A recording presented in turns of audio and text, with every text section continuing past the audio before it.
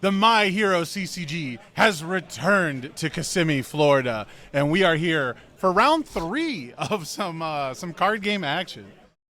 Yeah, guys, sorry for the waits there. We've been having some serious technical difficulties, but we finally got things ironed out. And Sam Tate and I, Levi Lalonde, are extremely elated to finally bring you the stream for this Orlando, Florida Kissimmee Regional License Exam, the first in-person event of the season. It feels so darn good to be back. Sam, how are you feeling, man? Finally back in the room, back in the energy, back with the people, back with the community, and back with the best darn card game in the entire world. Just tell me everything flowing through your brain right now, my friend. Well, we're back in the humidity, we're back in the swamp, and yet there is nowhere I would rather be. The first 2 rounds, we got to walk around, we got to see some really cool decks, see a spread of characters I don't think a lot of people were expecting. I mean, there are the usual suspects, but maybe not in the numbers that you're expecting. Now, I've only done the eyeball test. I don't have the breakdown. I don't have the exact numbers for everyone, right? But I've been super excited to see a ton of things being played here at the Orlando Regional. And I think we're going to have a very, very cool deck on stream in just a moment for people, right? But yeah, we got to give them the breakdown of today's events. Yeah, guys, we have so much stuff going on today. So we have a whopping 169 players in this venue fighting their hearts out for a ton of amazing prizes. They're going to be playing for their lovely chibi promos. They're going to be playing for their top 8 and winner vial seasons. And, of course, for those very, very coveted national invites. There's tons of stuff on the line for the main event. And, of course, we've got tons and tons of awesome side events running as well. A whole roster lined up for you to enjoy the My Hero Academia card game in any way that you want. Yeah, the side events have really been kicked up here. We've got like a 2-deck constructed event. We've got sealed on demand. We've got all kinds of stuff going on. So even if you're not still in the main event, there are great ways to hang out, participate, and get some more promos. Yeah, there's pods running left and right, and everyone's really itching and biting at the foot to grab some of these amazing promos. Tons of awesome prizes on the line, and it just feels so good to be back in this competitive environment and see everyone enjoying the game. So many different faces, so many different places, all enjoying the game in the same way. Feels very, very, very good to get back in on the action, but I do think that we really need to get back in the action right now, Sam. We've made them wait long enough. I've been waiting. The getting to walk around has been really cool, right? But it's the inner commentator in me. When I see something cool happen, I just want to scream and shout. I think the biggest benefit about being able to, walk around so long is that we've been able to spot some really, really interesting things going on. And the first and foremost one is going to be this insanely cool Kurogiri 1 deck being run by Tate Lppatta here, going up against Greg Olson playing the boogeyman himself, Ojiro 2. Yeah, it's going to be what you expected, right, on the Earth Ojiro. That's pretty much the name of the game right now is, are you playing Ojiro or how is your Ojiro matchup? And Kurogiri is a deck that, the Kurogiri 1 something we consistently see as like a single deck, like a single register that does amazing things. And so I don't want to spoil anything for you guys, but there is a reason that we decided to get this on stream, but you might not be on stream for very long, Levi. It's tough to say. This is definitely one of the scariest builds that Ojiro can accomplish. Student of the Art is on in full force. We've checked some attacks. It's looking pretty good for us now. No one with nature's no snack times, right? So if our rival can build a nice defensive stage, we are going to have some wall breaking to do. So let's see if our build can get there in tandem with, of course, our coveted Kurogiri 1 defense. And we talked about secrets, Sam. We talked about secrets.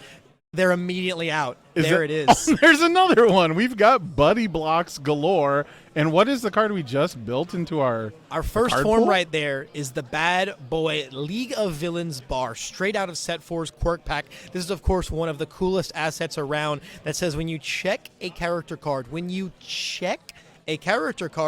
can trade a card in your hand for a card in your discard pile that shares 3 symbols. So, of course, what we're going to be looking to do here is play cards from the kits of the characters we're checking, and so that we can go in and tutor out those specific things we want in our discard pile. Yeah, for a deck that gets to look at the top and the bottom card of its deck and play around with that, right? You get to play with dissolving the conflict and all these cool ways to basically get characters on top and plan around that. It's something I'm really excited to see. However, with seizing the advantage and double student of the art, we might not be long for this world because Ojiro had one of the best builds, and we had a very, I would say, medium build. Yeah, although, however, we have run straight into the saving Bakugo there, choosing to instead flip something else like the Dissolving the Conflict, we get to now respond, unflip our other foundation, and draw a card. And, you know, it's a simple mistake to make, but probably one you're only going to make once because you just flip the saving Bakugo, right? That's just the choice when you decide to make that play because saving Bakugo can't save itself. Exactly. So we're going to see the Ojiro things are going to happen here. We're going to pop off, use our first student, bring in this back alley. I imagine, have we checked a high attack? I know we've also checked a hardened chop, but I don't think that we've checked a high attack. Yeah, I haven't been paying attention too much to the discard pile. I've been staring down the forcing surrender because on the order symbol, one of the best defensive pieces for a long time was that sticky balls to card pool clog. It looks like we've got other choices for our 3 diffs, but Ojiro having pretty much everything he needs to start off, right? Seizing the advantage, student of the art, and then rapid punches is absolutely one of the best openers you can have because it's probably the fastest attack in the deck, and it draws a card. Yeah, it's pretty tough for us to stop that 8 low opener with our very, very mediocre build. Another back alley is going to come in. This is going to be on a 6. We're going to have to commit pretty heavily to this one. Yeah, not quite the Slaymaker you're hoping for. Not quite. However, we did sure check that high attack there, meaning we can use our other student, bring it in. This is going to stun 2, and then with +3/+3 on it, Kurogiri might just be going splat here. I think we took, 6 damage from our rapid punches, so we should be at 13. Yeah, 13 life, and then this one after Student of the Art, if we add that high zone, this is going to be at least 8. We can also maybe potentially build a tight-lipped or something.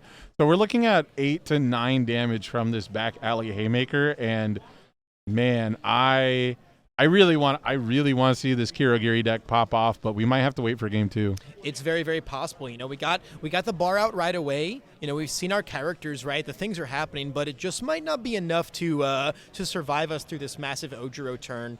You know, one of the critical things about fighting a character like Ojiro is, you know, you don't really get a lot of time to set up. You don't get a lot of breathing room. You don't get a lot of chances to do all of these cool things. You don't get a lot of draw steps. No, you certainly don't get a lot of breathing room, right? There's just no breathing room. Ojiro's coming right out the gate with this massive chokehold on you. He's got his 3 zones. He's got his students. His stats are flowing. His stuns are stunning. His haymakers are haymaking. It's going to be really, really tough to clinch this one out and actually proceed to our next turn just to try and stabilize, right? Not even win the game from there on out. Kurogiri is in a position where he just needs to worry about stabilizing. Yeah, Kurogiri decks are often really, really good at surviving until they have amassed one of the best hands you can get, right? It's that power to sculpt, which League of Villains bar is part of that. The other thing it's doing that's helping us out a lot is -1 speed to all attacks. It's not the biggest deal in the world, but between tape and the -1 speed from League of Villains bar, we were able to block that on a 5. Yeah, and we've gotten to leave our character up because of our positive check, meaning we now get to bounce this back to hand. I have to imagine that we're bouncing this back. I mean, it's still only on a 5, so we might have to wait for the next one instead. The dissolving is committed from the stun. Well, with Kurogiri's response. The bounce with the yeah, you're correct. Yeah, sorry. I don't think response. Well, you get. Do we have an attack in the discard? If we don't, we just get to bounce it to the bottom, right? I think we should still have our hardened chop, right? But it's just a matter. I think you probably have to take this Texas Smash and then bounce the next one so that you don't die. You bounce the bonus, right? You bounce the +4 bonus, right? Although if we have to take the Texas, we're dying to anything without the bonus, right? With or without, right? It's just a matter of if we can stop the Texas. I think it's going to be too fast though once all these stat buffs come in. Yeah, when I was thinking bounce, that's my bad. I was thinking bounce back to the hand, but with Kurogiri, you kind of bounce it to the bottom of the deck, right? You stuff it to the bottom, and then give them an attack. And we have a +1 high. I think this is going to be on a 7. Oh, check a 6/7. We get to leave our character up. Actually, this insane. is what we needed. Actually insane. This is everything we needed. Oh, that's massive. The rapid punch is going to come in. This is going to be on a 4, 5, 6. Oh, and that's what we needed. We don't even have to bounce it. It's just all said and done. That Ojiro turn just by the hair. We did it. We saved the game. We saved the game, Levi. We did save the game. We saved all of universes. Now what comes next? What comes next? Probably a 5 build. I sure hope a little bit of stabilization. I would maybe get a momentum right. Order has some great momentum outlets, but and this is a card, Drowning in Resentment, that I, for a while, have been trying to find the home for because it does a really good job of hating on Back Alley Haymaker and Student of the Art. Both of its modes are, anti-stun, and here we go. Checked an All Might 6, so we get to discard a card and then go pick up a Final Smash, maybe? And what better card to discard than the Terrain, because we already have one. Right. We don't need these extra League of Villains bars in our hands. It's like so many cool options here. We went for, instead of a Final Smash, right, we went for the +0 mid block. Yeah. Big fan of that. Yeah, and here comes the rival. This is one of my favorite thing about card games, when the rival has to read the card.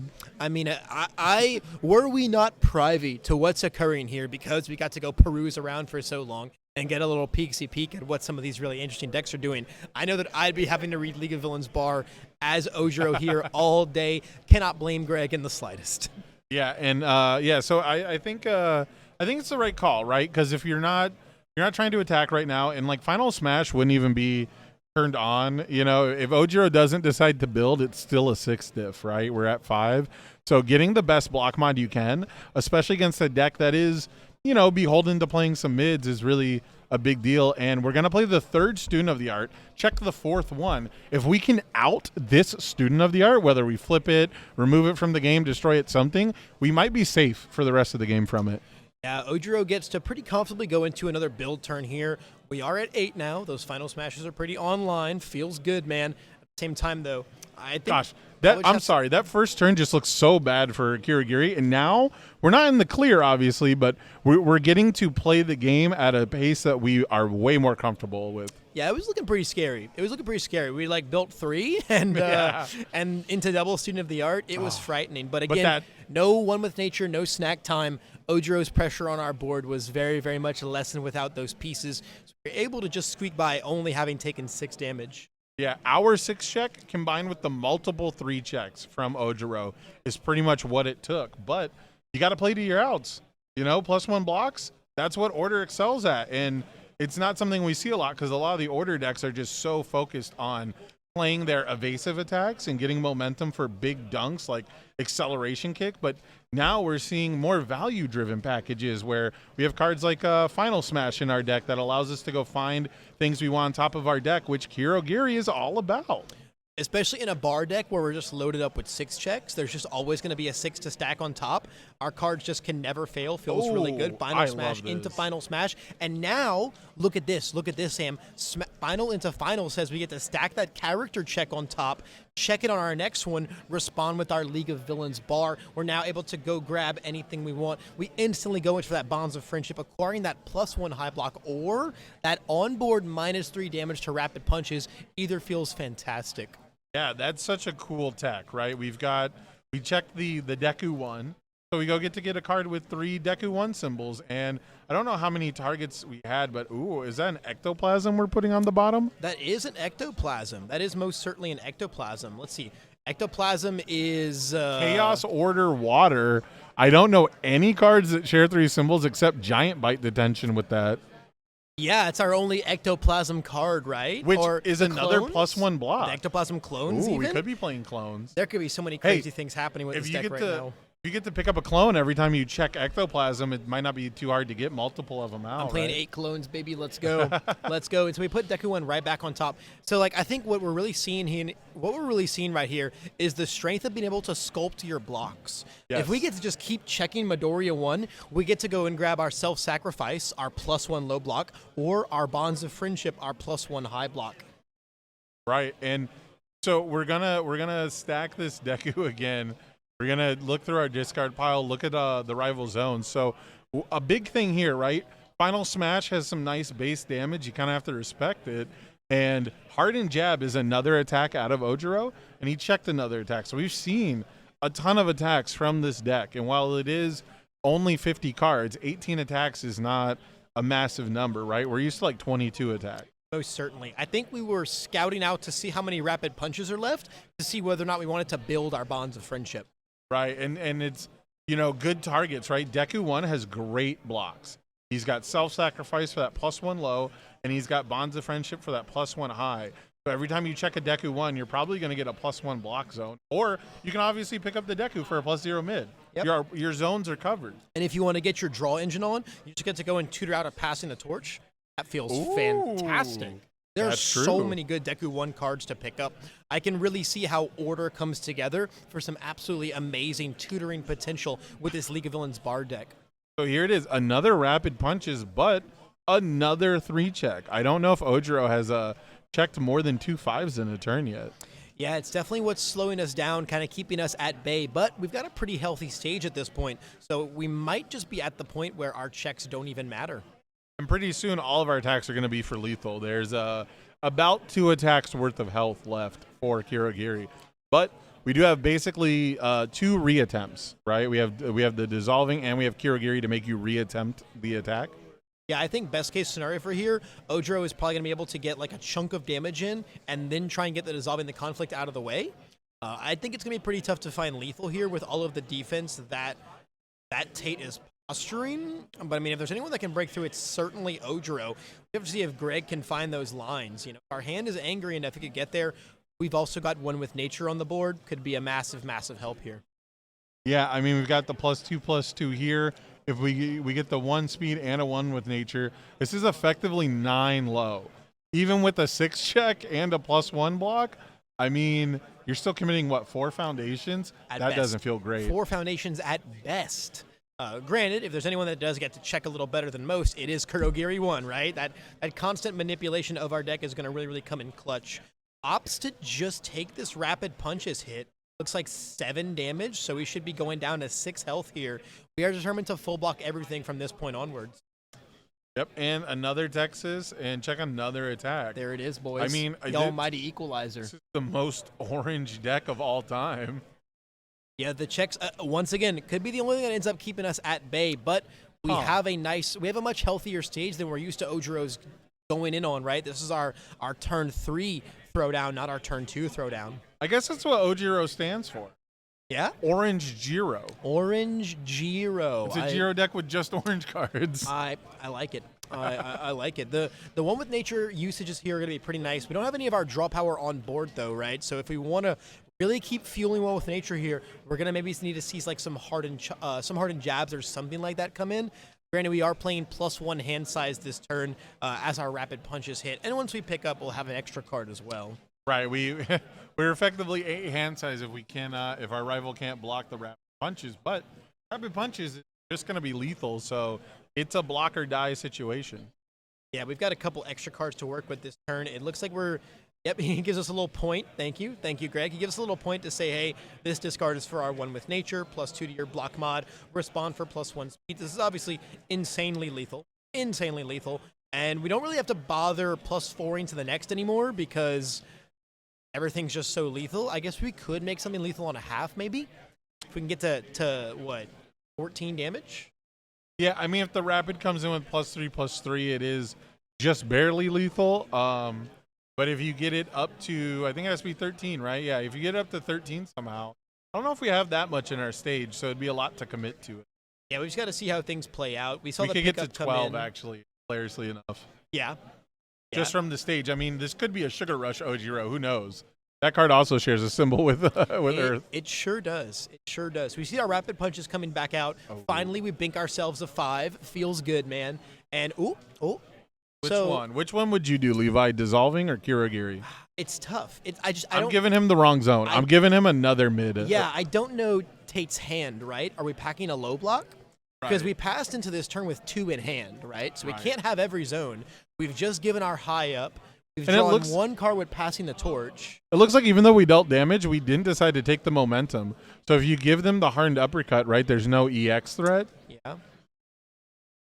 So it looks like we went for another high. We went for the slowest high attack. I think we just don't have a low block is the thing. Yeah. I think that's what it is. At the same time, though, I mean, it's still a good choice, right? Even if you don't, like, if I do have a low block, I'm getting rid of your low here. I'm daring you to have another low in hand, or you're just +2/+2 from here on out.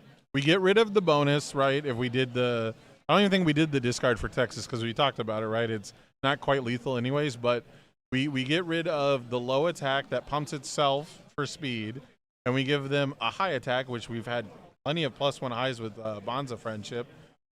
And then the big thing is, I'm pretty sure we have to have the high block because this attack is so nasty when it deals damage. Yeah, it's already drawn us a card, so our one with natures are just getting fueled even more. We've certainly dealt damage with a punch this turn. That's one of the craziest things about rapid punches in this deck, is it's so easy to like commit cards to make it unblockable, get that damage in, get that draw in, and now our Misuris are just fueled even more from here on out. It's so much synergy. Oh, that's going to be the game off of a 2-check? No, that's a giant bite detention that we've checked. It looks like we just couldn't check a 3 on that block, and that is going to wrap it up. Even with the -1, even with the Ojiro -1. plus, yeah, that's like on a 10. That's a block on a 10. Yeah, right. It's like a 4-speed. We +2/+2. We won with nature it, and that's just going to be all she wrote. Even with that fantastic block, with so many foundations to commit, it's going to wrap it up. Very unfortunately. Man, I felt so good. I felt so good for Kurogiri there. We had the right block zone. We had the best block mod. We didn't check bad on the first one because we've got the ability to control that, and then that's the power of one with nature, baby. Yeah, one with nature was definitely the haymaker there, right? As much as discarding the card from hand is a very real cost, have to have that card in hand.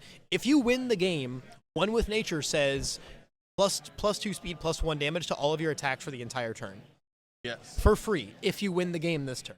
If you don't win the game this turn, well, now you have no hand and you're going to go splat. But when you're closing things out on that turn, it's effectively just this completely free, completely costless stat buff. And I think that's really where that's just really, really, it's one of the many pieces that line up, right? Hey. We've talked about... It's luckily on the symbol with the most card advantage pound for pound.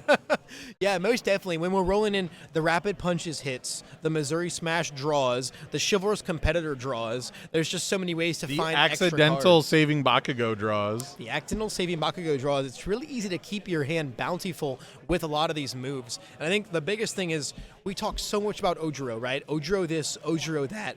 But a big part of it is all of these pieces he has access to, right? You look at this Earth deck, right? And when you realize that you have all of these pieces, you have Season the Advantage, you have Back Alley Haymaker, Hardened Jab, Hardened Chop, Missouri Smash, One with Nature, Snack Time, Student of the Art, Chivalrous Competitor. Pound for pound, every card in this deck pulls such a massive amount of weight. And when you're playing these tight 50-card lists like a lot of these Ojiros are, it's just so easy to find those best pieces so consistently. Yeah, I mean, card games in general, right? They're about consistency.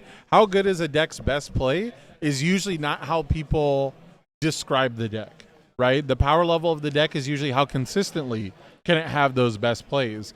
And these decks have been fine-tuned. They have been tweaked to the point where, I mean, we saw it find every Student of the Art, right? We could have picked up a Student of the Art with a Hardened Jab at one point and rebuilt it. Like, every attack, there's no 5 difficulty attacks in this deck. Yep. They all build, all the 5 diffs build one, half the 4 diffs build one, half the 4 diffs draw one. The only card that is not ramping you or giving you card advantage is Texas Smash, and that one counts for 11 damage. It's like double the damage. Yeah, that's the one that just kills you, right? That's After the Nomu everything that's attack. Giving me the resources I need, this is the one that actually just nukes you from orbit. Yeah. Ojiro is certainly a strong character, but I think the real power of this deck, it's a very sum of its parts type of thing. All these Earth cards together make an absolutely terrifying package, and then when you combo that up with such a massive pile of stats and the extra pickups and the guarantee of attacks and the consistency, all of the things that make Ojiro so strong, it's what really fuses those elements together for a massive powerhouse of a deck. I've seen a lot of Earth characters, right? I've seen Sato 1s, Midoriya 2s, Midoriya 3s, even Aoyama 1s play this exact same list and see some real serious success with it. It's just a huge testament to the strength of the Earth symbol right now. You know what's really soul-crushing, right, is we had to be checking 6s. We had to be using +1s and checking 6s to do about as good as we could do. Did Ojiro check well at all that game? Like one time. One time. Ojiro just had to check 3s the whole time, and Kurogiri was checking 6s the whole time, and it's still the first time we checked a 3 we died. That's rough. The big thing about it is, if you want to, do a little bit of time traveling with me, Sam Tate, do a little bit of a history lesson here. We're going to go all the way back to the OG days of our OG set 1 way back when, and think about the Kirishima 1 meta, right? That whole timeline was really, really defined by the fact that, and even Kirishima 2 to an extent, right? Because Kirishima 2 also said, while you're attacking, build 2 new ready foundations. Yes. Something that has really defined the Earth symbol since day 1 is building while attacking. Building while attacking is so powerful. It's borderline unfair sometimes because you get to aggro your opponent out so hard while resetting your resources constantly and just making sure that you're for one, when you are checking well, it just makes it even stronger, even more oppressive because you really, really, really can't fail your checks. It's just going in and going in and going in, and you're never punished for it. And then the other side of things, when you are checking poorly, it feels way less worse when you play your 5-diff hardened chop, and then you'd go check a 3, commit 2, I'll destroy 1, build 1, I'll Kirishima 2, I'll destroy 1, build 1. Whoops, where did that 3 check go? Which, what that really means is, not only does it pad out your turns and pad out your difficulty curve, it lets you play the game differently. It lets you play the game like a massive greed monster because it completely changes how your risk assessment functions. You never have to think, do I check a 3 here? Because your thought process is, well, if I do, I've got all the tools to pad it out. And then when I don't, it's even better. Let's talk possibilities, right? There's a lot of decks that could do really good things, but they don't necessarily have the card draw, so it's not as consistent. And a card, for example, this is a little tangent, but latent skill, right? It increases your consistency, but not your card advantage, but it's still incredibly necessary just for that consistency aspect because you need turns where you can gamble. You need turns where you look at your hand and you go, well, this isn't that good, but I can change it. I can change my destiny. There's so many decks that get crippled because they just draw like a bad hand, right? And you have to play with that bad hand. With cards like latent skill, even though it's not adding to your card advantage, it's so important to those symbols because it can get you out of a bad jam. That's every card in Ojiro. That's actually what Student of the Art does. It gets you out of a bad hand. Wow, this is an extremely aggressive build. Whoa! That was on a 7 at the end. Checks a 6, commit 1 for 7. A huge, was that a build 6? A build 6? Yeah, we got that passing, though. We do have that passing, though. We do have Kurogiri. We've also opened bar once again, which feels very, very good. The bar is open. The bar is open. Had 2 bars in the hand again, too. Yeah, present your ID. Present your ID if you want to get into this game right here. The bar is open. We've got a bunch of 6s in access to us. We've also got double determined. Double determined on board is going to really change the texture of this matchup. We just finished talking about how the main thing you want to do as Ojiro is commit your 1 with nature, commit your speed, put all your resources in here to make an open with a lead, big rapid punches, get the on-hit draw, and then guarantee your Missouri Smash on-hit draws now, right? And so we didn't really talk about Ojiro's turn 1 build, though. Still about as scary as it can get. It's 1 with nature, it's Student of the Art, and it's 2 cards that if we got to check well a single time would fuel that 1 with nature. And it does not matter how many cards you... So 2 things, right? 1, it doesn't matter how many cards your rival has in hand if they can't block. 2, if you use Chivalrous Competitor, they can't draw 2 off passing the torch, right? So it can jam up some plays. There's a lot of plays where I need to get this 1 card out of my hand to draw 2 new ones. And if I get this 1 card out of my hand, but I only have 1 other card, it's not good. So that little bit of sequencing might come into play, but I don't think so. It's certainly possible, right? Anything is possible. We just have to see what kind of defense that, Tate can put up here. We went from a very, very small stage to a very massive stage very quickly, and we have 2 determines to seriously counteract these 1 with nature pumped moves. At the same time, that's only if we have the cards, right? How many cards have we seen that share those 2 symbols with Kurogiri 1? You know what else? The Chivalrous Competitor does in this match? That, messes with the top card of Kurogiri's deck. If you want to check something, all of a sudden you might draw it instead. So you got to be a little bit careful with where you're going to place things. This could be a bait. This could be something we want to passing the torch, and our rival might give it to us for free. I don't think they will, though. No, I don't think we need it quite just yet. It looks like we're contemplating a 1 with nature usage here, really seeing, does your 1 block in hand share 2 symbols? Looks like it does because we're going to snap commit our determined as our enhance after, changing our block mod. So determined here, this card is insane, right? This card's very good if your deck can utilize it properly. Being able to reset your block mod down to 0 post 1 with nature usage can be extremely devastating. we've got the bar to block with, meaning that as turn player, Ojiro's One with Nature modifier is going to come in first. I'll give you +2 now. Now, as non-turn player, Determined's going to come in and say, I'm setting that back down to 0 now. This is the super easiest block in the whole wide world, especially with my 6 check on top that I have stacked, and now I can activate my League of Villains bar to go grab something if I so desire that's sharing those 3 symbols. And I love it, man. Yeah, and this is such a really nice heads-up play, right? Because we now get to add a +0 mid-block to our hand. It looks like we're adding the ectoplasm itself. Our rival added a high to the card pool, so you have to assume the next one's going to be mid. Although it wasn't last time, so we might have baited ourselves. It could be, but there's the mid coming in, and it is the almighty hardened jab. Once again, though, a bad check is going to come in, going to be a little bit padded out. We will be picking up one of those face-down foundations. It's going to hurt a little less. At the same time, though, now that our rival's got that beautiful, +0 mid in his hand, it's going to feel a little bit harder to break through, especially with the ability to find another block after this, possibly determine it yet again. We haven't even thought about Kurogiri's response yet. Right.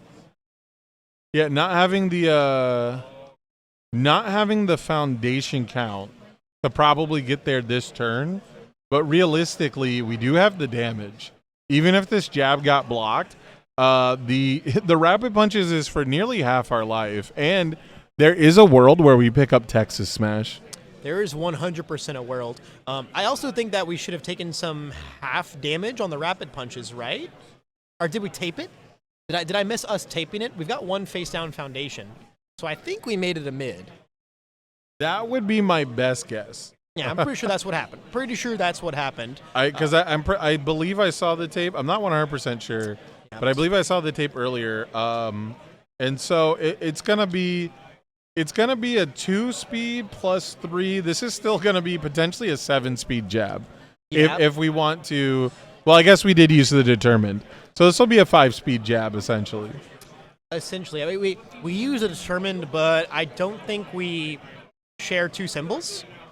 Determined doesn't count characters, does it? I don't think it counts characters. It has to be an attack or a foundation. I believe that is correct. But also, our ectoplasm doesn't share 2 symbols, right? It's also already a +0 block mod. It is, well, if we won with nature, right? That is what would change things. That is what right, would right, change right. things. I'm with you. This is a little bit of a weird board state because he's playing face up with his hand. Yeah. It is pretty funny that we're just like, I mean. It's just like, you know it. He's like, hey, wait, we know what's there. We know what's there. Don't worry about it. So we're going to pick up our rapid punches, go for our beautiful, beautiful +0 So this block should now. still be a block on a 6, right? Yes. 3 +2, because we did do one with nature, right? Yes. Yes, we did do one with nature. So we're going to have to commit our one thing. We've now got our passing the torch and I think they're missing that. I think they missed that determined is only, unless I'm wrong, I believe determined is only foundations and attacks. I could be mistaken. But it also doesn't affect our ectoplasm, right? He doesn't share 2 symbols. Well, if he wants with nature. Well, yeah, that's it. There's no world where this is, unless we missed the one with nature and it was not activated and we're tripping. No, I'm pretty sure the tight-lipped was discarded for one with nature. We committed determined, I think, for nothing. I'm not sure what exactly happened there with that commit. It's tough because we did commit our one for our block. Okay, yeah. Well, there you go. So everything is evened out in the end. But at this point now, we've only got 2 foundations left. The rapid punches is coming in, checks properly. Now we're just deciding on that Kurogiri. That Kurogiri response here is the contemplation here. If I bounce this back, is there, can I give him a non-low? Does he have another low? Is he going to get that +3/+3? He's already picked up, so we're past trying to lock him out of that. Right. It's, we're still at full life. It's not looking dire yet. And if we play another attack after this as Ojiro, the likelihood that we get to keep up one with nature is getting lower and lower. It is. If we give him a 5 difficulty, right? Opting to give him a karate chop is pretty scary. I think we pretty much just said that we're content to take that. I mean, we have to take it no matter what it is, right? So the stun doesn't really matter, but we had another rapid punches, like an absolute gamer. A beautiful, beautiful 5 check comes in here. He said psych right now. He really did. He really, really, really did. If we have to commit passing to draw cards here, leaves us 1 foundation up. Even with a -2 speed on that in control left up, I don't know if there's a world where we get to block this in the slightest. Yeah, here comes draw 2 off passing the torch. We do have the dissolving, so I think we're I'm safe saying that's this a turn. dissolving, not a in control. Yeah, I think we're safe this turn, but maybe this turn only. Yeah, I think we get to stave off lethal here, but this rapid punches is going to break our jaw in half and draw Ojiro another card, which feels very, very, very spooky. Rapid punch is going to land right on the chin.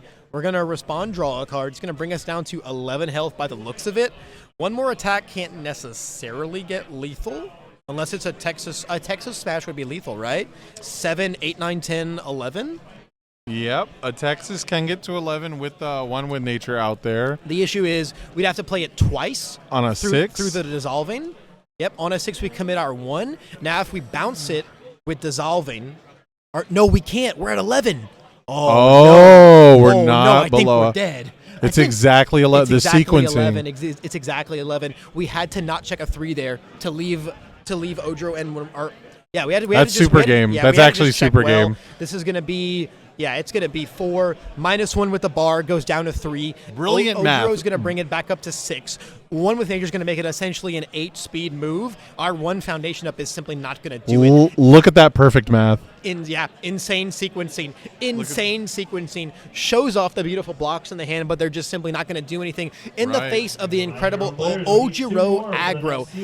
Man, it just goes to show when your League of Villains bar is open, your patrons are all there, all drinking, all churning. You're cycling, you're grabbing your +0 mid blocks, your +1 low blocks, your +1 high blocks. You're doing everything in the world to try and survive. We missed a couple tape enhances, but we had tape. Too. We had tape for like the slowest mids of all time, and we still got hit. We had so much to do, and through a Kurogiri response, we still found the number that we needed to bring it all the way into a lethal territory. Masterful sequencing right there from Greg. The ability to say, this is going to hit you, put you exactly to 11, and then my Texas Smash is going to come in right in for 11. While you can't use Dissolving the Conflict, you don't get that second bounce. I'm going to check 5s all the way through, finally, and that's just going to be all she wrote. What a hype game. It's just so funny. Normally when an attack is coming in for lethal like that, right, and it's not buffed by a previous Texas Smash, you assume that you're below half health. Right. But we were at exactly the wrong number. Exactly the wrong number at exactly the right time for Greg. Man, what a sick match between both of those players. They did really, really well. Tate's plays were insane. Absolutely. I love the deck. The deck was still deck. so cool. It did love it. It put the hope in me. It did. And I think there's still a ton of potential there. The ability to sculpt your blocks and your attacks like that is so crazy. And I'm sure Tate's going to continue on with the rest of the day doing a bunch of insane giant bite detention kills. So many cool things going on when he gets to survive that long, but not when Greg Olson comes in and delivers that finishing blow on a masterful line. So guys, that was a pretty quick round. I think that we're going to try and get Greg on here for a little bit of an interview, ask him about those lines, pick his brain a little bit, and of course, do a little bit of a dive into the Ojiro pick. So don't go anywhere, guys. We will be right back. Greg Olson. Greg, congratulations on your win on the stream match. You're piloting this Ojiro 2 list, right? It's pretty much the name of the meta right now. So let's talk the deck decision, right? Did you pick Ojiro specifically because you were ready for the mirrors, or is it something that you've been working on for a while? So it's a little bit of both. Okay. So I played Ojiro 1 when it came out and was toting that. And when Ojiro 2 came out, I was like, oh, I'll throw him in the sideboard and just switch out to Ojiro 2 when because it's Ojiro switching styles. Right. Does it make sense? Okay. Stance yeah, switch. it's a stance switch. Okay. And then, I'm just north of Andrew Holder. Okay. And so I looked at what he did with it and kept an eye on it, and I liked the character. He's good, and I just rolled with it. So you get to be the OG Ojiro player. You get to be like, I'm a real fan. I'm not a fake fan. Oh, I'd still like rocking Ojiro 1. I just wish he was better. Yeah, well, I mean, 3 damage versus 3 damage and 3 speed, right? So let's talk about this matchup specifically. You had a pretty good opener both games. Right. The student of the art, absolutely something you want to see. Mm-hmm. And then you had double student game 1. Tell me how that had to feel. Was that like the snap keepiest? Did you mulligan? trying to remember game 1. No, It was a minute no, ago. Yeah. And a lot to go, a lot of interactions going on. No, I don't think I Yes. mulliganed game 1. I think it was a snap. I saw that I had like 1 or 2 attacks and the foundations were solid. Like I can run with this. And ideally, I would have loved to see a one with nature opening hand as well. Saw that in saw that game too. Yeah. But yeah, no, like you want to see student.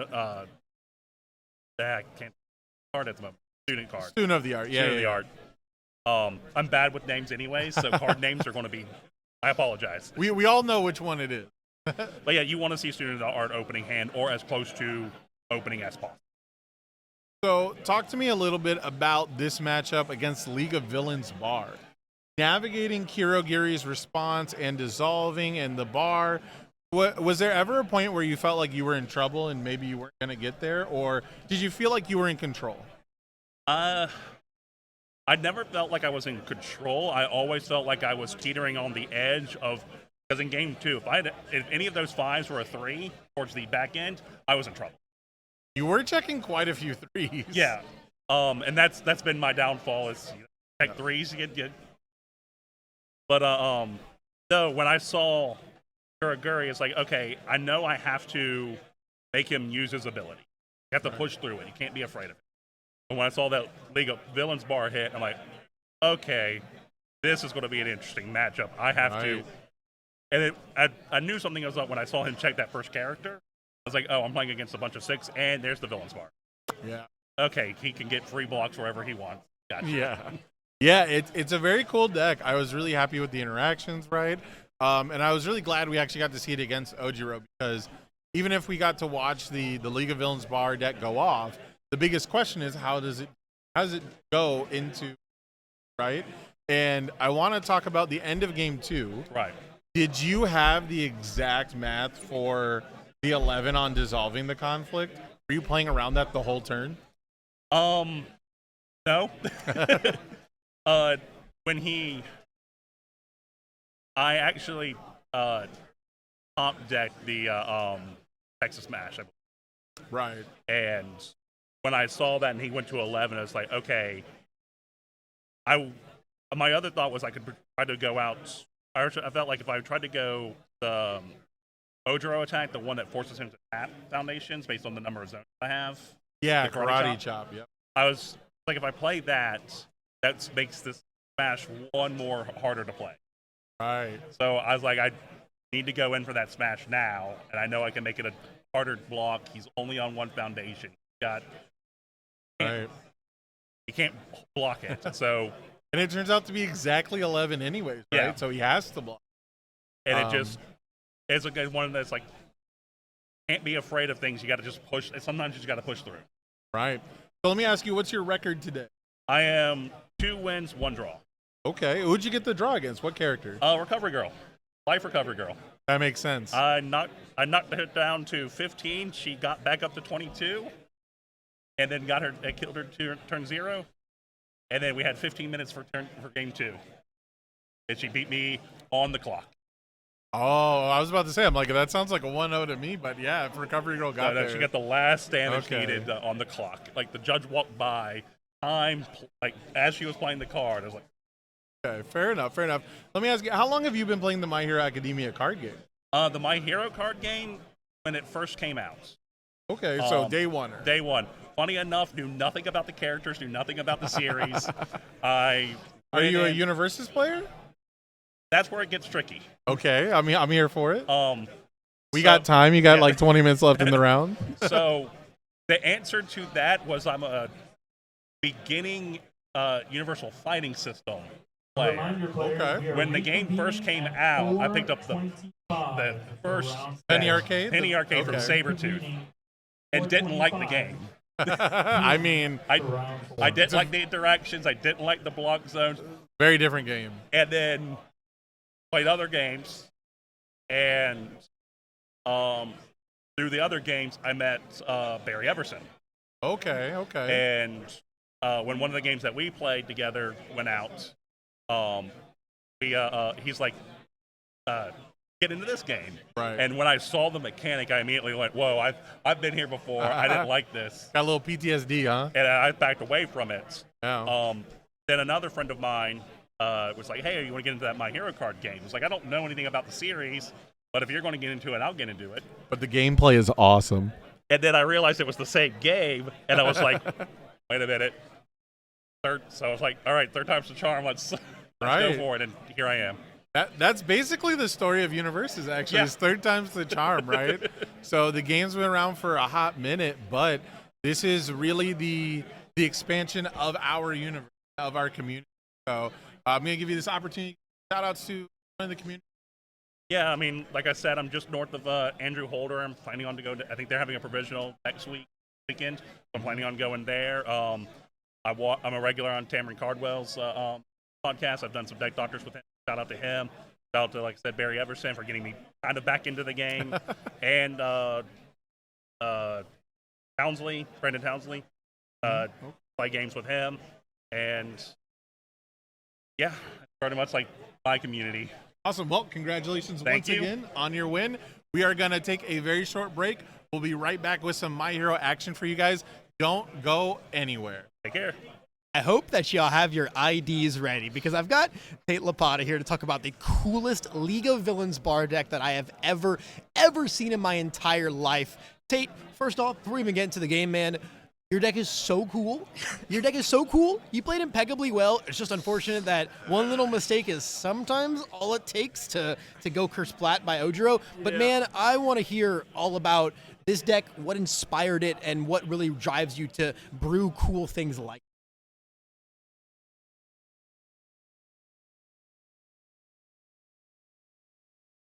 Does. Good. That's kind of where. There Sorry. you go, buddy. Let him cook. So Let the people hear started him. with League Bar because it says search for any card, which Right. if you're from any card game, that's really good. I love Kurogiri. I love Control. Control doesn't really exist in this game. So I wanted to play League Bar with Bartender. So I started on Evil. I did an Evil weapons build. Okay. And I was like, I'm going to tutor for piercing, like, every single Toga weapon that's just like 5 drop, 5 low, or whatever. Yeah, 5 yeah, low, knife 5, slice. 5 low, and then just end with a bunch of piercing descents. Because, like, by the end of that chain, they shouldn't be able to block the too high whatever. Weapons are terrible. They don't deal any damage. They're very slow, and it doesn't. Levi Lava in shambles. It doesn't work. So then I was like, I love Giant Bite Detention. It's my best friend. And then I found Final Smash, where I'm like, oh, Final Smash just, as long as you have 2 in your hand or something, just loops. Yeah. And Yeah, it gets watching you go into final to put the character on top, check the 6, get the god check, and then reset the bar. Like, oh my, yeah. so cool. So you can just run like 8 attacks. I run 8 attacks in the deck. 4 Final Smashes, 4 Giant Bite Detention. Everything else, we have like 13 6 checks or something. We have all the tech. We're running Wandering Heroes, so I can just put Stain on top and then just like choose to build out from there and grab. Because Stain, too, has the same. I can pick up Dissolving the Comp. Different identity. I run like Sero, so I can grab tape and stuff. Holy cow. That's Just- so cool. I mean, if you guys saw the Florida Regional from last year, if you watched our stream, we saw this guy on stream playing the super wild Giant Bite Detention Sero deck. This is our Giant Bite Detention lover right here. Yo, I love that card. It's nutty. Play it. It's so cool to see you like innovating with a lot of the cards you love and playing these really unique strategies. There were so many hype plays. Watching you use the Deku ones to just like sculpt your +1 lows and +1 high blocks was so Yep. sick, man. The Dekus weren't my idea. I didn't initially want them, but one of my buddies was just like, I didn't want to run like characters that weren't essential for the combo. So I Right. initially ran like 3 Ectoplasms, 3 All Mights, and nothing else. But we have this one buddy who's like obsessed with numbers and stuff, and he was like, run others. Kind of drawing them in your hands, not very high anyway. Right. So I just run a bunch of 1-of heroes. And there are always things that you can just discard, right? Because Yeah. you have the bar. Because I have the league You bar. have the technology. I have the man. technology. Man, it's unfortunate that, the scary man himself, the boogeyman Ojiro 2 was, what brought you to a loss there. But I'm really, Yeah. really confident in your ability to pilot this very, very technical and very, very cool deck that you're so passionate about and deliver yourself to a top cut finish. I want to see you in this seat tomorrow, my Look, friend. I'm not going to misplay again. That was tragic. It won't happen again. Kurogiri needs to be seen and heard. I agree. It's time for him to come out of the shadows, out of the fog, man. Gotta come Out of the out. fog and into the bar, into the limelight, man. He's saying Yep. that's your one misplay you get out there, guys. Yep. All right? Never again. No more mistakes anymore, No man. more. Well, dude, thanks for coming on and talking about this deck with me, man. When Thanks we for were having me. scouting the tables out there, we were like, that's the one right there. That's the super cool spice that we've got to show off to the whole wide world, and I hope you guys enjoyed the show at home. And we've got a lot more show lined up. Of course, the players are going to be moving into their lunch break after this round, so going to have a little bit of time in between, but we're going to come back nice, re-energized, and healthy and strong for a really exciting round 4, and this League of Villains bar deck is just a hint of the spice that's yet to come in the beautifully seasoned meal that is this regional license exam. Don't go anywhere, guys, and I cannot wait to come back with some more action-packed action. See you guys soon, man. Buddy, we just had our lunch break here at the event, and we are ready to jump into some more My Hero action. I, of course, am Sam Tate. I am joined by the fabulous Nilmerg. Nilmerg, how are you enjoying the event so far? I'm having a blast. Always a pleasure. A lot of familiar. Yeah, it's absolutely wonderful to be back in person playing cards with all of our wonderful community. But we have a very, very interesting matchup for you guys next. I know we want to see a lot of diverse characters. We've got Recovery Girl versus True Form All Might. Can you believe it, Nil? And this round,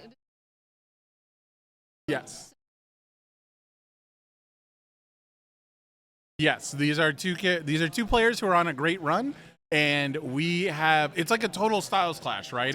It's a small hand size, big health, wants to live forever character versus a deck that we've only ever seen try to just rush you down because you're going to be losing 3 health every turn, whereas Recovery Girl gains 2 health every turn. but also Detroit Smash is one heck of a card, and it's trying to punch you in the chin for sure. Yeah, I pretty much assume that almost every single All Might deck has the potential to be running Detroit, right? Yeah. And Recovery Girl, while she usually likes taking small attacks or like half damage from an attack, when Detroit Smash gets a bit big, you do not feel too great about taking, I don't know, maybe 10. Yeah. You know who I don't envy in this matchup? Guile running our stream, because at the start of every single one of his turns, True Form is going to be losing life. And here we see, is that more life lost with a cremation? Oh. It looks like we're on the all symbol. That is very, very Okay. interesting. So we've lost 5 health already, We but get to start with the momentum. but we're starting the game with the momentum. And speaking of like more momentum shenanigans, there's Capture Evil Doers. So if this is a Detroit Smash deck, right, that makes a lot of sense because it's a very momentum hungry card. I think the reason why we're playing on all is because we can play cremation. Ooh. Because now we have one momentum for anything on the all symbol. And I mean, yeah, we talked about Detroit Smash, but I mean, Yeah, and here's Final Smash, right? So all the Smash attacks doing a lot of really cool stuff that usually end up in card advantage or massive numbers. And I am very excited because Recovery Girl gets to 8 foundations pretty quick. She gets to 6 foundations pretty quick. Usually gets to deadlock pretty quick, but has an excellent way to get out of deadlock, right? So yep. seeing if Travis can control his staging area and not allow some of those effects to go off in the proper sequence could be massive. But it looks like we're down to like an actual 7-hander's health size now as True Form. We're going to go into our next turn as a 19 health versus a 30 health. That's kind of how the game was meant to be played. For sure. One good thing, so All Might 4 is as strong as, I mean, any character is as strong as the card pool of the symbol they're playing as, but All Might 4 has only gained more All Might versions. Right. That's a huge point, right? That once per game to put an All Might on top of yourself and become a different All Might. The more All Mights that come out, the more versions of this deck you can basically build, and the more insane your turns can be. Now, it is important to note when you do that once per game, you lose all the abilities of True Form. You no longer get to discard a character to draw a card and get okay, there it is. There's one. So is that that was a 3 difficulty, right? Because we had to Yes. commit one for that. Yes. That is That is a constantly improving, if I'm not mistaken. Yes. Yeah, so that is one of those new beautiful sealed play promos. Constantly improving. That's a card that you basically commit 2 foundations and you get double the printed speed of your attack. So if we get this Detroit Smash, it might be over. But first to go on the offensive here is going to be a Recovery Girl with a Future Charge. We're going to draw a couple cards here for sure. Yeah, choosing to commit one of our passing the torches makes a lot of sense because we're going to get to draw here anyways. So we basically just ended up with the passing the torch anyways. We have the commit a foundation, get one, and we're probably going to see a lot of this, right? A lot of Recovery Girl's game plan is give me the card advantage, compensate for the 5 hand size, and I will eventually kill you because I can make any attack I want to a throw. Now, we both know that All Might 4, we're losing 3 each turn on our turn. Pretty spooky, but Also all a card we can play on the all symbol. all we need is, we just need 1 health. And the cards in our hand that get us to 30. Yeah, this is one of the funniest matchups to me and why I'm so glad we got it on stream, because there is a world where Recovery Girl has to deal literally no damage except the last one. There's a world where Travis can do no damage, play as many foundations as he likes, and Andrew will just go down to 1 health. And then, correct me if I'm wrong, but there's only 1 Omni block. There's only 1 real throw hate card on the all symbol. That would be... One of our brand new promos, Red Guard. Yes. Red Guard is a breaker 1 that does say when you block with it, you take no damage. But We're going to turn into All Might 1 this turn. ooh, okay, going in. We're going in. All Might 1 is a perfect pick for this one-shot style deck that it looks like we're playing with cards like Constantly Improving, and getting that form to draw 3 cards could be exactly what we need. Now, we haven't seen too much action. We got to see something this turn, right? And we went ahead and drew... Oh, there's the Detroit Smash. Absolutely. This is basically the namesake of the All Might 1 game plan, right? We're going to get to draw 3 more cards, and we already started out as a 7-hander. So instead of going from like 5 to 8, we went from like 7 to 10 already. Now we're going to get to go up to, I think it would be 12 cards left after the Detroit played. That's a massive, powerful number. And usually the drawback to building for the first few turns without attacking is the fact that you have to start with momentum so late in the game. But because of that cremation early on, that 1 momentum is huge. Absolutely huge. And what else is huge is to the rescue. To the rescue, giving these All Might symbols some much needed ability to hit your rival's board. And so we see that come in. It looks like it's sealed a release. So that is effectively 2 less foundations that, or, -2 to the blocking power of Recovery Girl here. And then we see the Constantly Improving come in to give us +6 speed immediately. Oh, boy. I mean, Recovery Girl has a lot of speed hate. Recovery Girl has a lot of speed hate, but this thing came at us at 14. He certainly did. And I'll Protect You is one of our newest pieces of speed hate. A lot of people are a little iffy on it because it has that commit flip cost. It is only 1-time use, but -3 speed is a huge number. it is. However, if you're presenting so Detroit Smash has EX2 on it, we can easily put 3 momentum into our momentum and have to expend all these resources to block this. It's not lethal, of course.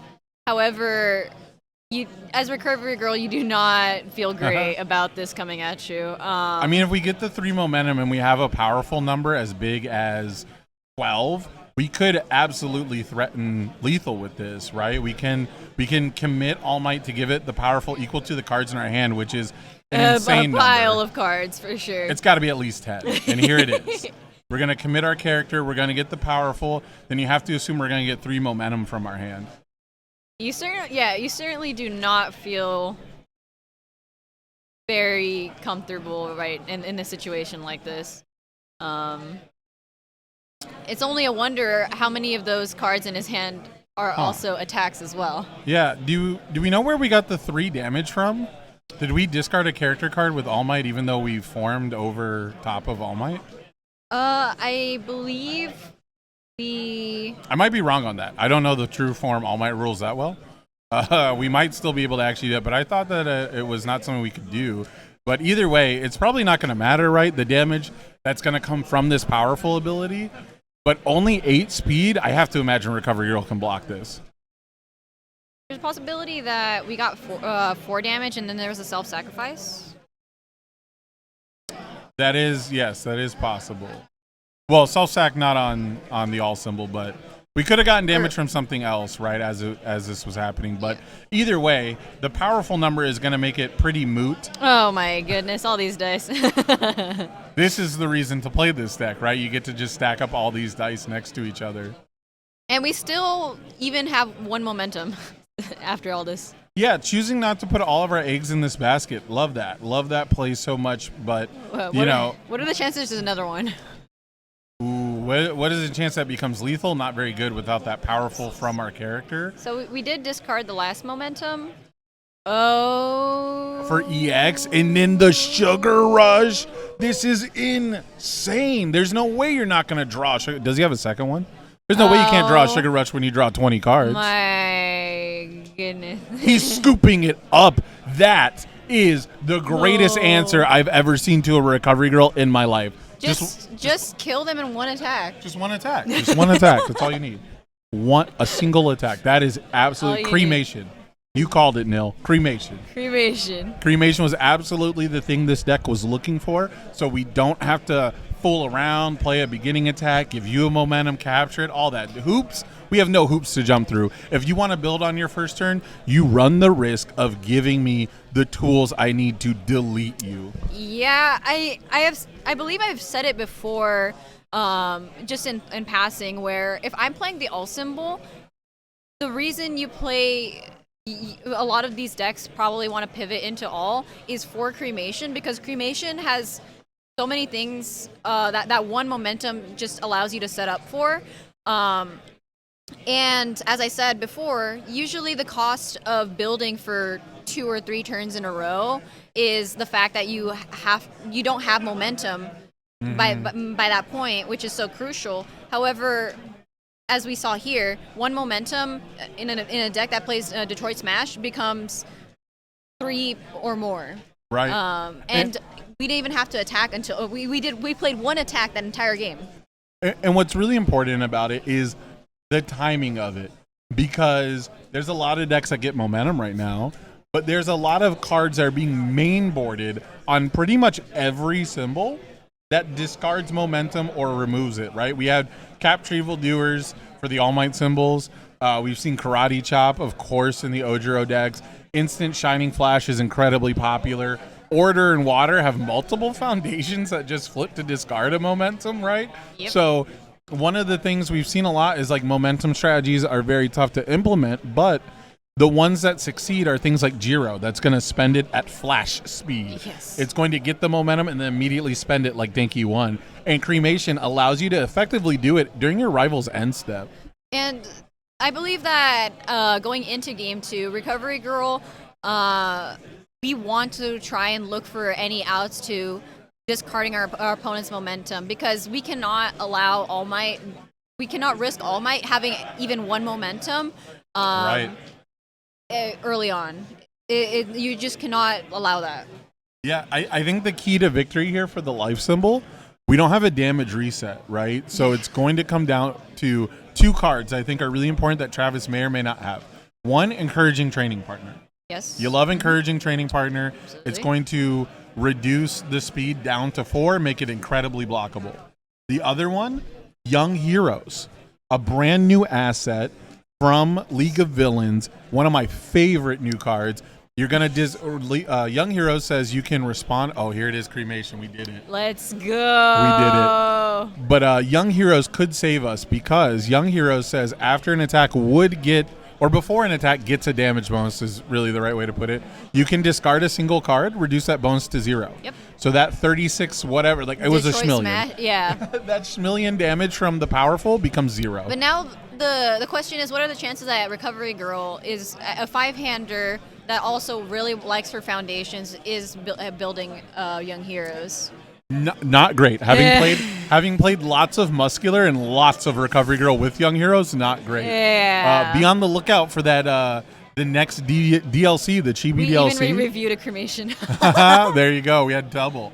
But be on the lookout for that Chibi DLC though, because Quick Thinking is the new Momo card that can build you that asset as it is a 5-check. So that has been a huge bonus to my decks. Here we go. Chivalrous is a great one. So this deck has just an insane amount of dig, right? It has an insane amount of reach and only 3 foundations, which can't feel very good as a 7-hander. No, not at all. That just indicates to our opponent, oh, you have a lot of attacks in your hand. Right, we had, or maybe actions. They could be all those actions. Sugar Rush, Cremation, Capture Evildoers. We've seen so many. And we had double Cremation in our opener, right? You have to imagine you would have mulliganed one away going second. And this is a Back Alley Haymaker. We only have 1 foundation, actually. Oh, man, what does Back Alley Haymaker do, Neil? I've never seen this card before. Back Alley Haymaker, check a 5. Okay, stun 2. Yeah, we did check a 3, but I mean, we're going to get the opportunity to build one back if we want to, or just draw a card, which, you know, if you don't have a 0 or in this matchup, the most important thing is almost certainly going to be to find that encouraging training partner. Again, I don't know if Travis is playing the Young Heroes. I don't even know if he's playing encouraging training partner, but I'd have to assume the amount of time he has spent at top tables playing the life symbol, he understands the importance of that card. Yeah. And seems like we're just going to go ahead and take it and build a couple of foundations. Sounds about right. So, I mean, bench press and self-sack, normally amazing foundations for Recovery Girl. Completely useless in a deck that's going to one-shot you. Yeah, you for sure. This is the type of deck where if you're going to build defense or create a defensive strategy, you need to be able to defend against 1 attack. Right. But it is scary. Right now, not so much because All Might is at 3. Oh. Because bench press says if this attack deals damage, you gain 2 life. Detroit Smash says if this attack deals damage, you lose. But we're going in on 3 foundations. Well, we did win game 1, so. You said the Cremation is all we need, right? So hey, there's a 5. We checked a 5. So we're going to be able to draw off Chivalrous. We're going to be able to draw off Detroit Smash. And we saw the power. So Cremation, right? It gives you momentum on that turn 1. What else does it do? It gives 3 speed to a move. It gives 3 speed for one health. Yeah, for 1 difficulty, 1 health. So this could be the kind of thing where we put the 30 damage necessary on it, and then we just start playing actions from our hand. I love this deck. I'm building this deck as soon as I get home. I'm taking this deck to my locals for a month straight, and you can't stop me. Well, I guess you can play encouraging training partner in Young Heroes. If I was playing a punch deck, I think I would heavily consider one with Detroit Smash. That attack threatens for so much. Yeah, and again, like you said, it's always just been the fact that like getting a momentum is just like difficult. Like if I want to hold a momentum for a whole turn cycle, I mean, I've played against Dobby too. I've played against Momo 1. Those are 2 characters that can just tutor from their discard pile things that discard my momentum, and it's a pretty big downer. But it certainly is nice to have the Cremation, especially because of the fact that your opponent only has to play their 3rd non-attack card. If you're up against a defensive deck, usually you're expecting them to maybe do a poke attack and then build a couple foundations. They might take out the 1 momentum that from the Cremation that you got to play early on, but that doesn't necessarily mean that you don't get to play it again. Right, and it's non-attack card, so unlike Ready, Get, Set, Go, if they build an asset, it counts. Yep. If they play an action, like some of the funniest plays I've ever seen, which you're not going to see very often, but your opponent might respond with multiple ready, get, set, goes because they're just trying to get them out of their hand, right? You're trying to get that extra review, and then you get a turn 1 cremation, kind of nuts. Yeah. All right, so here we go. We've drawn the cards. We've given it the powerful, I'm just going to say 12. It's so many cards. No, 13, I guess, because we replaced one with Chivalrous. We now have 3 momentum. That's easily enough to threaten lethal. We've got double release. So Recovery Girl's going to get +4 to this check. So let's say Recovery Girl checks a 5. It's really a 9. We can commit 5 foundations and Recovery Girl. So we can pass a block on like a 15, and there's no constantly improving, no easily excited. It's all going to come down to, does Andrew have actions in his hand that add speed to this attack? And as we said, hey. So we got to pay the cost first before making the check. Just barely. Just barely. Yep. And he gets to save the All Might. How cute. He gets to save an All Might at the bottom. Just to let you know, I gotta feel like Travis blocks this if we don't have another action though. And even if it's just only a singular other action, like we gotta get this to at least like 10 speed, I feel. Oh, we can EX again, so that'll get to 10. It gets to 10, yep. So double release. If we're blocking on a 10 though, I mean double release means even if we check a 3, we get there. But imagine a world we had another Detroit. Oh wait, well, I think if we had another Detroit Smash, we would not have discarded momentum. Correct. So it's tough too because the second. Oh my God. There's 1 cremation. Yeah, it's tough too because even if you get the second Detroit right, you can't give it powerful 12. Yeah. All Might's committed. Yeah. So. But this is a fast move. It's typically unblockable, but double release is probably going to be our savior unless... You know what would be really funny if we had 2 cremations?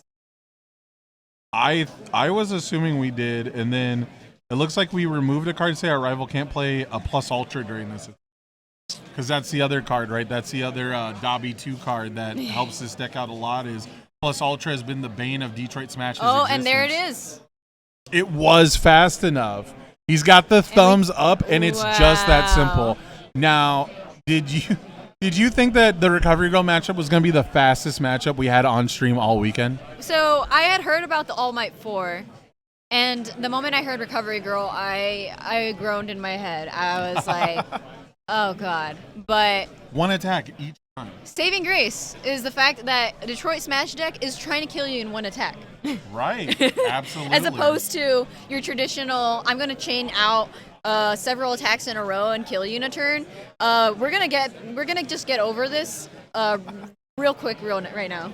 Yeah, in the past, right, we saw the original True Form decks run a bunch of 6 checks and clear their card pool, and they use Kirishima 1 cards to tax your hand.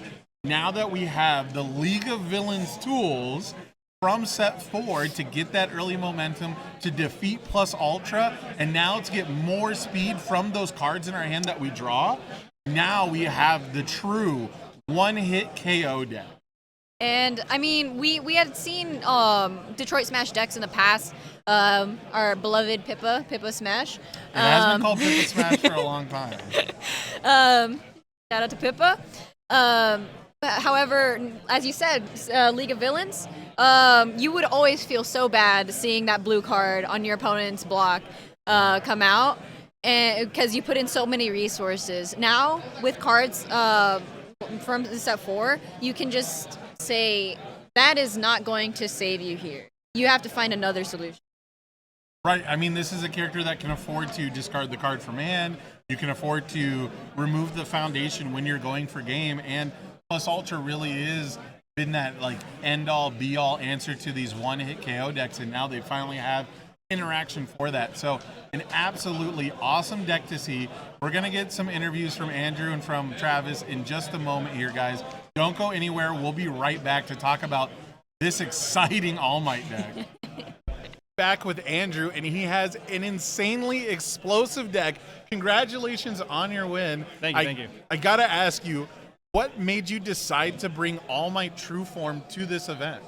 Well, honestly, I played in the regional for Oceanic, what was it, a week or two ago? Yeah. And I got destroyed by it. So I was like, man, no one's prepared for this. Like, first turn KO, and I was like, let's try this out. Then I got the deck list from the guy. He was nice enough to give it to me, and I modified it to fit my playstyle. Took some I thought wouldn't work so well, and as you saw, it went really well for me. Yeah, it worked to a T, right? I mean, it seemed almost perfectly suited to counter a deck like Recovery Girl, but also a card like Learning the Standards. Is that something that came into your decision-making process, was the fact that there's so many decks out there that are willing to just not block? Absolutely. And one of the things I was thinking about actions, you saw I used to, can't remember the name, the rare. Cremation No, not or Cremation. Sugar Rush? The one where you can't block with attacks. The Oh, Dobby card. Yes. I forget that, so I was thinking that, so I removed that, and I was really worried about plus ultras, but nobody really plays too many first set characters, but still you can block with it. So I'll remove that, and then I thought, well, especially Recover Girl, I was like, well, if I kill her in one hit, she can't really recover from that, so I thought I'd go with that. Yeah, I think it's so interesting, right? This matchup is one where you're losing 3 health every turn, and then Recovery Girl is supposed to gain 2 health every turn, but as soon as you got that momentum, it was just over. Tell me about the impact of Cremation with this. At Cremation, I can do it on my first turn. If I have one foundation, I can pull it off. Just about getting the speed up there, and that's why with continuous improvement, I was able to get +6 speed, committing to foundation. So I didn't get to pull it off during the stream, but that's what I have in there too. So it works out really well. Yeah, I mean, like I said, this matchup completely went your way. It was very quick. How quick have your rounds been throughout the day? Have they all been this fast? Yes. Yes. I either win fast or lose fast, but so far I've been winning fast. So it's been fortunate for me. You're undefeated, right? I am undefeated, 4-0 right now. Awesome stuff. So is there any decks that you don't want to fight against? Any decks that you are maybe trying to avoid the matchup for this style of deck? Not too much right now, because either I have it first turn or I don't have it first turn. Fair Very enough. glass cannon, so if I go against Ojiro, he'll have me. If he gets it before me, it's about really dice roll. Or like Recovery Girls, any 5-handers, I'm pretty sure I got it because I have time. I have plenty of time to take some health, take a hit or two, let them build out. Played fourth kind earlier and one-shot them both times too, so it's been working out. Not scared of these big health, low hand characters. So. Awesome. Yeah. So I got to ask you about your experience here. Is this your first time in Orlando for a regional license exam? Actually, no. I went to high school here and I came last year. Oh, are you local? No, I'm in Colorado right now, but I flew back out. So yeah, turning home to see some friends and hang out with family. I was born here, but I live in Vegas now. Oh, okay. So that's pretty cool. There's kind of wild how many people are like actually from Florida or live there at some point. Yeah. So it's got to be an awesome homecoming feeling. You're riding high on this win, right? We talked about matchups you do or don't care about. What is a deck that you want to play against? You want to keep playing against Recovery Girls, 5-handers? What is like the ideal matchup? Oh, 5-handers all day. Yeah. They can't build foundations. I'm worried about speed, so if they don't get there, I can easily block. I gotta ask you, in the back of my mind, this was something that showed up at the Unfun Stuff provisionals recently, and we've seen quite a bit of it. What is your Nomu matchup look? It's called Sideboard. Okay. I won't ask you your sideboard tech on stream if you don't want to share it, but that is incredibly funny. That's what that is. Okay, fair enough. Okay, so yeah, I don't have any more questions for you. Do you have any shout outs, anyone you want to recognize in the community? I just want to hit up Christian. He's the one who gave me the deck idea and after whooping my butt in regionals. So it was, thanks for shouting out. And all my friends back in Colorado at Petrie's, thanks for helping me play test and just for having a good game and good community there. Awesome, man. Well, it's been an absolute pleasure. Congratulations again on your win, Andrew. I'm sure we'll see you later on in this tournament, maybe making day 2. I hope so. We'll be right back for you guys with more My Hero action. Please don't go anywhere or you're going to miss explosive games like the one we just watched. All right, welcome back, all you dear villains out there. It's the return of myself, Levi Lalonde, and I've got with me the mime, Nilmerg, right here. We're super duper excited to cast this round 5 of the Florida Regional License Exam. We've got a bit of a doozy up this round. Nil and I are going to be traveling back in time for you guys to the days of the Set 2 meta. What kind of matchup do we have to look forward to? Fourth kind? Fourth kind. Fourth kind versus Toga. Yeah, it's gonna be a bit of a Crimson Rampage era matchup coming up here. We've got some pretty well-known players as well. We're looking at Tyrell Scott versus Elizabeth Drake. Two powerful and passionate, very, very positive voices of the community.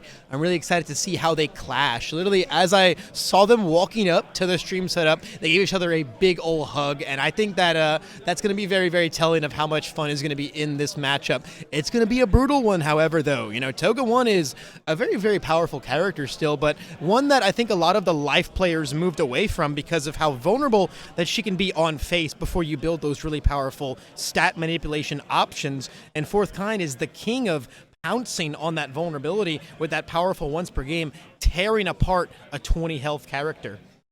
And here, build for on the side of Fourth Kind. Not too bad as a 5-hander. Not too shabby.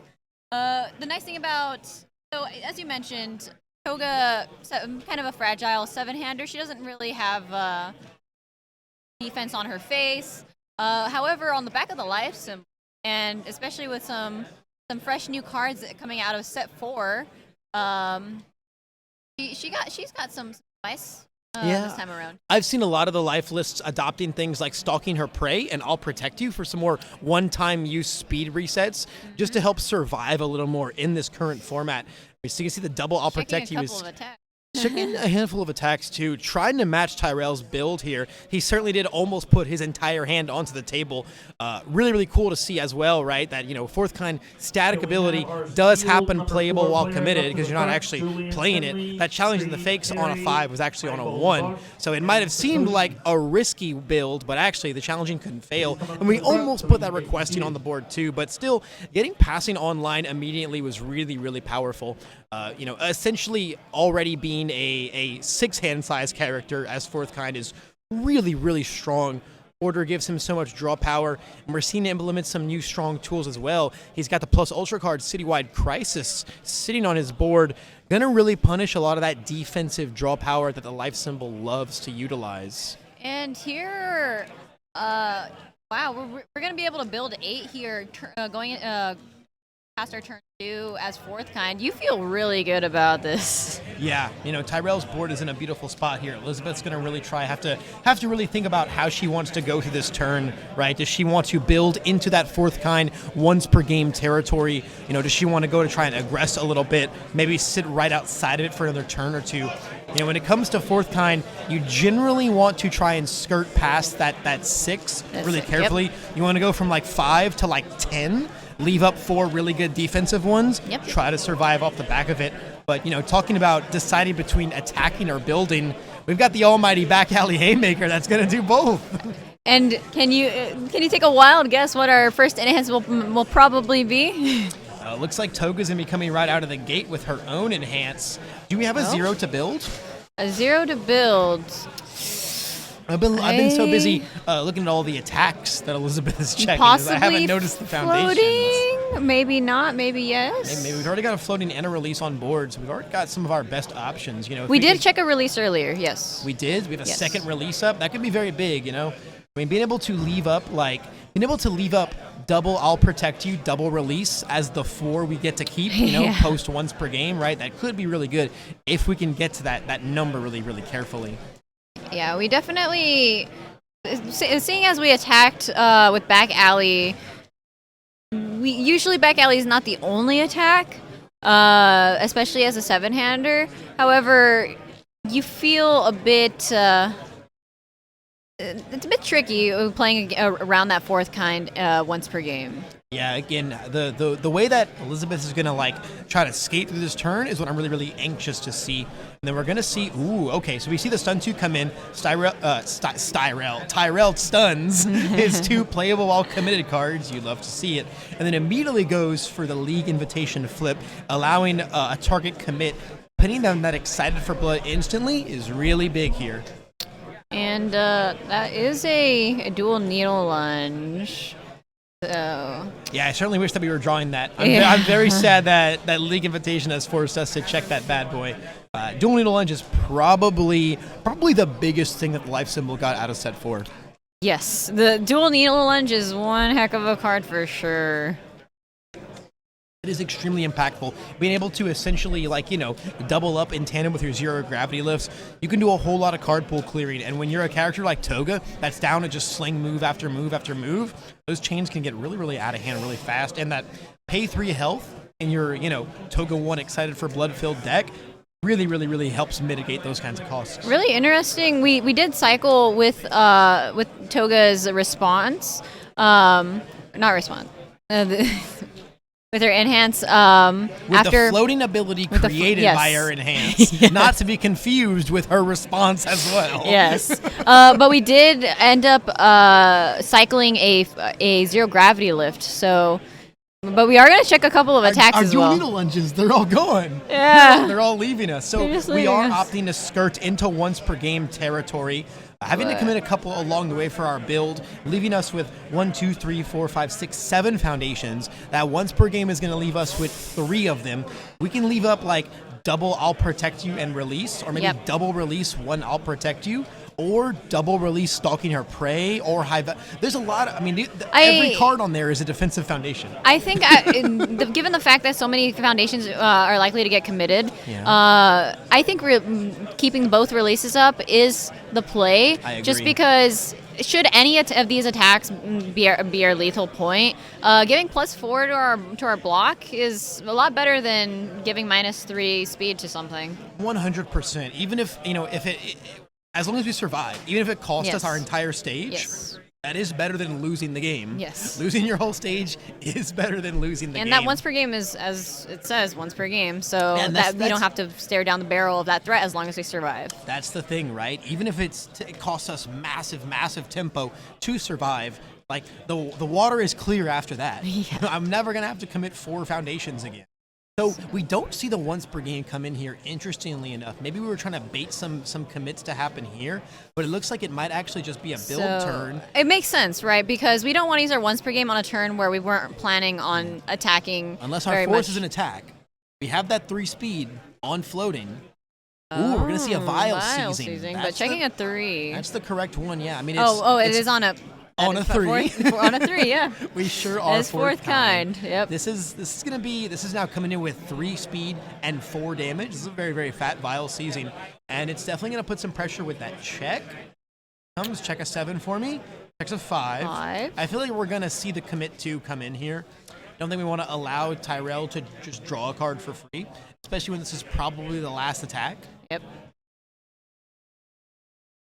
I think this is also going to be one of the big cards that I think Elizabeth's going to have to watch out for is, I- one of the deadlock, right? One Yeah. of the ways that you counter fourth kind is essentially getting yourself into a safe place on the first once per game turn, make it so that they don't use it, and then you just build into oblivion and you make commit 4 almost irrelevant. I believe, though, it is a mistake to not use the once per game first because it pressures your opponent into having to commit all those foundations, and then using Vile Seizing, you have to give them the choice of whether or not you want to commit to those other 2. I think the big thing was that Tyrell just didn't want to use the once per game on a turn where he didn't plan on finishing the game. This is true, yes. Right? The value of the once per game would have essentially come down to maybe my setup strike poke hits you or maybe my Vile Seizing poke hits you, which is not bad, don't get me wrong, but it's probably something you want to save for when it's a little more potent, especially if the presence of the once per game staying online here pressures Elizabeth into deadlock. We could throw down some Vile Seizings and really ruin her day. This is true. And just to wonder, what is the one card in our hand? Fourth kind does say we can add an attack from our card pool back into our hand after blocking.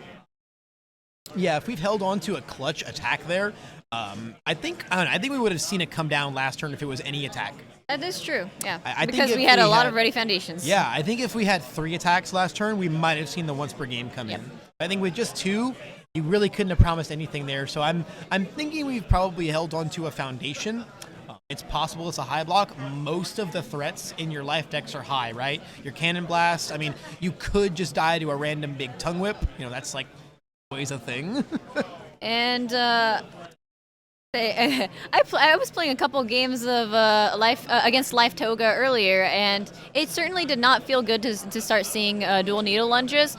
Our saving grace is, however, the fact that there are a couple in the discard. So we don't have to see too many of those this turn. Yeah, we know that a few of them are already out of the equation. This might actually be the last one. I think it might be. I know that we've checked at least 2. I've seen at least 2 checked, but it could be 3. This could be the last dual needle lunge. But we're going to see Tyrell once again just take the hit on the chin. Perhaps that card is an attack. Might be something that we're just really attached to. Or it might just be that we held a low block. That we just make sure we don't die to a third tongue whip or something like that. This is true. Super possible, but we are going to see a lot of value come out of that damage hitting. We're going to see the Toga cycle come in. We're going to see Excited for Blood come in to draw us even more cards. I mean, God, we have so many. Ooh, flip to heal 4. That could say that Elizabeth plans on going in now. I mean, we have 2 momentum. Things could be happening now. We were at a critical health point, however, at 11 health. You kind of don't want to go if this turn ever goes back to fourth kind. You don't want to be going into fourth kind's turn at 11. No, you most definitely do not. I think the big thing is about that heal 4 is it says I'm going to go in a little more now, and I want that extra padding in case I start checking really poorly. The nice thing about having these 2 releases is if we did have foundations we wanted to build that would otherwise put us at deadlock, they can save us from having to go into deadlock and just having ready foundations by replacing, like, let's say a face down with a resource that we do want without having to go to deadlock, because it does say your check to block gets +2 as opposed to your opponent getting +2. That is correct. And so we saw Elizabeth peeking through her discard pile a little bit. It's worth noting we do have Stalking Her Prey on board, which does say that Gravelift we just checked, we could swap that into Momentum and then Gravelift into Gravelift and really start going off this turn. Yes. At the same time, though, Tyrell's board is massively ready, and there's a Passing the Torch on board, meaning that we have to be a little wary, right? That one card he has in hand could be quite deceptive. Is that a self-sacrifice activation here to put some minus damage? And we're going to go ahead. Interesting. We're going to use our mid block here. Yeah, I mean, might as well. We're taking half no matter we also right? have Passing the Torch. Right. No, this is the best block opportunity that we get here, right? It's not a full block, but it doesn't matter. So let's just get this card out of our hand. We've got the draw 2 on standby. Feels fantastic. Yeah, as you definitely just feel very, very fine here as the fourth kind. I know I would. The fact that Elizabeth did not go for that Stalking Her Prey Gravelift play tells me that she's not really aggressing too hard past this. But I think that also makes Tyrell feel very comfortable about his block. Right? He's like, it's probably over after this, unless you just want to give me 2 cards. And there we go. There's a self-sacrifice, which means that we're going to be building a couple foundations. I mean, we've got a pretty hardy amount of cards in hand still after that Excited for Blood draw, and we've gotten to Sculpt. Only the self-sacrifice is going to be coming down. I think that's... I believe we are at 10. Yes, we are at exactly 10, but we don't want to get blown out by a vile season. We do not want to be on the receiving end of -2 checks. Yeah, and fourth kind still even has his once per game. Yeah, so we've got 2 of our foundations committed, so we've got 8 ready. So the once per game, if it comes in right now, is going to hit half of our stage. I mean, getting to leave 4 up, we can leave 4 really good ones. We've got 2 releases to leave up, which is also very, very big. Yep. Immediately going for the Calling for Backup Enhance. That doesn't say too much about Tyrell's intentions this turn. Nope. I mean, you want that extra card no matter what you're doing. But his opener here is pretty interesting.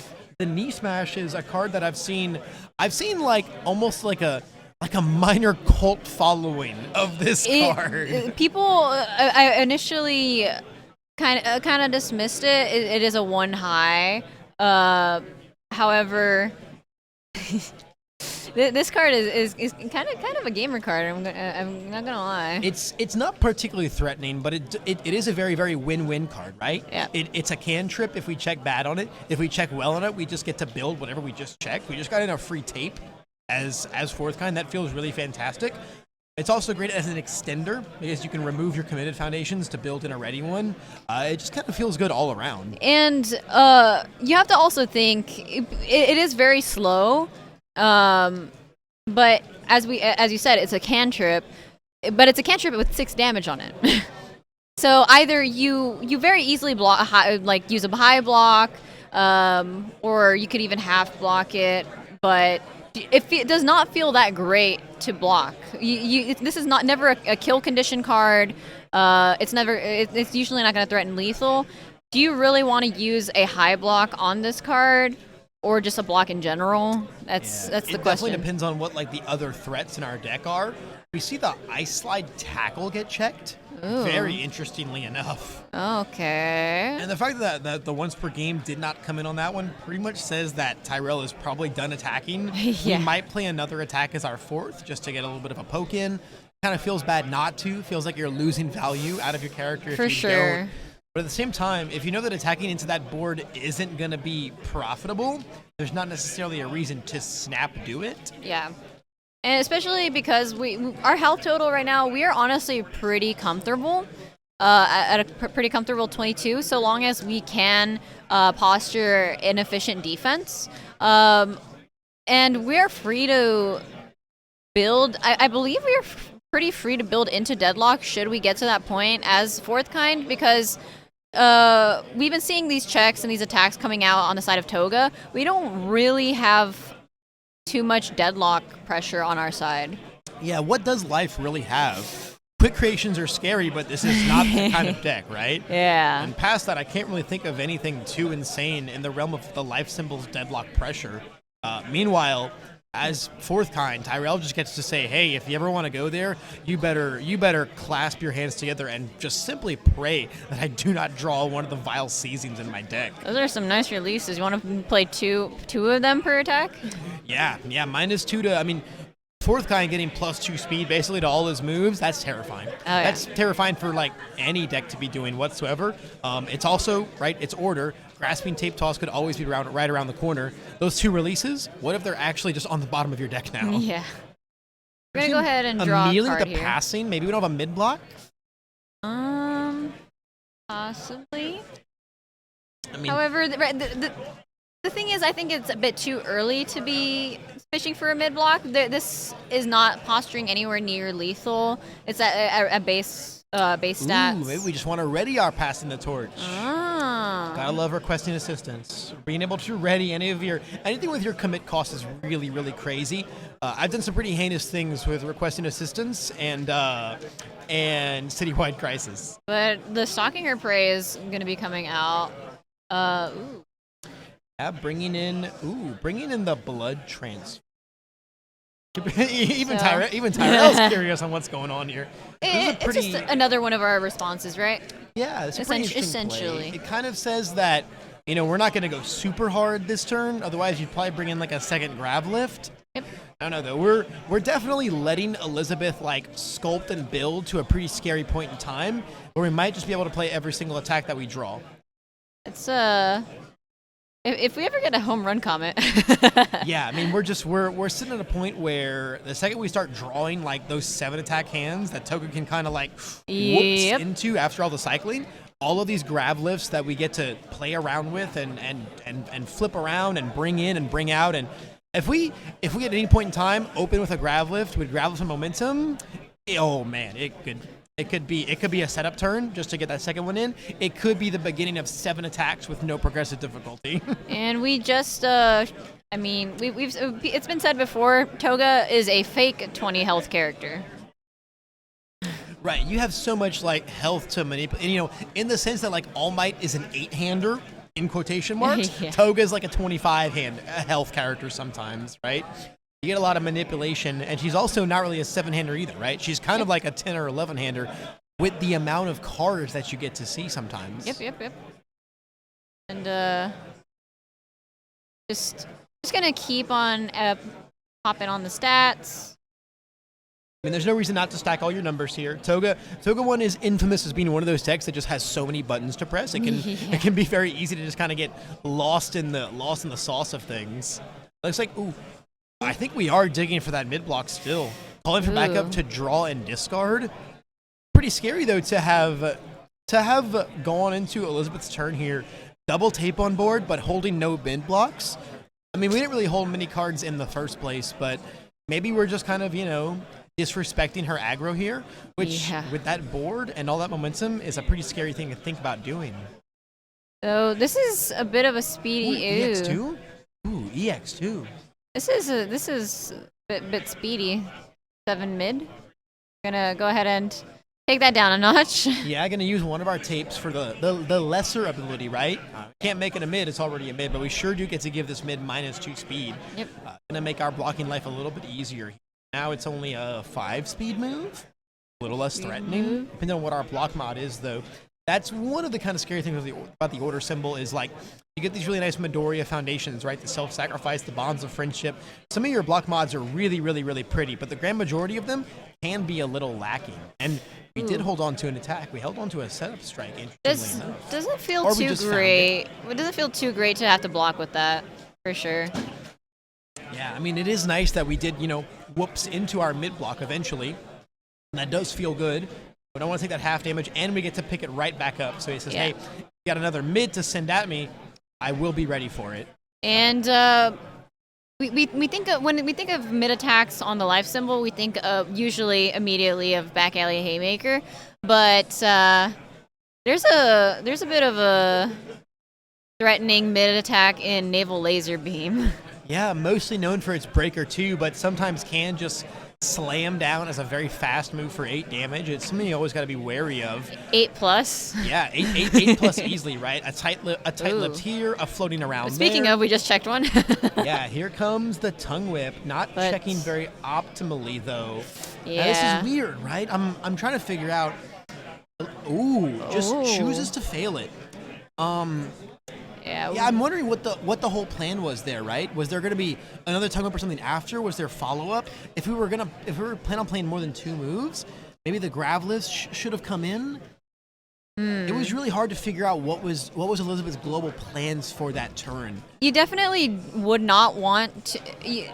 If you don't kill that turn after that tongue whip, and let it go back to Tyrell, you have 2 more committed foundations because you checked a 3, and then that just gives Tyrell the opportunity. I'm going to once per game take out 4 more of your foundations. You have maybe two foundations ready. I think a big factor of that decision there also would have been, I'm okay to play tongue whip here. If it checks a 3, I'll just fail it because I can't build anyway. I can't go into deadlock, right? So that's probably a big factor there. But man, speaking of big variables, checking a passing the torch on that knee smash felt pretty good. Yeah, it felt pretty darn good. That is going to be a whole lot of free card drawn out for Tyrell this turn. Effectively, we're an 8 hand size character at this point. If we're blocking with attacks and picking them back up, we're like an 8 hand size character, really. This card has to be like some sort of epitome of a cantrip for sure. I mean, it brought in our passing, which is going to draw us a lot of cards for the rest of the game. We see the requesting come in to ready up the passing. Hey, it's another naval laser. Yeah, still no once per game though. Maybe we're kind of just waiting until we can maybe I'll poke a couple times, see how your checks go. It's possible that we're more so trying to manipulate Elizabeth into a position where she has to decide if, she can make a block, only leave like 4 or 5 up, and then that once per game will come in and strike the rest of our stage down. Yep. Got 3 here when we needed a 5. He gets to commit the citywide crisis here because there is no defensive draw on Elizabeth's board. This could be a really, really, really scary leading out. It looks like we're going to see some releases start popping off maybe. We're grabbing our face downs there, taking a little peek at them. Yeah. Oh, yeah, okay. We got a release coming in. Gonna discard a momentum, give this 3 speed most likely. I love that. A nice little 6 high for 5. It's very possible that a block here could put us in a vulnerable position for the next move with 3 speed and 4 damage to just sock us off the jaw. If it's something like a 1.3, it could be even scarier. Absolutely. I have to do some careful math here. I would not blame Elizabeth for putting another release on here. Yep. Exactly. Essentially now, this is like a 2-speed move, right? We've got +4 to our check. So it's now very, very, very blockable. Same time, though, don't feel bad as Tyrell here because you're just slowly ripping apart Elizabeth's stage. Yeah, and we're going to give this a damage. Even, I suppose, in the off chance that Elizabeth only has a mid block, but... It's possible. We did just ask for 1 high block from her. Maybe we grab the second. maybe we've got another high attack that could be threatening that we want to set up for. It's really hard to figure out what's going on here, especially because Tyrell's got 2 passing the torch. We're using the on once per board. game here. Yeah, once per game I think is correct here. I think once per game is very correct here. It says now you really got to think about those last couple of resets. I think we definitely, if we were going to once per game on this attack, we should have done so earlier so that Elizabeth would have had 1 less release to be able to expend there. Yeah, it probably would have been good as an earlier in. You don't really want to do it early in the turn because you're waiting to get to the point where you can like reach a release, but Yes. we did get to that point. I think one of the scariest things about they're happening right now, but we've spent a hot minute in this turn, and we're only just starting to use these 2 ready passing the torches. Obviously, we couldn't use one of them last attack because we already used it. We just readied it with requesting assistance. But now we've got 2 sitting here ready, and if we don't use the second one, I'm scared. You have to I'm wonder what's scared. in Elizabeth's hand. We did use. Ooh. There's another naval laser. Yeah, I beam. don't know if we're allowed to pass So that block anymore. 3, 4, 5, 6, 7. We needed a 3, 4, 5, 6. We needed a 7. So yeah. Yeah. It's not looking good. It's not looking good right now. I mean, it's nice that we didn't have to commit any of our other resources. This is on a 3. Do we 1.3? have There's the 1.3. Okay. Now this is going to come in as a 6 speed 1.3. And Our we're gonna first enhances stun release. How many we got? 4, 5, 6, 7, 8. 9 plus 8 is 17. Ooh, and then Self-sacrifice for self-sacrifice for 18. 18. Oh my God, this might just be it. Unless there's like a sneaky plus ultra or something. We don't have a stat reset. We're doing the math. We're doing the math too, Elizabeth. Elizabeth, count it up with me. Count it up with me because it's not looking good right now. It's not looking good right now. We need Tyrell to forget about self-sacrifice ASAP. And this already has. I mean, we got plus 3 speed off of the setup strike. Yep, there's a self-stack coming in. A 6 low is completely unblockable in this 6, scenario. 7. We Tyrell masterfully maneuvering his moves, getting Elizabeth's foundations committed down, manipulating There we that go, there's a stage scoop. until we can finally reach one of those releases and send it all the way home. The face shield block, we're not worried about it. 2 blocks to turn, all we've got to do is posture this aggression to eventually get enough of that board committed down to shove a full health, almost a 20-0 1.3 million home at just enough damage. It's crazy. Yeah. That's crazy. For sure. And we're going to be seeing some sideboards coming out here from both players, most likely. Elizabeth's shuffling up. Oh. Elizabeth's shuffling up. We don't seem concerned. To be fair, the life symbols, well, the cards that are good in the life symbol, you generally want to keep in the deck. And that's I mean, a lot of the cards. Life is one of those symbols that is pretty okay with just playing like a big pile, right? Yep. You can just play all the good ones. You're not super reliant on seeing specific ones, right? Especially You know, as Toga. Yeah, at the same time, though, I don't know. Going first, it's going to be a lot better for Toga, right? At the same time, it's really hard to feel, I don't know, man. Maybe it's just me, but playing a 20 health character versus fourth kind, it just scares me. It just scares me. Especially when you have a pilot in someone like a Tyrell where you don't just jump the gun on the once per game. Usually, if you only have 2 attacks and you know you're not killing someone, yeah, you're not going to once per game. However, it's a matter of being able to see when is the best opportunity to actually use it, which we got to see on that setup strike. It ended up being really relevant for the next attack. Yeah, Tyrell played this really careful game of, I'll attack you, you'll block, let's see what your stage looks like after that. And we did that until we realized that the once per game is going to put our rival into a position where this 1.3 comes in at just enough speed and just enough damage, and it's very, very, very unblockable. It's completely unstoppable. We saw some very, very methodical and meticulous once per game usage, which I think is what makes the scariest fourth kind players around, Yeah. right? I mean, we saw, obviously, I was commentating a lot of games back in our Crimson Rampage meta. These were two of the top decks around these parts. Seeing fourth kind have a lot of success back in those days, through players like Andrew Holder and JP Johnson, bringing this character to such amazing performances back then. Order has received some really, really, really good love in set 4 of the League of Villains, and I think it's a good time for those really good fourth kind players to be coming back out of the woodwork. Absolutely. And yeah, I mean, set 4 is just so good for so many decks. I mean, we saw the All Might 4 of a previous game. So many characters, so many decks just love what it brought to the table. Yeah, I mean, I'm singing fourth kind's praises a lot here, but we can't forget about Toga. The life symbol, like we said, getting access to things like I'll protect you and stalking a prey, giving them so much speed hate and defensive power on board. I mean, we saw it literally last game, right? We had 10 foundations and 9 of them were defensive. 9 of them were defensive pieces. They were some kind of speed reduction, or they were release, which is like fake speed reduction. And Toga's, been kind of on the back burner, but she did get really, really good things in set 3. Bench press and carbo loading, insane cards for that character. Especially when you have cards like Dual Needle Lunge. Yeah, I mean, we talk about the defense so much, but the aggression cannot be slept on. Dual needle lunges with carbo loadings can be so much successive offense. If you're Toga, you're very happy to see 2 Vile Seizings in the discard already. Yeah, we now get to possibly play in deadlock territory a little bit more. Speaking about sideboards, seeing the Can't Escape Me in Tyrell's check there, that has to have been something that came in from the sideboard. For sure. Yeah, I mean, I love that, right? I mean, we've already got Citywide Crisis to punish the defensive draw, but what if we just had something that canceled it and on both turns?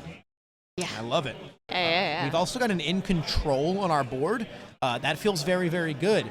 Oh, you've played a 0 gravity lift? I would like -2 to your check. That can be very, very crippling. And with this Dual Needle Lunge coming out, makes you want, ooh. Gonna see the snap flip from Tyrell on the challenging the fakes. He says, not only am I very okay to take this Dual Needle Lunge, I'm also very okay with ruining your next check for it. Yep. And I need you to stop and slow down. I need you to stop attacking me. I need you to start building. And I need you to go to 6 foundations for me, pretty please. Now, the question is whether or not Toga was planning on attacking after this to begin with. We could have just wanted the 1 momentum. It is very possible. Same time, I think it's more so in a row where I think Tyrell was in the perspective of, I'm never blocking this anyway, so I might as well get a damage off of it, and I might as well, remove the possibility of you attacking me more, unless you want to just throw a card away to the -2. Did we cycle a Naval Laser Beam? We did. Dual Needle Lunge coming in and checking a 1. Ooh. Committing, so Tyrell giving a little point there, said, hey, I filled my challenge with the fakes. You are allowed to fail this, though. Yeah. This is now if we flip the in control on this, it's brutal. Ooh, on a 5, you checked a 4. Tyrell says, "Oh, hang on. We're thinking, okay, you've now checked a 2. You want to commit 3 instead? This is downright dastardly. Goodness. This is absolutely heinous. Okay, I'll get rid of this one." She says, "I'm gonna get rid of this one. Now I'm finally gonna build. All right, you got me. You caught me red-handed." We checked a couple of attacks now. Yeah, we did. We played a couple attacks and we checked a couple of This attacks. is getting kind of scary. Okay, we're just checking more. Even more attacks now. Did we just build a 6? Oh my god.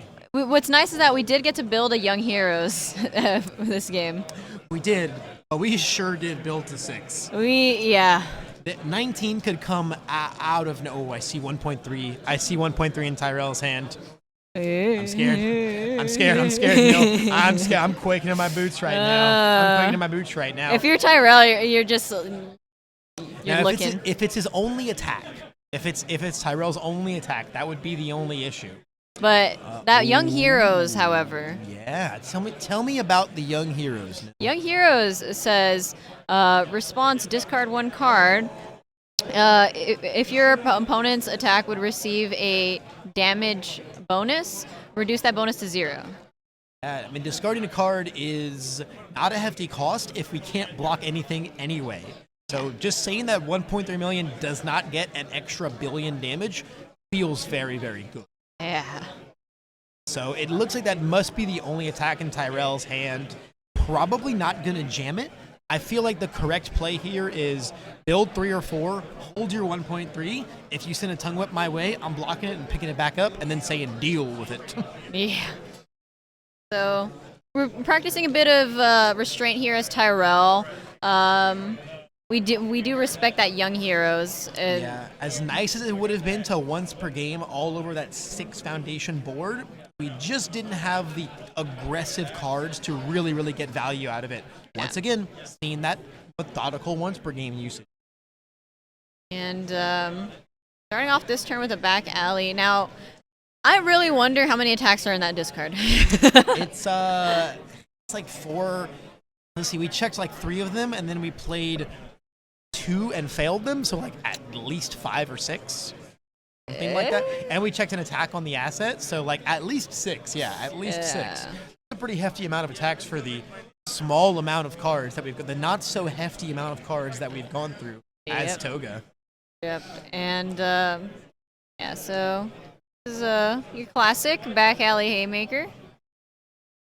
We're going to see the stun 2 coming in. Going to send our 2 face downs. We do have our league invitation on standby here. I wonder if we're going to see Tyrell opt to use that right away. I mean, at this point, if Tyrell can put pressure on Elizabeth's board during her turn, there's a solid chance that he can find his way into a good once per game next turn. And we've got a lot. Ooh. The Drowning Resentment's going to be coming in. A card sure has left our rival's discard pile. Because of Stalking Her Prey. Yeah, one of the, or because of back alley haymaker, right? We built in that release. Yes, but that yes, too, Stalking that Her too. Prey does absolutely affect that as well. Yes. A really, really, really good piece against the life symbol right now. And now the league invitation is going to be coming in. Tyrell says, check a 7 for me, please. We check a 4. Odds are we're not committing 3 things here. So she says, pick whatever you want. We're gonna A release you built in? Yeah, I'm not a fan of that one. Let's just hope there's not one in hand.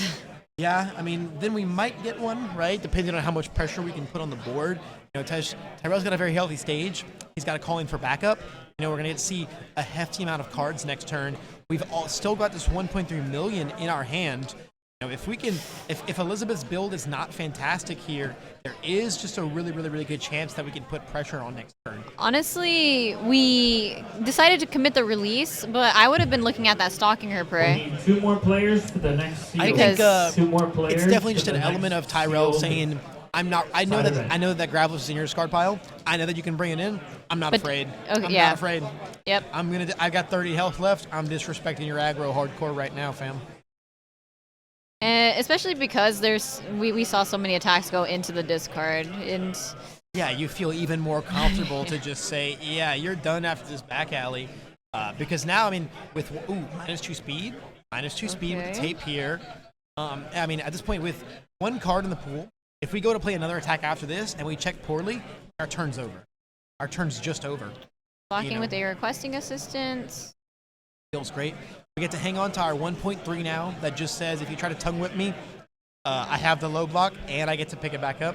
That feels amazing. Feels fantastic here. And we even have Toga has to deal with the extra card in her card pool here. Yeah, you see annoying.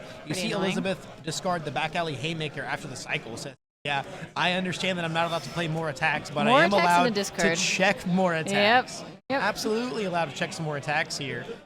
Now this is scary. We're still in once per game territory.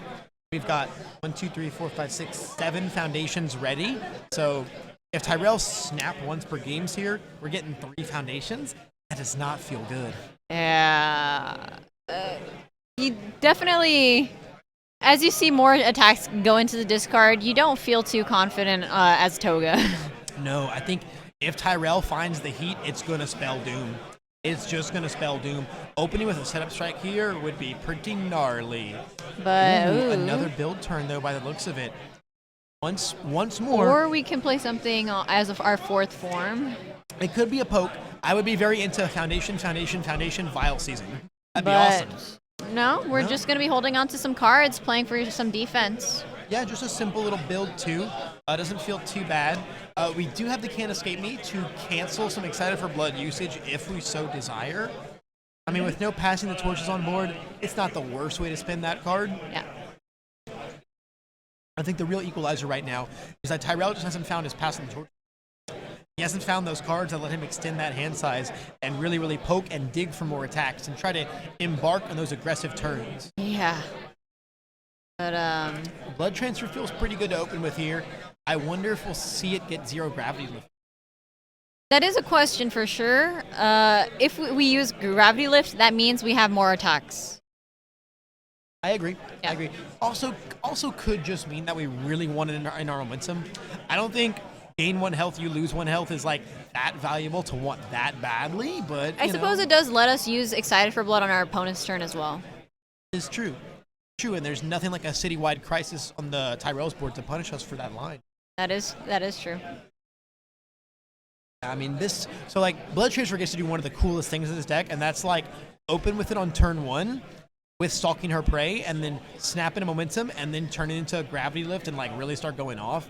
You can do some pretty gnarly things with this card because you kind of get to do those whole like meteor shower type things where a random momentum is actually an attack. It's actually an attack that I'll get later on. And this will be going to our momentum. Grav lift was removed. Yeah, the Gravel does come in. This is going to be jumping back and forth no matter what. If it's full blocked, it's also going to give us another momentum. I imagine since it's going in there anyway, we're probably just going to see Tyrell eat this happily. Yeah. We're going to get a bunch of Toga usages off. Recycling and Excited for Blood. It would have been nice to use it twice on our opponent's turn, maybe possibly. Yeah, now we got the Dual Needle Lunge coming in. This could be the beginning of a massive chain of moves here. Yeah. Being able to start with 0 gravity lift, pay 3 for essentially another 0 gravity lift. It's going to give us 2 momentum. We've got that blood transfer ability waiting. There could be some really, really, really good aggro this turn. And Tyrell's only got 3 cards in hand. Yeah. So we do have quite the stage alongside Tape. It's just a matter of how many attacks does Toga have. Yeah, I mean, we know there's the low in hand because he's got the 1.3. We're going to see this high block come down, and Dual Needle Lunge is going to float. I think the scariest thing here is, are we holding another high block so that we don't blow up to a home run comet? Because 2 momentum is 2 momentum. That changes to 3 real fast. There's 2 or 3 attacks in the pool. That is a dead 4th kind. If we don't have the tools left to stop that. Hey! Oh my god. I heard you 2 like momentum? attacking. Yeah, 2 momentum, it's actually 3. It's actually 3. Dual Needle Lunge, the reason I think the card is so crazy is that if you win the game playing a bunch of these, they were all free, right? Yeah. Health is a resource until it's not. The question is surviving by the end of all. If we don't kill 4th kind this turn, we did just lose a lot of health on our own turn. We most certainly did, and we've lost access to our Excited for Blood transfer defensive play. Yep. We flipped to heal, but that's still only 15. 15 is very, very easy for 4th kind to do in 1 move. Yeah. Thankfully, And we have 1 high blocks. Let's just hope there's not a home run comet. Yeah, we do sure only have our low in hand now. Worst case scenario, we can use Tape and make it a mid. Ooh, this is a really, really nice play here. I definitely see now why we went for the Excited for Blood and the blood transfer flip, because we're about to pitch that blood transfer and bring our Excited for Blood right back to us. Yep. And thankfully this turn, our checks are being a lot more fortuitous than they have been in the past. We've been rolling 5 diffs and we've only just committed a single thing. Yep. We're certainly going to be drawing cards if this hits. Yeah, we're going to be drawing a lot of cards. Potentially gaining a lot of health. Elizabeth is playing around with a really, really silly amount of card advantage right now. Yeah. And I don't know if Tyrell's going to be able to keep up on cards finally passing the tour. You know, we're going to draw so many cards and heal so much after this we want that we could easily just build so many foundations after this and not even worry about the ones anymore. Ooh. That was 2 ice slide tackles on, that were discarded off the top. It most certainly was. Really interesting attack to in Tyrell's lineup. Here we go. Yeah, pay We're 2, going to draw a card. All right, We're going to do it again. Pay 2, draw a card. Heal 8. Heal 8, question Heal mark. 8. Question mark. Oh, Okay, there's 1. Heal 4. Heal 4. Heal 8, heal 8, heal 8. There it is, boys. There it is, boys. All the way back up to an 18 health character now with a massive, massive pile of cards in it. We've played so many moves, and we've still got like our printed hand size. Yeah. There's an excited Builds for another blood. excited for So we just saw blood. 4 excited for blood are out. Yeah. And now we're just going Another to stalking her building. prey. I think we've got another grav lift in there, so things can start getting a little bit silly. Yeah, now this is going to be a tough board for Tyrell to crack. And right now we are at 1, 2, 3, 4, 9. I think we're in deadlock. I think we're in deadlock, but we can Opening- get out of deadlock with 1 foundation. Yeah. And we did see 2 vial season get checked at the beginning. Yeah, most definitely. Looks like we got a Jolt in hand. So we're at least working with a Jolt and a 1.3 million. I saw a passing the torch in his hand as well. This is still a pretty scary situation for the 4th kind to be in. I would say this Yeah, this kind of setup, 3 momentum. Yeah. This defensive board. You've got to play Jolt because it's Jolt, right? We're going to draw a card off of calling for backup. You know, we probably are going to see like an instant release usage just because we want to get out of deadlock. You know, we don't want you to draw Vile Season here and then just ruin our day. Yep, snap release. Yep. Snap release. I don't think 4th kind had the vial season to begin with, because if you did, you would just use it now. Definitely would have jammed it first. But again, there's always that chance that the calling for backup drew it, right? Yeah. We don't want it to be your next one and then feel really, really, really punished. Yep. We've also got the Can't Escape Me on board as a really nice deadlock piece. +1 speed for every committed rival foundation is pretty good. Yeah, especially when you're playing 4th kind. 4th kind. Yeah, commit 4, +4 to me. But the Faith Shield block is going to come in and say, oh, you played Jolt because it's Jolt, you have to play it? Not necessarily. No. I've got the answer. Toga's got the technology here. This is going to be a bit tough, ain't it? Yeah, I think we just got to put our draw power on board. Finally seeing our passing the torch, man. Man, it feels like Tyrell. Oh, There's another a 3rd vial season season gone. in the discard. Oh, another Jolt though. Hey, look, the first one didn't quite work, but this one, I'm this putting one? it all on this one, man. I'm putting it all on this one.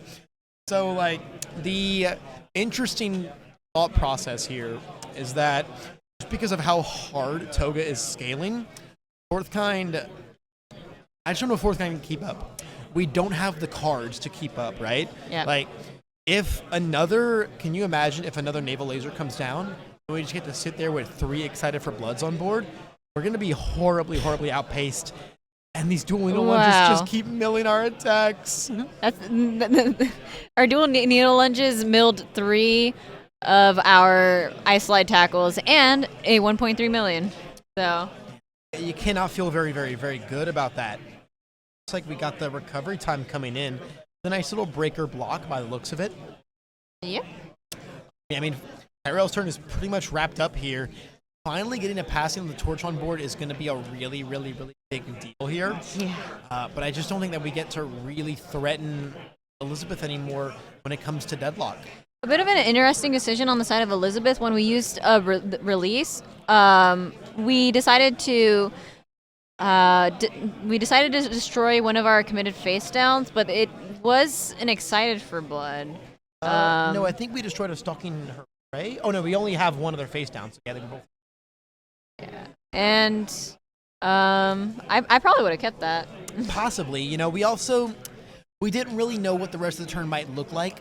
That's true. It might have been considered a greedy play to have done that, right? To destroy our ready foundation, just because it's one of our face-up ones. Maybe we don't have naval lasers left in the deck. There's certainly some caveats there that make that decision make sense. Yeah. I just don't think that we were going to be dying that turn. It was hard to feel threatened. It was pretty hard to feel threatened, but I mean, you truly never know. You truly never know. There's a world where, like, you know, the Jolt went into setup strike into 1.3, and, you know, you're just being a game down. You're not allowed to disrespect those scenarios, I think. So, gravity lift, checking a 3. But our checks are finally catching up with us. Yeah. We checked so many attacks and we're only more. I think we're probably going to immediately see young heroes commit requesting assistance. Yeah. I mean, anything else we commit will get readied. So Yes. it truly doesn't matter. So if we actually want to make Tyrell go -1 on foundations here, we've got to get rid of requesting. Your shield is ready to start. Ooh, stalking your prey. Stalking your prey. Ooh, grabbing another grav lift here could be so massive. Yeah. Oh yeah. Oh yeah. The string is starting. The string is starting. What's Oh, going in? ooh, no, we got a blood Ooh. transfer. Maybe we don't have another grav lift? Possibly. Unless we just don't really plan on like going in this turn. It's hard to say. Jolt's gonna come in though and commit probably excited new release. Please. These are not threatened. You can draw cards this turn as long as you don't have that pesky release coming into my turn. I've got to figure out how to close this game out soon enough. We've only got 10 minutes on the clock. Committing release here, that indicates that Tyrell is confident that he's going to survive this turn. Yeah. He says, or at least it says that he's confident he can survive this turn with Elizabeth using Excited for Blood. Yeah. So, gotta wonder what he has in his hand. Yeah, he's to be not afraid of, drawing a card or healing 4. I mean, the healing's not really going to do anything because we're basically at max health already. So we went ahead and used the blood transfer. We're at 19. Yeah, we're at 19. Tyrell's at 15. 15's like not impossible to chew through here. However, we do have 3 foundations committed right now. We do have +1 progressive. We don't have a way to get rid of it at the moment. The rest of this turn would be a pretty much like, I think we got to like roll tongue whips and roll 5 checks to probably close the game out this turn. I would give this at least an additional damage from a tight-lipped, just so that you increase the damage on half block. This is a throw. Yeah, I think that is correct, especially since you've got that nice committed tight-lipped ready to flip. Yep. I would flip that committed tight-lip all day. And And if Tyrell wants to counter that with a self-sacrifice -1, he's got to destroy a ready foundation to do it. So yeah. I'm so fine with that exchange. I'm so fine with that exchange. They were discussing, it seems, It Can't Escape Me. And it does say adding any number of cards to their hand. It doesn't necessarily have to be a draw. Correct. So you're able to cancel a myriad of extra things like that. Something like Destined for Mainstream Success could be a pretty big cancel. Even Excited for Blood. Yeah. It looks like we got the beautiful high block, as we always do. Tyrell only blocks with Bonds of Friendship. It's the only block in our deck. And, It's a good one. It is a very good one. We're also going through most of our deck here, right? So, it's possible that we know that, we've got an attack left in these last 2 cards.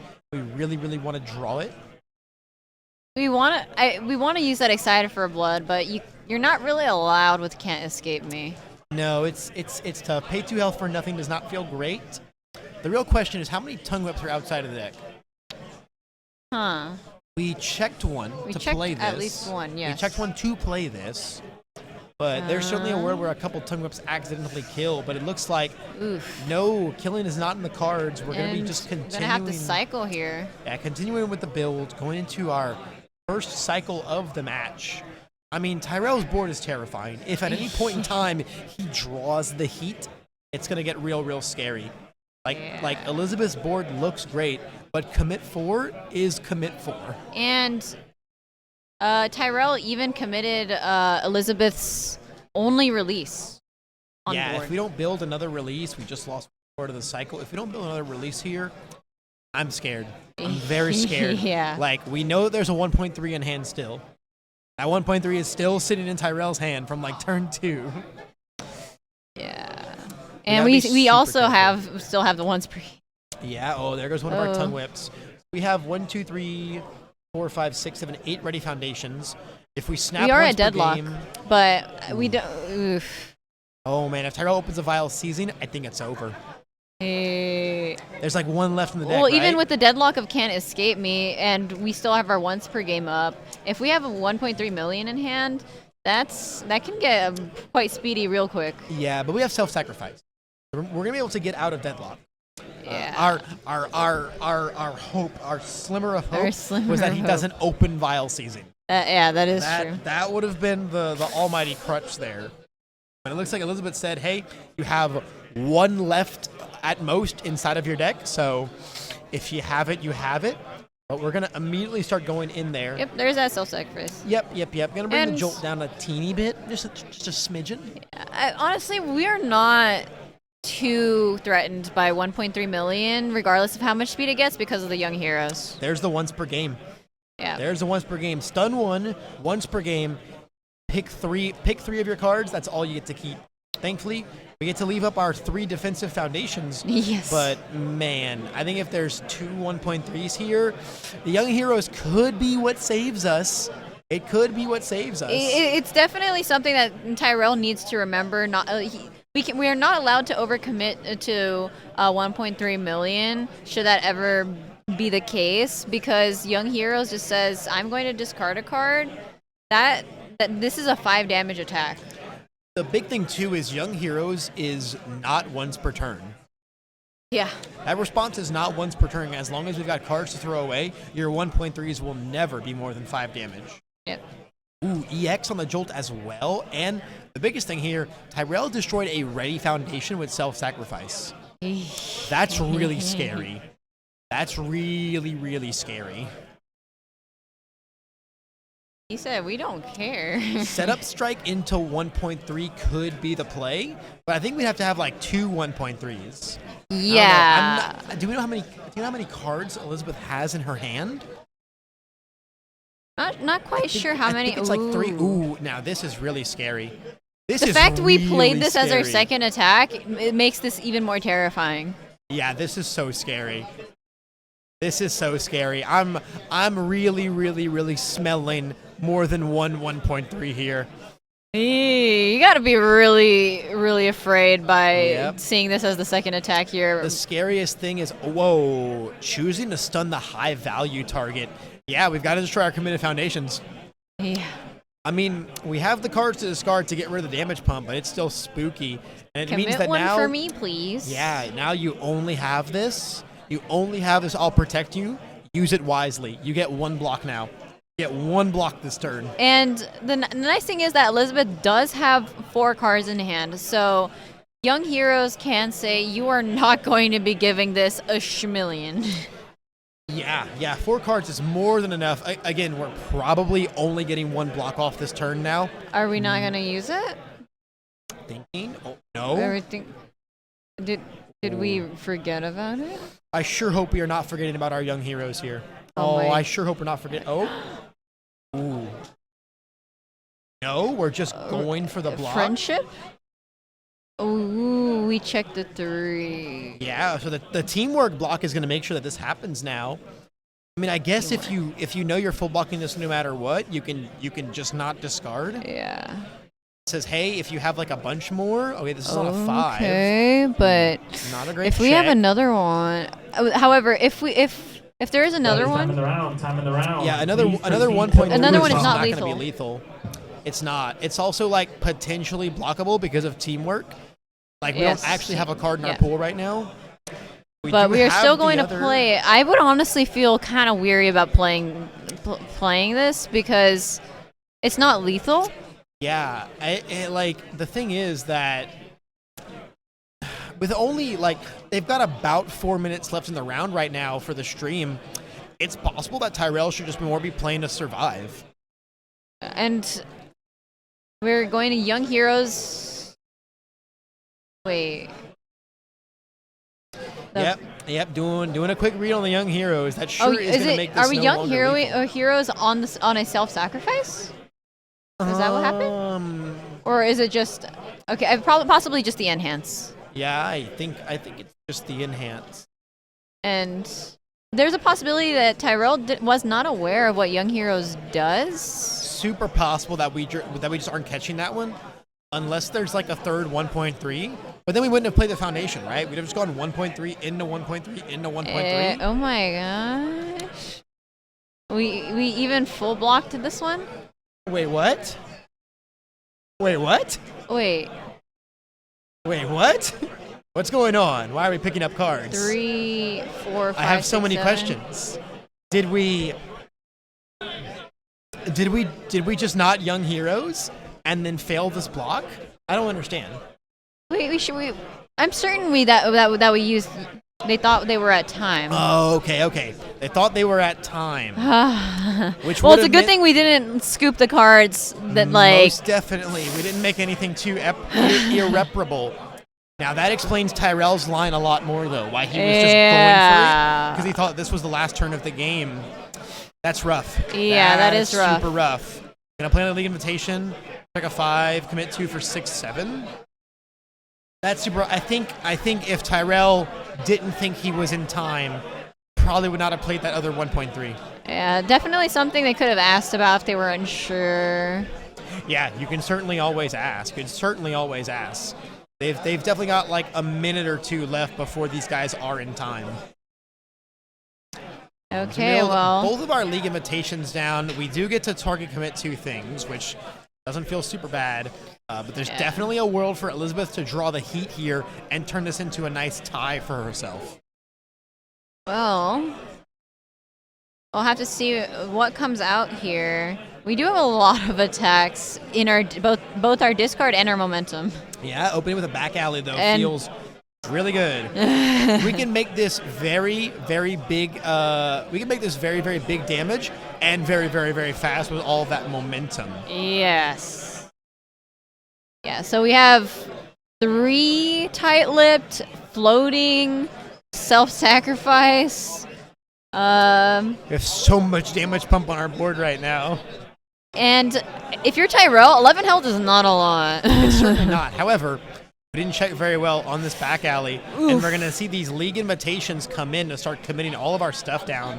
Let's check a 7. You didn't do it. Check a 7. You didn't do it. Our saving grace is the fact that we could commit that excited for blood. Yeah, I mean, Tyrell just has to survive this turn, right? And then he's in the clear. They're in overtime right now, so Tyrell, if he survives this turn, does get another turn as player 2. Not that he needs it, right? 1-0 victory, 2-0 victory is the same thing. Yeah. So now as Tyrell, you are just trying to knock down any damage pump that this could potentially get. Most definitely. We got that. We have our almighty self-sacrifice chilling up. Looks like another league invitation coming in. Check a 7. Do you want to commit 2 or let Tyrell commit one of his choice? Yeah. Looks like we're letting Tyrell commit one of his choice. Another one of the tight lips going to be coming down by the looks of it. I mean, I think it has to be one of the tight lips, right?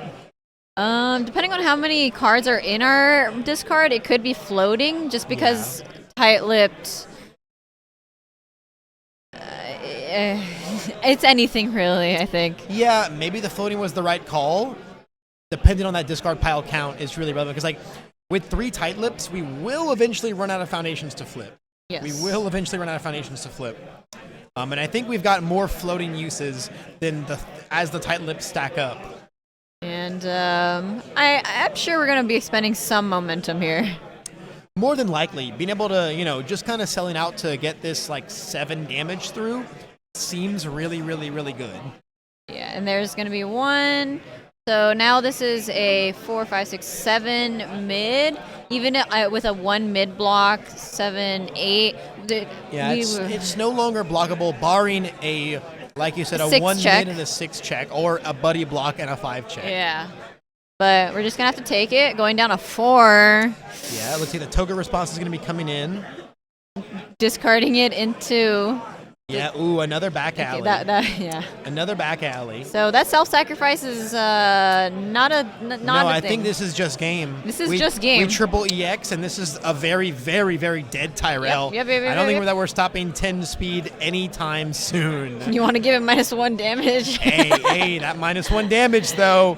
Yep, and it looks like we got the handshake coming out, so this is going to end up in a tie for Tyrell versus Elizabeth Drake. That was a very, very, very exciting round. We saw Tyrell really come swinging out the gate in game 2, and unfortunately just not able to find the aggro that he needed to close it out, and Elizabeth just mastering her stage non-stop and making sure she was never vulnerable even to the almighty double 1.3 million turn. Yeah, I mean, we got to see... Hey, we were talking about set 4 cards, right? Well, Young Heroes just says that win con You're gonna have to fight for it. It is a mighty shame that Sam Tate was not here to just preach about the glory of young heroes to us. But Very I hope true. that we did our best in his stead. That being said, though, guys, there's not a lot of time left in overtime. I think we're gonna try and steal at least one of these players, maybe for a quick interview. But if not, we'll be right back in with the next round very, very, very shortly. So do not go anywhere. Out there, you are joined once again by the long-haired pair, Levi and Sam, and we have a very, very interesting matchup for you guys, at least on paper. It's Momo 1 versus Ochaco 2, and this is a matchup that I think you can expect to go a certain way every time you look at it on paper, but every time I've seen it in person, it has always shocked and surprised me, Levi. I mean, there's something funny to say, right? First of all, battle of Class 1A's top girls, man. Not to mention, you're looking at the life symbol versus the death symbol. The almighty equalizer, right? The yin and the yang, which is even more fitting when you realize that this matchup is all going to be about +2 speed to everything, -2 speed to everything. Hey, sometimes you're going to get +2 speed and -3 speed because people forget a lot of the times that Ochaco 2 typically gets one free block a turn, and Momo typically only sends one really nasty attack per turn. So I think you guys might be surprised by how this one shakes out, but we have some excellent players, we have some excellent decks, and we're going to have some excellent gameplay for you guys. Yeah, I mean, you know the drill, guys. If we've got a Momo Yaoyorozu on the top tables of this stream, of this regional last exam, Who else could it be? It is in the hands of none other than my boy, little Nathan Dewalt. Littlefoot himself going to be battling his way into the top tables here, and of course, always trying to make a stand, even in this vast Ojiro-ridden land of aggro metas, OTKs, big flashy finishes left and One-hit right. KOs. We've had one-hit kills this tournament. But there will always be Nathan Dewalt and his little Momo deck that he's trying to bring all the way to a beautiful finish. Let's see if he can reclaim the glory days of old and defend himself through, honestly, still one of the scariest five-handers around in Ochaco 2. Yeah, Colin Kryler here is going to be piloting this Death Ochaco 2 deck. Looks like he's going to be going second, which, I mean, it's not really where you want to be, but it's going to happen eventually during, a tournament, during your match, right? You got to win going second usually most of the time. So this is going to be very much based on the early game, I feel, because I've played this matchup back in the Set 2 format, and I did not do very well against Ochaco 2. It was played by David Pena, and he absolutely shocked me by just deleting me on turn. Oh, well, speaking of shock. Speaking of shocking me, Sam, I'm looking at a Tentacle Tactics in the discard pile. Oh, I was talking about the ready, get, set, go after you already went first. That's just scummy. Oh, I've played against Nathan Dewalt enough. That's his signature play. That's his signature play right there. Oops, I actually had more foundations play. Yeah, so we're immediately going to go into another one of Nate's favorite plays here, as we're going to see the Wild Pussycats form, flip, check top 3 to grab one, and immediately grab his almighty release to start doubling up on these Momo abilities. And we are also seeing, so we're seeing a lot of Nate's pieces here, a lot of how he's adapted Momo into this new Set 4 meta. We're seeing the Pussycats. We're seeing of course, his signature bow staff to bring in his Rising Starlet to build it right back down. And then we're seeing the Friend of Animals down here in the discard pile. Nate is really, really big on this ally engine on the life symbol for Momo, strictly because of the Wild Pussycats. Being an ally foundation that you can then build in and then for free with your command pigeon flock, then flip, look at the top 3, find a foundation, maybe find another Wild Pussycats, find your most important defensive pieces on the life symbol, or just go dig for some faith shields. Seems pretty good to me. It's something I talked about right when Set 2 came out is when Command Pigeon Flock had dropped, right? It was the kind of thing where I said, this is a Momo card. This is a Momo card waiting for more targets. And Nathan Dewalt sure found some pretty nice targets. Now, I think at this point, considering how good of a build Nate got off to early, considering how much card advantage we have, it's going to be down to Ochaco 2 to exhaust the hand size. It's going to come down to whether or not we can actually beat just the once per turn plus other cards, whether or not we can beat the card that we're going to pick up with new training method. And I'm really wondering if we're going to see like a villainous Waylay style setup. Dual Needle Lunge is an absolutely stellar card. It doesn't count towards progressive. Why? Because we're going to pay 3 life. It's going to go to momentum. That kind of ramp is insane for a 5-hander. Yeah, especially not only the card pool clear, right? The no progressive. The fact that we get to snap momentum means on the death symbol, there's a lot of terrifying things we can follow it up with. Yeah, previously a lot of the time, Ochaco 2 was super reliant on EX2 from a card like Turn to Dust, so that way we could get a bunch of extra stun. But now we have yet another attack that leaves our card pool, which also lets us get more stun from Stun Grenade, which also gives us more card advantage, which allows us to go over and above the few number of cards that Nate will have in hand. Although it looks like Nate's back up to 3 already. Yeah, obviously, being Momo, right, no matter what you can do, it's going to be a tough wall to break. Even through the 2 speeds, the clear card pool, the stun 2s, everything that comes on down, it's always going to be an uphill battle for any aggro deck to try and challenge that level of wall. Stunning Momo out, though, is one of those surefire ways. We kind of saw it last round with the Life Toga deck. One of the things that those Life decks can be vulnerable to eventually is committing their whole board down. You commit the high-value targets, the releases, the rescue completeds, the I'll protect you, the stalking or praise, every single foundation that says do something to minus speed. Once those all start going away, we leave behind a very, very squishy character. Yeah, and now we see the second Stun Grenade was better than Stun Grenade, double Stun Grenade. And playing through the breaker, checking the 2 is going to be rough, but if we ever deal damage, that's really not going to be too big of a deal. And ooh, we got a little Hulk and Grimace action. Talk about card advantage. Little Hulk and Grimace action going on here. At the same time, though, we've seen Nate go through 2 blocks already this turn, but he's got no cards in his card pool because we get to block with all these weapons, bring them down. Now we're going to see him remove and go grab his mid-block Cannon Blast. After Momo's and Ochaco's speed manipulation, this is going to go back to a 4. We're blocking on a 6, and it just simply can't fail. Yeah, it's this one's going to be pretty guaranteed, but do you even try to jam the Grimace? No, I don't think so. We'd have to check a 6 here, and we absolutely would not have. Yeah, it feels bad to have thrown 3 attacks and dealt 0 damage, especially when our character's entire value comes off of the back of getting that 1 hit in. As long as Nate's able to blockchain like that and just stave off those hits from really, really, really punishing him, it's going to be very good. Speaking of punishing, man, taking away our beautiful snap momentum resource with the almighty Instant Shining Flash, a true all-star of this format. Yeah, I got to be honest. I would have thought that double Stun 2 Stun Grenade would have gotten us a little bit further, but that bad check into the breaker really denied us our ability to tax the hand, and now we're going to lose our momentum. That can't feel good. And guess what? Momo can pick this up every turn, Levi.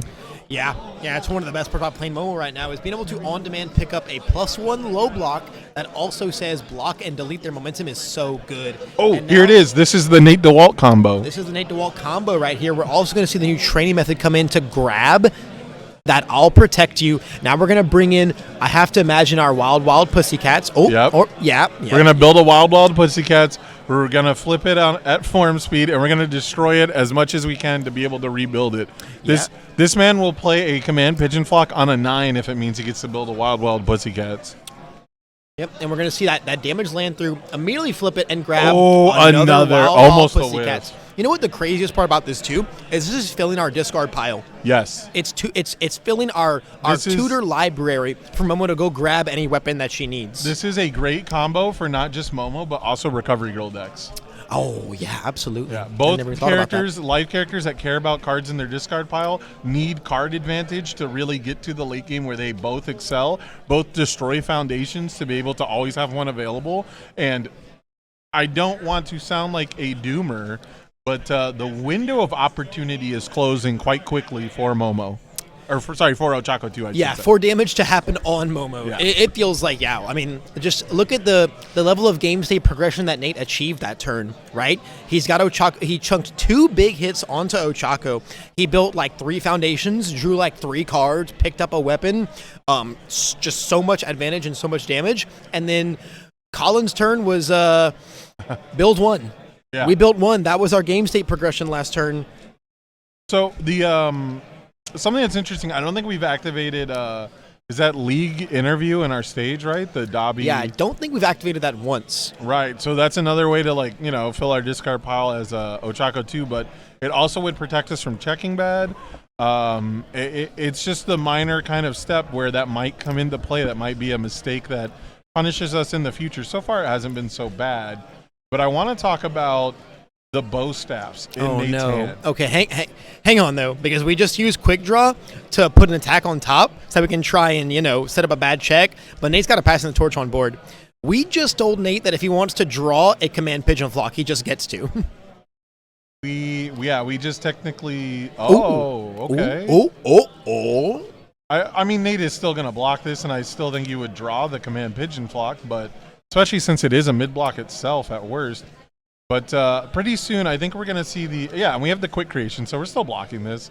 But I think soon we're going to see a buildup of a play style that we haven't seen for Momo 1, where you basically play all 4 bow staffs in your deck. Because every time you play a bow staff, you get to add a Rising Starlet, and you get to build it with a Rising Starlet. And you can basically go near infinite on resource that way without having to manually form the foundations into our stage. And here's the breaker block. Yeah, the breaker block comes in. We get to destroy release, which feels okay, right? But, I mean, there's still an encouraging training partner. Jam the Grimace on a 7. Checks a 3, though. Does not feel great. Checks a 2. Sorry, breaker is a thing. And this is going to completely commit us out here. It's going to be a 7 speed, but, like, if we're really threatened, we can set it to 4, and then we can -2 it. Maybe, and then we're going to build our quick create down. It's just the defense here is just too much. Yeah, maybe Nate was smelling a fish there and didn't want to fall for a trap by using the passing the torch. So, pretty interesting to force through the bad check, but it's not that big a deal for Momo. I mean, we're still going to block this Hulking Grimace. Yeah, we're going to block it pretty effortlessly. We're going to have another mid-block on standby. No damage whatsoever. We're going to get to seal the block, draw a card.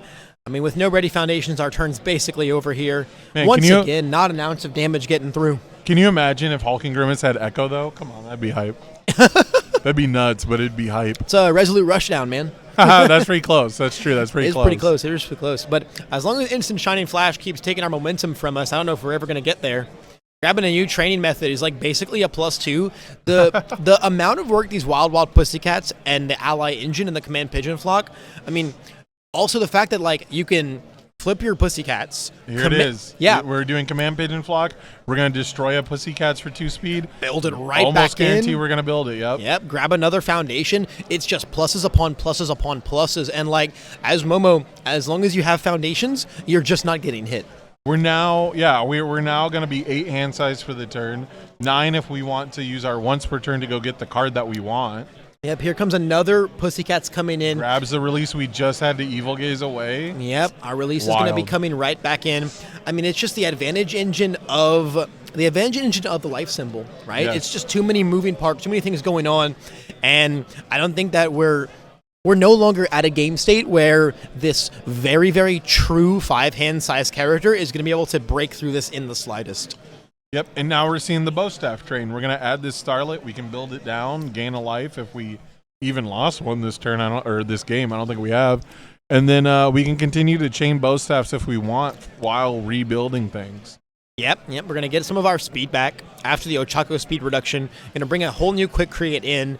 And at this point, I think Nate's just too far into his engine. Yes. Man, he got off to such a great start, and he has not let up the gas whatsoever.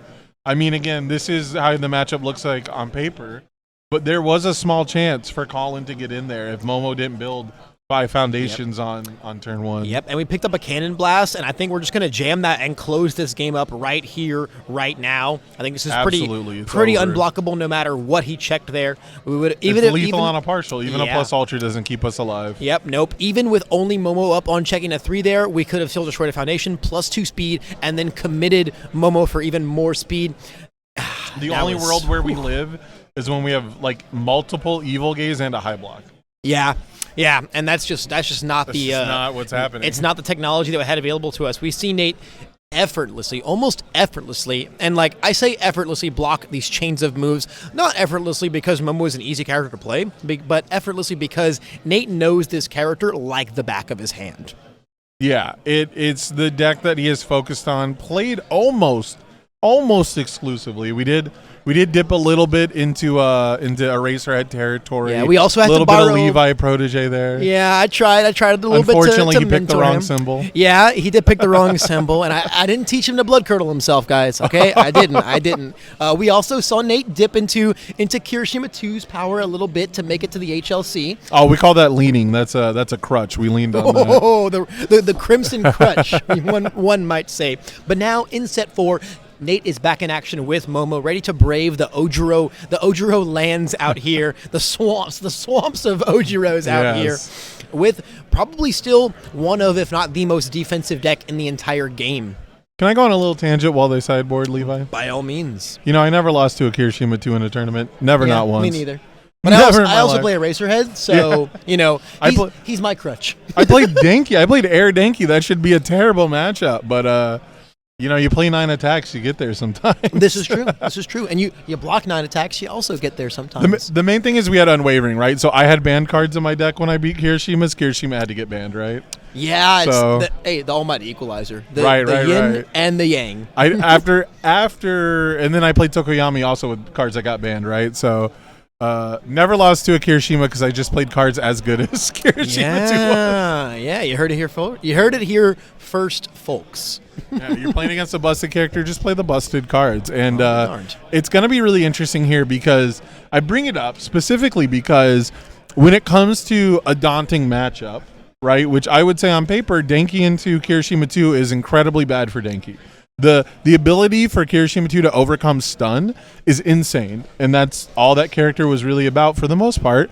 And it looks so bad for Ochaco 2, but I have faith. I have faith that we have the spice, that we have the stun, and that going first, barring some crazy double ready get. Oh, I just jinxed it. He's going to draw double ready. Oh, you already know. He's going to send some. Oh, there's one. He's got one. Oh, he's giving us a little show here. We might have had two, but we got at least one, right? So barring like a crazy Reigitsuko play, I genuinely think that Ochaco 2 can get out of the gate early enough and with big enough damage from stun moves that you can win this matchup. I think so. We were talking about earlier about how the life symbol can be very, very board reliant when it comes to chain blocking. And that's kind of one of the reasons why, I made the Toga comparison of last round, right? We died to our whole board getting committed out by fourth kind.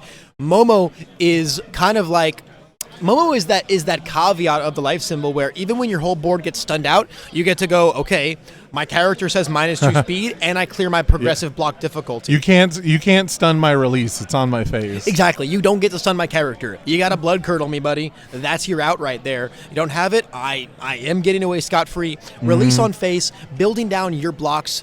You're either blocking with a weapon or you're blocking with Faith Shield. So no matter what, there's no progressive difficulty ever. A little disrespect to build the Faith Shield, in my opinion. Mildly. I think he has a second one. Oh, well, I mean, sometimes you're too good. No, let's see if we remember league interview. Oh, no. If he checks a 3, I'm going to lose my mind. Oh, I'm losing my mind, Sam Tate. I'm losing my mind. Nate Dewalt's just too good. He's got looked into his soul. It's the intimidation factor. Yeah, he said, check a 3 for me, please. When I sit across from the 5-foot-tall Nathan Dewalt, I also forget all of my abilities. To be fair, though, in Colin's defense, forgetting league interview is like the name of the game. Oh. It's like the name of the game in the My Hero Academia card game. That's why they made it a beautiful promo, so you would remember. Exactly. So you would look at the beautiful card in your stage and say, please play me. Please use my first form. Yep, Dobby's just too relaxed, though. We still can't press the button. He's just simply too chill. Yeah. And that being our only move here feels really bad. Into a breaker 1 block. We got to commit something. It's just, it feels like the window is already closed. Man. So when I said he has an opportunity to get out of the gates early, that's basically your only chance. Yeah. To get out of the gates early. Unless, we could still see something pretty fantastic, but again, on paper, the matchup now should be Momo drawing lots of cards and Ochaco never dealing damage. Especially since, have we seen a non-mid attack that isn't Howitzer Impact Cyclone? It's Death Furies, right? So it's kind of hard to find. Well, we also have sometimes. Quick Draw for the Schmini game, and Quick then we Draw. also We've have seen Grimace. We've seen Stun Grenade. Oh, Dual we got Needle a Needle Lunge. Lunge. There it is, boys. That is a high. That does say go grab your Rising Starlet and please block with it. I was about to say that does let you block with the best block in your deck. Yeah, the Ironclad Wall of Momo is really just starting to come down here, and I think that's what we were making the Toga comparisons, the whole that, Momo gets the release on face and whatnot. That is why, back in the set 2 meta, eventually people moved away from Toga to Momo on those live good stuff piles because they were fighting the Fire Tokoyamis at the time and the Order 4th kinds at the time because set 2 meta, and if we didn't find release and rescue completed on turn 1, our 20 health went away really, really fast. And Cannon Blast plus Study Group Leader was just a make your own combo, right? It was just a canned combo. And that was the big iteration, right? Was Momo didn't have a win condition, and now all of a sudden she deletes 7-handers. She got to delete 7-handers and suddenly become the best rescue completed player in the entire world. Absolutely. With Study Group Leader, yeah. She acquired some fantastic interactions, and we're still seeing those be put to some amazing use. And we're still seeing Quick Draw come out. I really got to hope that we have a follow-up here because I can promise you he's never not going to have the mid. I promise you. It's impossible. Even if he didn't, he'd go grab it. You have to hit Momo, you have to catch her without the right zone twice. Because the first time you catch her, she's going to go pick it up. Well, against Ochaco, you wouldn't even let it, right? You'd always pick it up first. Yeah. Because against Ochaco, too, it's going to swing again. So this is not exactly how you play this matchup. And I have to believe that Sports Festival Stadium is only going to hurt us in the end. I feel like every time that Colin attacks Nate, he only gets stronger. Right. He just gets to go pick up more weapons. I'm going back in time to Kirishima 1 meta. Where every time you attack Kirishima 1, he's like, thanks for the foundation. Yeah, dummy. Thanks for this card in my hand. Thanks, dummy. Yeah. So yeah, it's a really tough spot to be in. This is certainly a really, really hard matchup to navigate. Yeah. Sports Festival says one thing that's really important, though. It says you don't get to build your quick creations for free on my turn. This is very true. You get to pitch them. However, if we're not blocking, we're just dealing damage to ourselves with our own asset, which is why no one plays this card typically. And the only other decks I've really seen pull it out is Mineta 2, another 5-hander, who really needs to deny interaction like Faith Shield. So, yeah, you think you have a lot of health, so that extra 1 isn't going to matter too much. But if you're never blocking anything, it adds up really fast. Yeah, and I mean, Nate just kind of can tempo this game out really easily, right? Right. We're just going to only play attacks that plus us, right? Our back alley haymakers, our bow staffs, our command pigeon flocks, right? We're just only going to play those. Eventually, Ochaco's just going to take a lot of chip damage, and because they just can't block that many pokes in a turn, we're going to block everything and eventually just find our way into a Cannon Blast lethal turn after a while. Right, absolutely, and that is basically the window shutting. Because Nate is, I believe, at 10, right outside of deadlock, and then he's going to be able to dance around any nasty deadlock threats that Ochaco 2 would have. And on top of that, Momo doesn't need any effort. Once she has an attack, she can start chaining because of that once per turn to go find more attacks. Yeah, we've already got 1 Cannon Blast in hand, so we just got to do a little more sculpting. Oh, now that's bittersweet. We have finally activated a league interview and immediately milled a 6. We milled it. We can't win. We actually just can't get ahead. We can't win for losing. It's rough. It's a rough one. Speaking of you don't get to use your special blocks, here's Hulking Grimace, which seals a block. And then potentially, since this will be blocked, by the way, I would be amazed. But we might get to draw 2 cards off of it. Now, does Seal remove the keywords? Yes. So keyword abilities. It removes keyword abilities. It will not remove weapons. So there'll still be weapons that we can build down, unfortunately, for Colin. Right. So you'd have to do the Sports Festival Stadium to draw the second card. Correct. And deny that build down, which I think is absolutely the correct play. I think it's absolutely the reason you play Sports Festival in this deck, and it's why you would bring it in, assumedly, from the sideboard in this matchup. Yeah, we're not. It could be mainboarded, but we're not particularly worried about quick creates being built down for the deadlock threat. We're not really going to go there anytime soon. However, letting Nate just kind of every quick create extends your hand size in a way. Right. Because it just lets you get that free weapon build every single time, because manipulating the top card of your discard pile is very, very easy when your character says, on face, destroy a foundation. Yep, and so we sealed it. We drew a card off Hulking Grimace, but we didn't Sports Festival Stadium, which means Nathan Dewalt will get to build this down. Yeah, and the checks are just not rolling our way anytime soon, at least not for the amount of attacks that we need to output to actually damage Momo 1 at some point. Correct.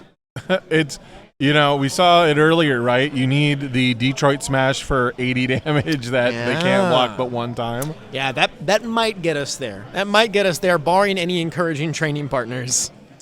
Oh, double stun grenade. That's a true combo. Wow, pick of the litter. Yeah, Choosing the 5 diff for interesting reasons, right? I mean, we can snap in if we can check a 5 on it, right, or even at least a 4. We can snap in a momentum and then ready our refreshing slice. I still don't think that's ever going to lead to us dealing damage this turn, but we can force Nate to debuild himself one to go get a Rising Starlet. Yeah, and now we have one in hand actually. We're going to activate Stadium to remove the block that he can't build down. Right. It's rough sequencing there. I gotta say, I've played a lot of Sports Festival Stadium in my life, and you really gotta hate on the quick creation there. So that's what we talked about. Nathan Dewalt getting stronger every time he gets attacked. Every time Ochaco attempts to poke, they're just giving Nathan more resources, more card draw, more things in the discard pile to go search up later. Yeah, there's a world where we eventually Colin just lets Nate push so many buttons during his turn that we're just going to fall that much behind. We're going to go Pussycats into a Precious Lesson, which a Precious Lesson is actually a +2 now, right? We picked up a foundation, and then we've got this one that's going to build in a new one once we actually build it, and it's just so good. It is, the window is shut. Effectively, I mean, there are ways for Colin to get back in this game, leveraging that big life total.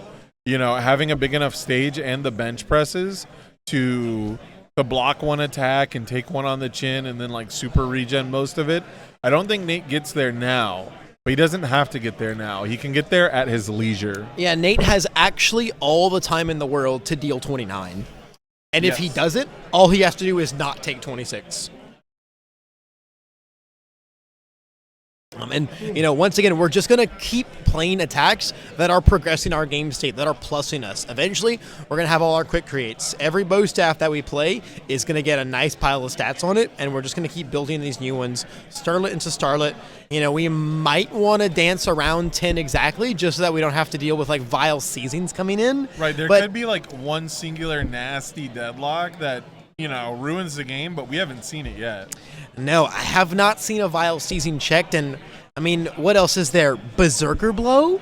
I don't think we care about a Berserker Blow, man. You destroy any two of my foundations? Evil sure. Gaze, we just checked one. Evil Gaze? I don't think we care. I mean, if we don't care about Berserker Blow, we don't care about Evil Gaze. Not really, It has to be like Vile Season into Vile Season, right? Right. And we have to like stay in deadlock for some reason. And we'd have to have follow-ups because the first two vials still get blocked even with the stacking minus to your check. But yeah, it's just +2 speed on the first one. It's +4 speed on the next one. That's just not that much against Momo, not with like an actual board anyway. Now we see a Tentacle Tactics. It has Breaker on the block, so that's sure does. It's not nothing, but it makes me wonder if maybe we have Shoji in the sideboard. But then this That'd be would pretty feel spicy. This would feel like the matchup to bring it out in, right? Yeah, not even just because like being on Shoji is good, but I think as we're starting to realize, man, being on Ochaco 2 against Momo is probably just not a very strong matchup. We could also have a Shigaraki 3 in the sideboard. I think that would be an okay side as well, just to try and match her in terms of card advantage, but I also don't know how we ever close that game out. Yeah, again, it's going to take a very specific sequence that neither of us have figured out yet. But I was really hoping that for this game, Colin would get ahead on the board, put some pressure on, have Momo when she hasn't had time to sculpt, doesn't have a discard pile.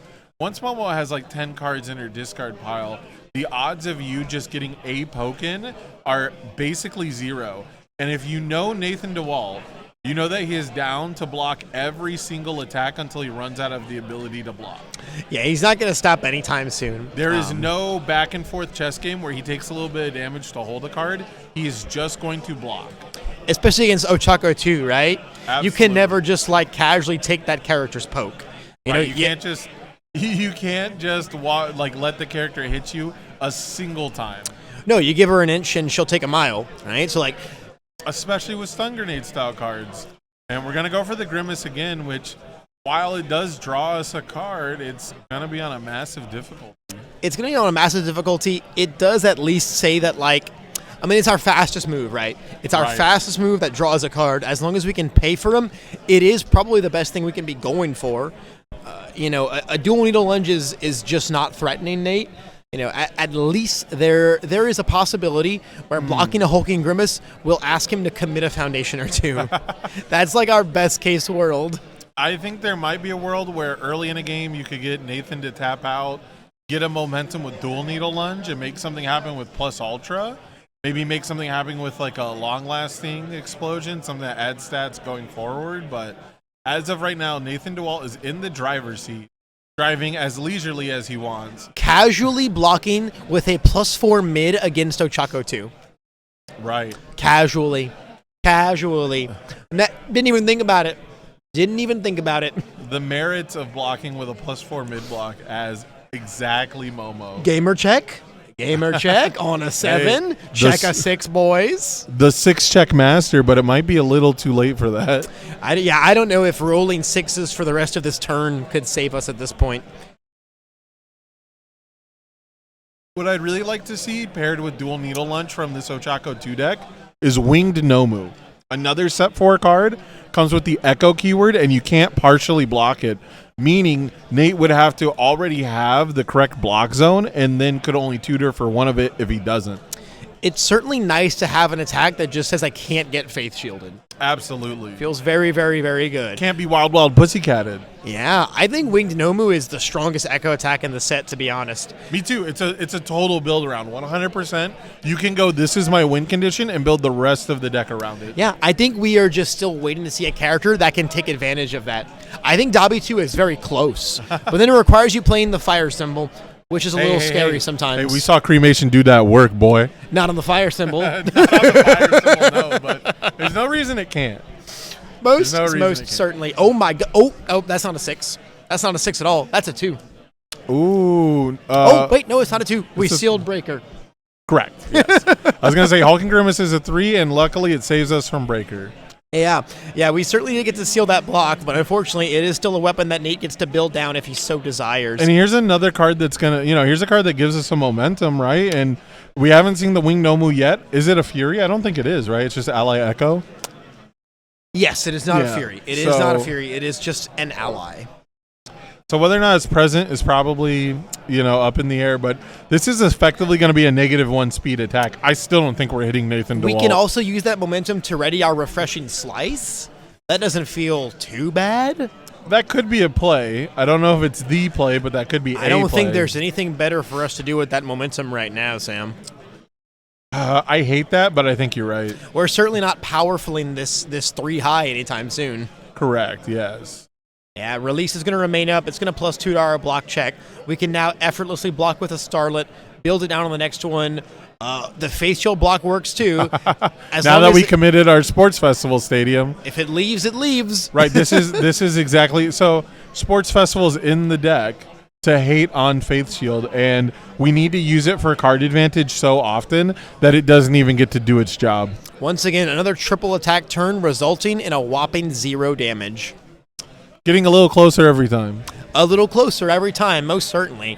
If we had another move, I mean, I don't know. It's got -4 speed on it with Momo and release. Like I said, -1 effectively. Yeah. Oh, It'd have to be something real nice and real fast, and we're certainly not playing that on like a 9 anytime soon. Right. Like even with the speed refund from Ochaco 2, having that release ready is gonna mean that dealing damage is nigh impossible. Yeah, it's just gonna be so tough. It's just gonna be so tough. If anything, we can just sit here and cycle Colin to death, to be honest. And there we go. So lost a couple nice few good ones there. Our poor hulking grimaces, man. It's our only equalizer. It's 5 speed, Sam. It's 5 speed. If we're only gonna hit once, we might as well make it for 1,000,000 damage. That's the idea. And that is not the check we wanted to see. Our Refreshing Slice will be doing no more work past this, as we are taking a whopping 0 momentum. It's such a rough spot to be in. I guess another saving grace is Nate's just lost his discard pile. Yeah, both players cycling at roughly the same time is so funny to me because Nathan Dewalt has like 20 cards minimum over the Ochaco 2 deck. He's just been wild pussycatting his way into a cycle. So at the very least, Nate is a massive fan of his 70 to 80 Momo life symbol piles. yeah, He says, as long as I can find Faith Shield, I'm okay. yeah, he says I have an amazing toolbox. Let me put every tool in it. Literally everyone, which I mean, when you get to turbo through your deck with Wild Pussycats, Yeah. there's merit. There's merit to it. Yeah, and speaking of going through your deck, back alley to check a ready, get, set, go. Just incredibly, format defining cantrips. Absolutely. It's one of the pinnacles of the life symbol. We talked about how earlier in the day, right? One of the things that really brought the Earth symbol to dominance right now and really has made it so strong ever since back in the day, building while attacking. Building while attacking is busted. Correct. It's too good. It's what Momo does. Yeah. It's the main reason that Momo had overtaken Toga until the Gamer Toga came out and did exactly the building while attacking and also ignoring the progressive. Yep, because we get to a back alley, I'll build in a ready one. Command Pigeon Flock, I'll build in a new one. Bow Staff, I'll put a weapon in and build it down. Right. Building while attacking. It's why Nate gets to string and chain attack you, commit 4 or 5 things across the whole of it, and then pass into your turn at the end of it with a fully ready board. Yeah, it's kind of amazing how many decks are just doing exactly that, right? Exactly the same thing in every which way possible with a couple tech pieces, usually 4 diffs that hate on momentum with a +1 block mod. It's definitely been one of the defining factors about what makes a strong deck in this game since day one. The more you can laugh in the face of progressive difficulty, the more meta-relevant your deck is. Yep, and you can compensate for that progressive difficulty by building more. It's amazing when you do both. Yeah, when you have both things available to you, it's why Momo gets to do so many good things. It's why all of these life symbol pokes are so fantastic, and it's why a lot of attacks have just seen so much consistent play ever since day one of the game. It's going to be really hard to ever phase out back alley haymakers from decks, hardened chops and hardened jabs from decks, even the ally engine starting to rise up with command pigeon flock decks. Yeah, and you hate to see it. The partial block on this big old back alley haymaker, plus the burn one from Sports Festival Stadium. Yeah, it's not feeling good. It's just not feeling particularly great here. I mean, at this point, we're committed out. If Nate can figure out how to count to 21, that's pretty much all that he has to do. Or 23? Sure, yeah, that's all that he has to do. With the bonus speed from Momo, absolutely. But unfortunately, it's just not the fastest deck around, right? So giving Ochaco 2 another chance at bringing this game back even, but it's not looking very good at all looking at these 2 builds. No, it's going to be really hard to, again, crack back here. We've got release up. We have a precious lesson for our release plays. Everything is -2 speed. Our +2 speed doesn't exist. Passing the torch, and Momo says we have 4 in hand right now. We have a casual -6 damage chilling on board with these quick creates. And we're going to have to build one. That old build one pass. Nail in the coffin. That's a dagger. Nate has plenty of foundations. He has all the damage pump. I mean, if he doesn't end the game now, it's, oh my goodness, he's not drawing attacks. He got a bow staff. He doesn't have to. He doesn't have to draw attacks, but man, Yeah, don't play with your food. It's rude. With your cat food? Wild Pussycats? With your fancy feast? With your fancy feast announced. I think the rough part, too, is that now Colin has to attack, right? We're not allowed to go past 10. There's 3 quick creates sitting on the board. Right, exactly, right. And so that deadlock threat just chilling there is so annoying. And yet, at the same time, I would be so ecstatic to have it in my stage. Yeah, I mean, we saw, once again, to make that Toga comparison, one of the strongest parts about Momo is that not only does she play Quick Create very well, she gets amazing access to the deadlock threat on it. Can be a really, really, really big thing when it comes to playing a late game symbol like the life symbol. Having access to one of the best deadlocks around is extremely relevant. I think that's why we might have seen a lot of the life togas recently, like the one that topped Oceanics Regional, utilizing the focused attack combos, because that is one of the scariest deadlocks around. Yeah, absolutely. And it combos off back alley haymaker, which is just the best attack. So makes a lot of sense to me. Yeah, it encouraged you to play Piercing Needle, which is yet another extremely good deadlock. Yep. Stun 3, man. Yep, absolutely. It's interesting. I would love to see a big stun come from this stun grenade, but I just don't know if it's ever going to happen. I don't know if we're ever clearing our card pool, man. It's going to be a We're cold, clearing our rivals' card pool more than our own. Yeah, it's going to be a cold day 6 feet under if we ever get to respond with Ochaco in this entire round, man.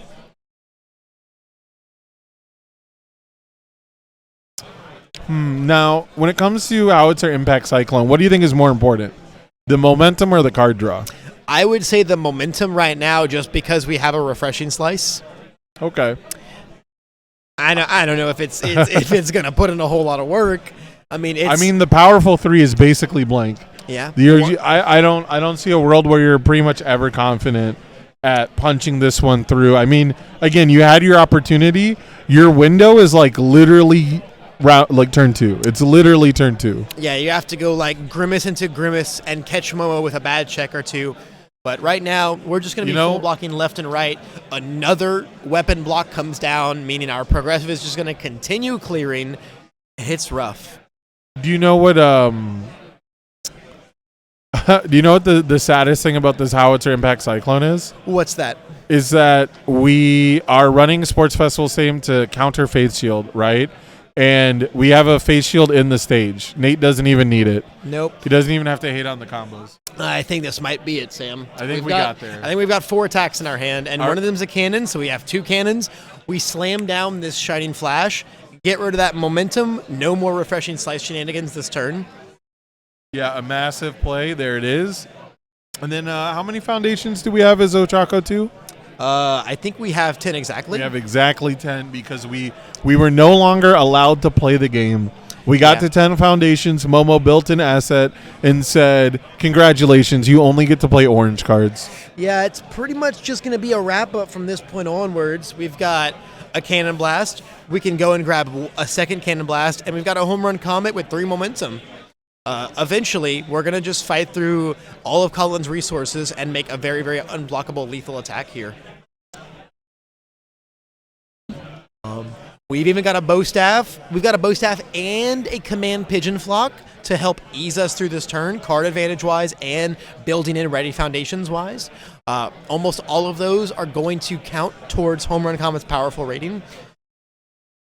Yeah, it's maybe the best. It's got to be the best finisher on its symbols. Home Run Comet has to be. I mean, Cannon Blast is kind of close, but the basically like unscaled damage, the unmitigated damage that Home Run Comet can get to is pretty absurd. Yep, and now we've got this command pigeon flock coming in. We're going to pay 1 to play it. We're probably going to build in the Pussycats we just checked. Or we can destroy that one and then build that one in. Either or, I'm okay. The main reason here is to get the flock of animals, right? The flock the friend of animals. Yeah. Sorry, I get the two confused. Command pigeon flock, friend of animals, right? So if you get the friend of animals, it helps our Cannon Blast out a lot. Most certainly. I guess we just don't have one of them in our discard pile right now. Otherwise, we would definitely be building it in. But I think a big thing right now is we're just playing free attacks, right? They're just free. We paid 1 to play this. We're going to build a new one in. We can bow staff, pay 1, build a new one in. It leaves you open for a pivot in case something goes drastically wrong. But we've got Ochaco 2 down to 15. We're going to get to flip and cycle here. So we won't have a discard pile after this. Coleman, to the front, please. Yeah, we are going to lose our ammunition, right? Which is interesting because I don't think we've removed with Momo this turn. At the same time, though, I think we already just have enough attacks to find lethal. Yes. All we have to do is make them sell out to block the Cannon Blast and then send in the home run, right? I think we just snapped another face shield to our hand, too. We also snapped it real fast, whatever it was. Yep, there's the cannon. I don't even know if we're allowed to block this, to be honest. You are allowed. Whether you can and do are different things, right? It's a different question to ask, can you or do you? Because this is incredibly fast. Yeah, it's a 5 high for 8 right now. We can just commit to bring it to 12 damage and then quick create it to 15, and that's just going to be all she wrote. Yep, the writing is on the wall. I had a lot of faith. I was really hopeful. I was really optimistic for Ochaco too, but It's looking like Nate Dewalt is just going to be doing the math here. I mean, one more damage. Yeah, 9 high for 14 right now. Certainly not blockable anymore. And all we've got to do is commit one more of those sweet quick creates or just activate the self-sacrifice in our stage. And this is just going to be the biggest, most lethal cannon blast in the world. We don't even need to play the 30 damage home run Comet. I mean, plus ultra out of nowhere? Come on, show us some spice. Hey, a plus ultra out of nowhere will be Show pretty us some hype. spice, Colin.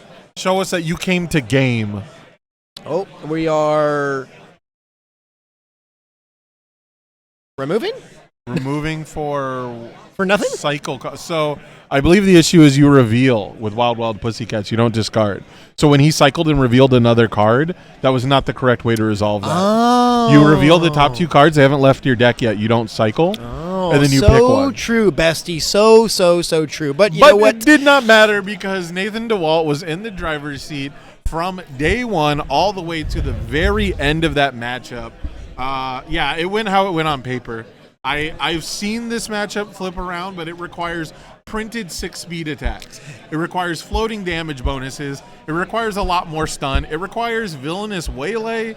I mean, what did we draw? We had quick draw. That was our best attack sometimes. Like, not a great outing for Ochaco too, but Colin has made it very far in this tournament. I don't believe his top cut dreams are over just yet. Nope. David Pena, eat your heart out. We may yet see an Ochaco 2 top this Florida Regional Last Exam, but for now, Nathan Dewalt is going to keep on churning his Momo train along and pulling himself even deeper into the top tables with the amazing blocking, the amazing building, the amazing chain attacking, and just doing all of the fantastic chess-style things that Momo players are so apt at doing and get very, very rewarded for performing perfectly.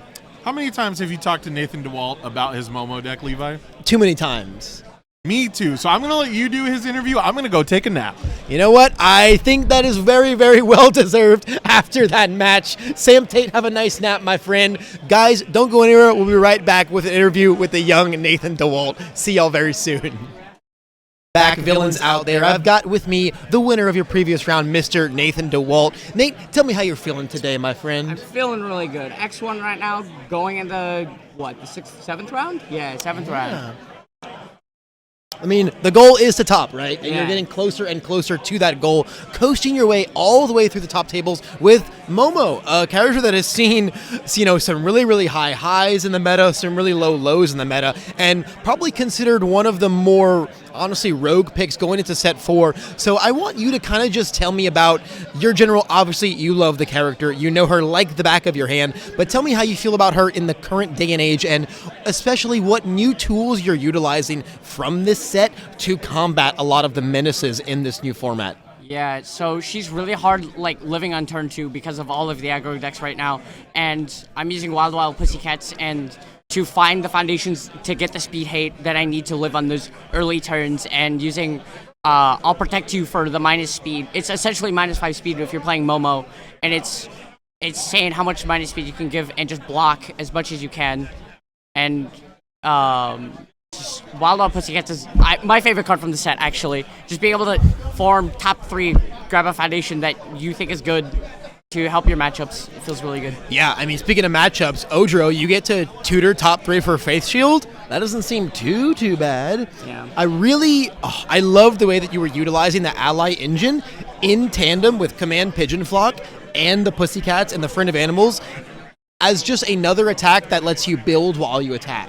Yeah. Being able to go back alley, build in a ready one, Pigeon Flock, build in a ready one, Bow Staff, put one in, build in a ready one. You're kind of doing your best Kirishima 2 impression. Yeah.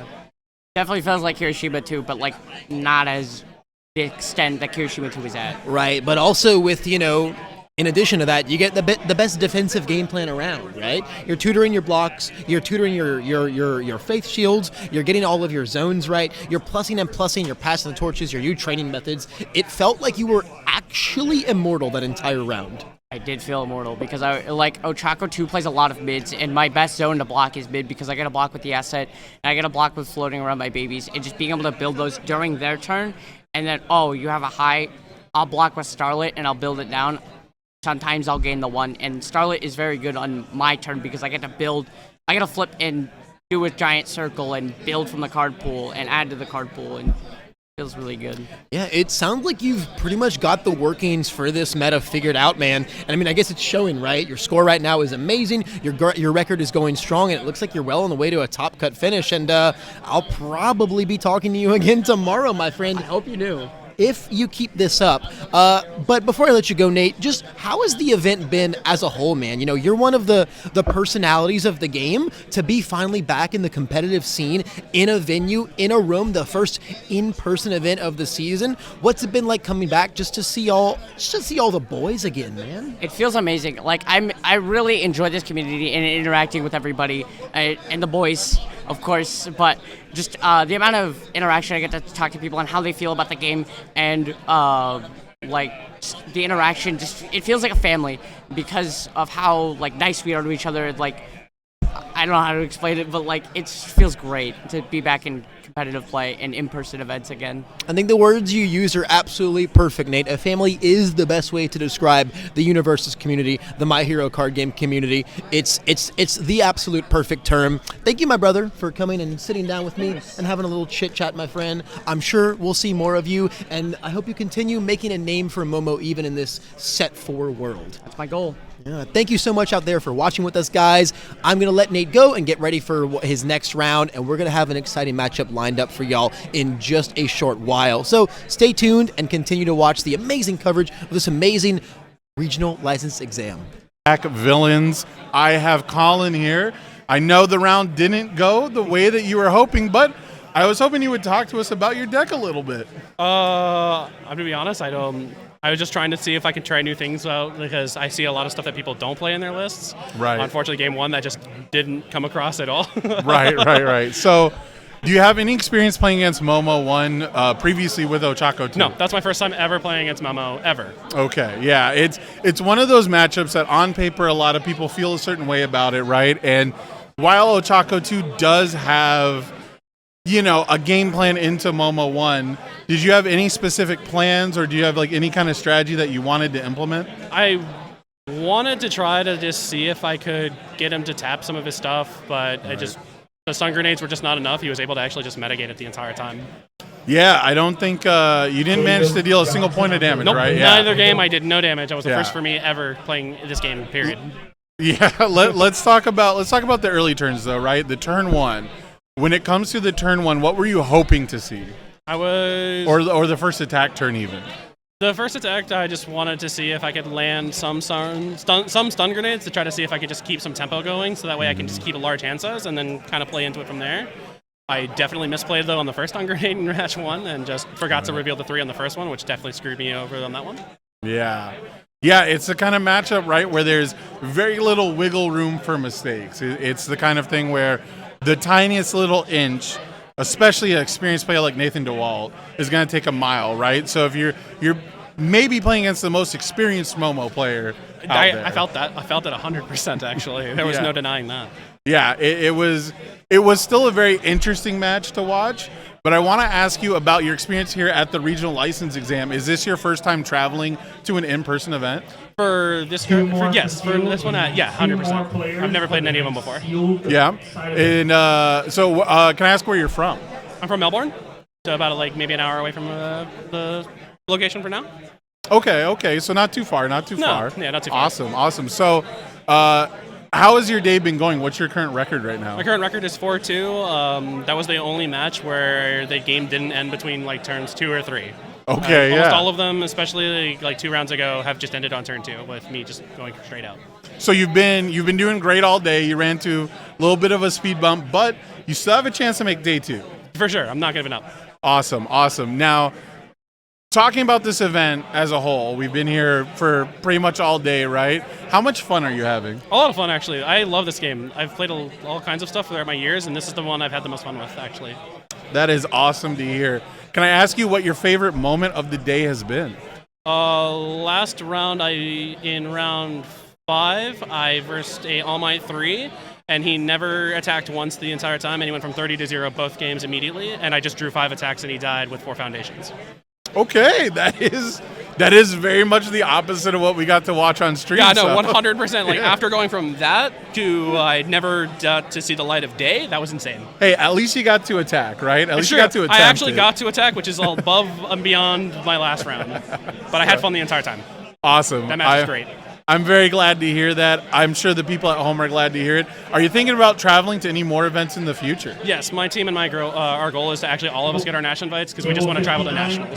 Awesome. That's why we're here, right? We're looking for that Nats invite. So congratulations on being 4-2. Yeah. Good luck on making day 2. Thank you. I'm trying. And do you want to give anyone in the community your team? I'm actually just going to give a shout out to Tam. He's the reason I actually played Ochaco too, and I have played it since he did his like unfun like video where he was doing the punch version, and I've been playing it ever since. Oh, awesome. That is very wonderful to hear. We are going to take a very quick break. We'll come back with some more My Hero activity for you guys in the future. Please don't go anywhere because the next round is starting pretty soon. Cast, Sam Tate, and Nilmerg. We have another exciting round of action for you all.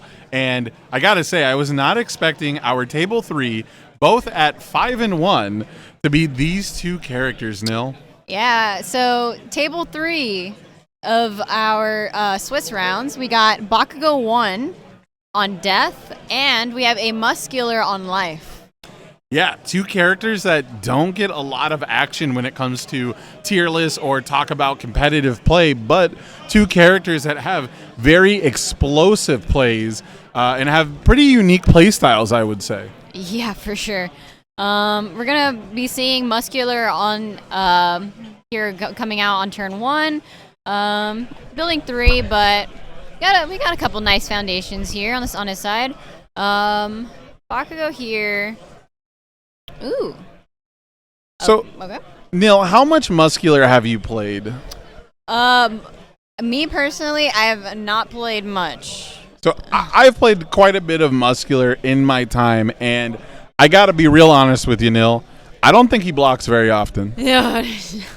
I mean, if you do block, you want to take as little damage as possible. Like, it's fine, right? And, like, the life symbol blocks incredibly well. We see a release out, so it's definitely in the game plan. But when it comes down to it, it's not your primary focus because Muscular is a 5-hand size character with an absolute ton of health. And to kind of do his gimmick, you need to take some damage because every time you take damage, you're going to get a muscle counter. Yep. And that muscle counter is going to give you +1 damage to your non-throw attacks for every muscle counter that you have. Yep. On top of that, after you take damage from an unblocked attack, you can build a card from your card pool to your stage face down. So to get your ramp out and to get your damage bonus out, you'll have to take some damage anyways. And I got to be honest, Bakugo only ever seems to really pop off if you block a lot. This is true. Yeah, so it's going to be a wonder here for the Bakugo, just how well he can string out when he's not able to clear his card pool, right? Yeah, there's not going to be too many gotcha moments. When it comes to damage reduction, it's probably the last thing a Bakugo wants to see. However, when you know your opponent's not blocking, you're free to blow up your foundations to get that damage, right? To counteract that damage reduction. So it'll be incredibly interesting to see how these two decks play. And oh my goodness, double bonds of friendship. It's never been more alive. And we also got to build our really neat asset here. Quick Creation. Quick Creation has some schmoves in Muscular. It's probably the real reason to play the life symbol in Muscular, I'll be honest. Yes. It's the first thing I thought of. It's the thing that drew me to the character right out the gate. Ooh. And our first attack coming down here, turn 3, player 2, turn 3, getting a Vile Seizing, is that right? Yeah, that is Vile Seizing. Now, all right, you're Muscular in this situation, Nilmerg. You check a 5 on this this enhance. Do you commit to? Well, easiest commit to in my life. Yeah. Because we have release for blocking. We're not going to be blocking that much anyways. The main thing is we can't give him the card draw. Yes. That's got to be the number one priority. But what's really interesting here, I want to point out, is we have the League of Villains asset for this Death Bakugo deck, which that's going to allow us to cancel 1 enhance per turn, basically. And Muscular usually has like 1 or 2 really powerful, really impactful enhances. What happens if we never get to pump up because we always just cancel with League of Villains? Yeah, that is. Well, we're gonna be taking 3 here. We're super fine with that. We're super down taking 3. It looks like we canceled the -2 damage from Masked Menace, which I don't hate it, especially if we're poking and we're just going to build after this. Makes tons of sense to me, but that means that we don't have the ability to stop Bewildered, which has a bigger damage penalty. We won't have the ability to stop Pump Up on the rival's turn, and we're not going to be able to stop the filter power of preparing for battle. So, big whiff. Don't like to see that. Yeah, we just saw a bunch of Stun Grenade and Hand Steps on that Ochaco 2 deck, and it did not help Ochaco 2 very much. Bakugo also not getting much help because that Stun Grenade whiffing is massive. And you don't feel too great attacking into Muscular multiple times as Bakugo when these are hitting for 3 or less. Right, and we've hit for a total of 4 damage. We've gotten 4 damage in progression, and we've given Muscular +2 damage. So he's automatically doing as much bonus damage as we do for free now. Yeah, this is gonna be an uphill battle for the Bakugo, I feel, just because. Your whole game plan revolves around punishing blocks, right? Like your best ability is the fact that if the rival blocks your attack, you get to reduce the progressive difficulty of all your moves. And now we're just going to be trying to basically deal as much damage on every attack as we can, put every resource that we can into it. But it just feels bad because your opponent's game plan is to reduce your damage. Right. It is a tug of war on the damage meter. And here's a Muscle Mauler coming down. So we took 2 unblocked attacks, and we still have more health than our 6 hand size rival. Yep. Yeah, so this one's going to be on a 5, and we can destroy that face down, right, that we built from our card pool to just draw 1 card. Yep. We don't have to have the momentum, but this is the kind of enhance that I would love to be canceling with League of Villains bar. Or sorry, League of Villains itself, not the bar. Yeah. This Muscle Mauler is one. The stats on this card, as well as its enhances, are a beefy attack. Yeah, and what's interesting is it has this deadlock enhance, and I don't think I've ever seen a Bakugo 1 actually go to deadlock, but we're sitting at 9 foundations already. That could come into play later on. For sure. But this is a very blockable attack right now. Give it -3 speed, because we got our Arrogant Dispositions. Yeah, Arrogant Disposition, a card often overlooked in the staging area, but punches are better than they've ever been. Yeah. For sure. But going for a half block here. Yikers. Ew. That's going to get another. Not only is that going to deal 5 damage on a half block, it's also going to give the rival another muscle counter. Yep. Yeah, this is and we have another Muscle Mauler. How much you want to bet this second Muscle Mauler gives us another muscle counter? And we know the Bakugo doesn't have a mid block, because why wouldn't you have used a mid block on the first one? It'd have to be a really nice one, like a Stun Grenade, right? Yeah. It'd have to be your best mid blocks. Yeah. Ooh. So now it's presenting 10 damage. Yeah. So the Muscular pump up to get the muscle counter, and then the Muscle Mauler dealing a half damage to get the muscle counter. And now a second Muscle Mauler is going to get half damage at least to get another muscle counter. And now we're giving just an insane amount of damage pump. Interesting that we didn't commit an Arrogant Disposition, as we're blocking this. Right, there's no way we're blocking on less than a 5 check. There's we have no card in hand, right? Yeah. We have no other cards but we have a Struggling with Studies. I don't like the fact that this is a setup strike. That is spooky, ain't it? Yeah, that's And we don't have any committed foundations yet. I guess we keep destroying them, but still, we've got a bunch of foundations left in the stage. If we have another attack, he's dead. Absolutely. No cards in hand. I mean, we can Struggling. We have a Struggling with Studies to pick up a card. True. But it makes it even weirder that we didn't do these -3 are both low. Oh. Oh, and a 6 check. This man can't be stopped. These are low blocks though. This can only be. I think we're done though. Okay, so we're flipping the Struggling. We're gonna pick up the 1 low block. But this is I guess we're at 8. We can half block this and go to 3. This Interesting too that Muscular has not flipped Excited for Blood to go back to full either. We checked the 3. Oh. Oh my, yeah. So Arrogant Disposition, you called it, Nil. That's the play you got to make. You had to play the Arrogant Disposition. Yeah, we had to. I mean, it was the last attack we were going to be able to block, so why wouldn't you? Right, like we had struggling, and I think we just didn't expect the Muscular turn 4 attack string. I mean, we gave him the muscle counters. We gave him more muscle counters by taking the damage, and all of a sudden, counting to 28 became incredibly easy. Yeah, it definitely an interesting choice not to have committed it. It makes you wonder if you would have survived in that scenario. For all you new players at home, I'm going to ask you, Nil. I know you know the answer. Do you know how we could have scouted that Muscular actually had those attacks in hand? Muscular, we had... It's because we never flipped Excited. We never used Excited for Blood to draw a card. That is true.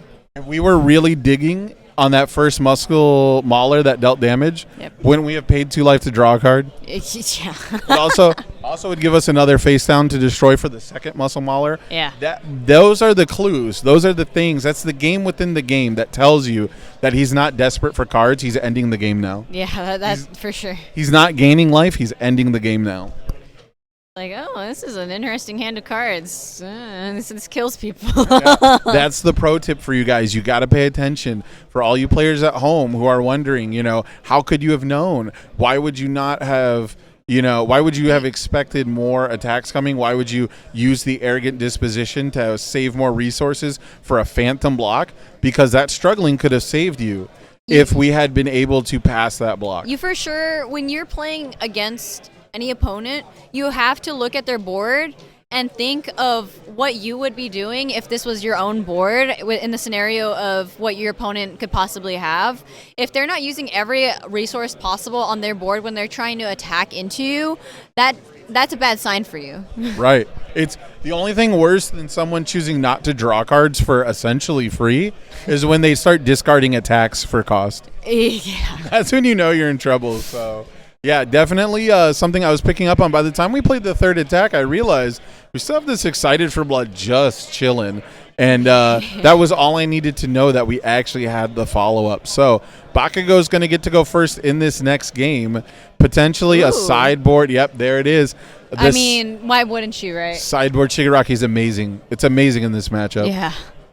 You want to take damage? Sure, bud. Yeah. You want to make sure that your sub 3 damage attacks are actually for 8. Right, yeah. We needed that damage pump. Well, why destroy a foundation for +2 when we can just drain you for 5? Yeah. This is a nightmare matchup for Muscular. Not impossible, but it's a nightmare matchup. Especially because Shigaraki makes Muscular as a 5-hander. Your ready foundations are very precious. Shigaraki says you get to debuild one every turn. As long as I completely block one. Oh my goodness! You know what I just saw? That deck is a tower. Is he playing every death card in the game? I think we just have every death, and we have like every Fury and every Death Foundation in our deck. I think I had heard someone talk about the Bakugo deck and said something around 80 cards. Oh my goodness! Yeah.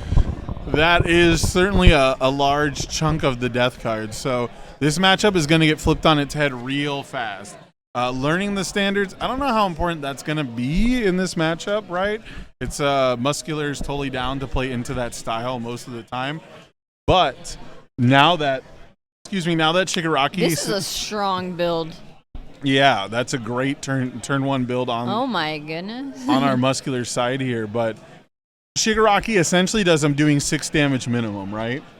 That is 6 attacks. We are now in Nomu land at worst. We are now at best going to look like a Nomu deck. So that's...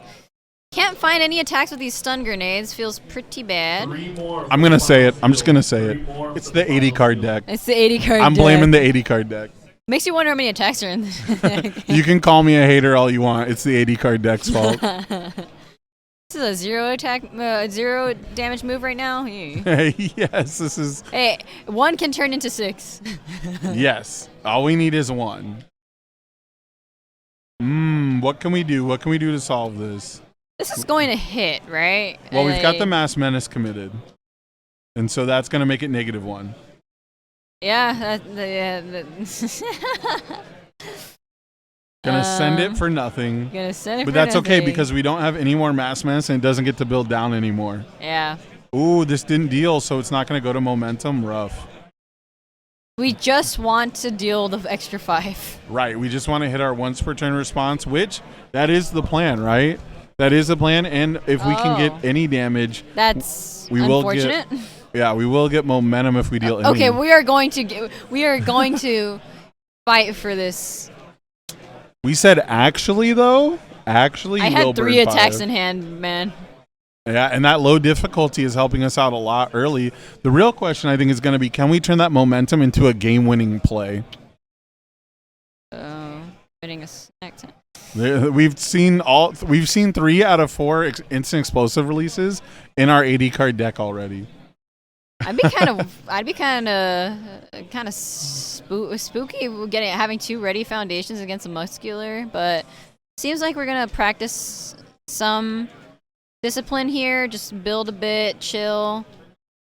Yeah, that is definitely the mark of a deck that did not draw any attacks, but Mass Menace could be a big deal, and then Lost in Thought is one of the most powerful foundations from set 4, so that might be something that can turn the tide in this matchup. Lost in Thought has definitely been creeping up in popularity, and people having it in talks. Yeah, it's like apathetic that you can't use Saving Bakugo, that you can't use Chivalrous against, and has extra upside. Yeah. So Speaking of upside, here is Stun Grenade. Are we going to hit? My goodness. It's a lottery at this point. 80 card deck. 80 card deck. 80 cards. You're only showing 3 of them, my guy. How many Fury attacks can there possibly be on this symbol? Next card we check, Fury deck. Oh, it has to be. It'll be the last instant explosive release, right? We'll actually just check the 4th one right here. So, blocking with the recovery 10. Still dealing no damage. Yep. Getting the breaker 1 down. So the irony is that Oh, we flipped something with pump up to seal snack time. Interesting play this early in the game. Ooh. Okay, not a Fury attack, Not a but I would have Fury lost attack. my mind if you had called that. So this one's really cool because it's going to get us a guaranteed momentum even if it doesn't deal damage, and it's going to turn into tons of card draw. This card normally eats 5-handers alive. Combining it with Shigaraki is even nuttier. Yeah. Here comes Lost in Thought, popping the luring the standards back into the hand. So if we do draw an incredibly good string, there's potential that we actually get to enact it, but Shigaraki can also just rebuild it on this turn, right? Yeah. Yeah. Doing the defensive Lost in Thought to get rid of a defensive piece is usually a bit of a non-bow. Yeah. And it's the irony here is that the moment we swapped out of Bakugo 1, we decide, yeah, sure, I'll block this. Right, we just became amazing at blocking all of a sudden. You know? We don't have any extra stats. We sealed the snack time to make sure that there's no bonus stats. Hey, that's So- a refreshing slice, and we got 2 momentum. Yeah, true. True. Hey. You know what else needs 2 momentum? Sun Death Assault. We could see that Fury attack. I Yeah. mean, 80 cards. We have the room for it. We have the technology. We have the technology. And speaking of technology, this is a technology everyone's familiar with. So, Stun 2 coming out. Yep, check Makes a 5, sense. stun 2, all enhanced flips, student of the year. Oh, sorry, that's a different matchup. I got ahead of myself. I'm preparing for tomorrow. Gonna give this a bit of damage. Yeah, surviving the final is going to help us out here, I think, though. We might have a chance here. Put this block down. I would just go ahead and refreshing slice here, possibly. Or did it get sealed? Because it's upside down, but I don't see a -1 speed on it. We did give it There -1. it is. Okay, we Yeah. just weren't marking it yet. Yeah, it's on the counter. Yeah, that's true too. Good eye. I, as a super oldie head, for a long time, the only time we would flip stuff upside down is for seal, which is still a relatively new mechanic. But it now has become the signal for I've used this card, right? And this is a nice one. Okay, breaker one. He said, I got some breaker for you. Shigaraki shenanigans. And then destroy one ready foundation. So it doesn't have to be face up, but does have to be ready. So, good call not to attack. Yeah, a little bewildered action into the breaker. Some more lost in thought. Getting even more lost in thought. Yeah, lots of the nice classic life symbol interaction. We're not seeing quite as much card draw as I would really like to see for a 5-hander. Yeah. But we are seeing some really powerful interactions like pump up to seal something on defense, which I love. Bewildered has showed up more and more now that Ojiro's like always going to have 3 attacks in his card pool. Hey, we didn't use a refreshing slice on our opponent's turn. We have refreshing slice at least twice our turn. Yeah, that's a pretty strong ability for sure. Refreshing Slice is, I'm waiting for that card to just take over. It's so close for like a deck that is just incredibly momentum hungry. Yeah. I'm waiting for it to take over, but here's another foundation that might take over. Lost in Thought being used again. And we decided to flip, or essentially flip a... It is the roundabout flip. Yeah. Okay, so Muscular's had the right block zone pretty much every time. We got that one poke in early. Then we got free momentum from Hellfire Impact Cyclone, but we haven't been able to deal damage since that first turn of attacking. Yeah. So gonna commit down 2 foundations, but we're also gonna get to discard 2 and draw 2, which that's incredibly consistent ability. We love filtering our hand. We like to find the orange ones. For sure. Like, this is a matchup where you actually need to exhaust the rival's card advantage resources, right? Like, you're almost never in this matchup against a life symbol, you're almost never going to overstat, right? Like, we're not putting any speed on things. We're not doing any actual stats with our character. I don't think we used the enhance. Ooh, signaling that we actually have the gas. So we have 4 ready foundations as Shigaraki. And Muscular's board is honestly like not too... I don't think the Muscular is too concerned right now. So I think it's a good call to go ahead and build here. Because how deep can you really go as Shigaraki on these foundations? Right. I mean, we've given the +2 damage back, which isn't as big as it was last time, but... the muscle counters can spiral out of control with a card like Pump Up in the stage. Yeah. You know, all of a sudden, if you get hit again, it's +4 damage. We're in no-moo territory. You get hit again on a different turn with a Pump Up, we're at +6 damage. Yeah. That's, I think about as big of a damage bonus as you can get that isn't scaled based on situational effects, right? Yeah. Ooh, okay. Okay, this is a little bit of spice again. Interesting. You have to be at more health than your opponent, so this is actually on a 6, right? Yeah. we are tied. Yeah. Pretty funny. Yeah, not too often you see a health tie after someone has started to take damage. Yeah. So, and this card has proven to be incredibly useful even without the momentum version.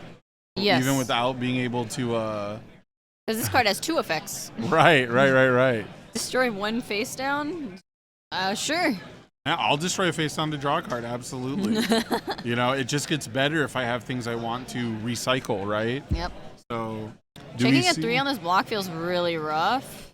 But we're still going to get to pop off the Shigaraki response, right? Yes.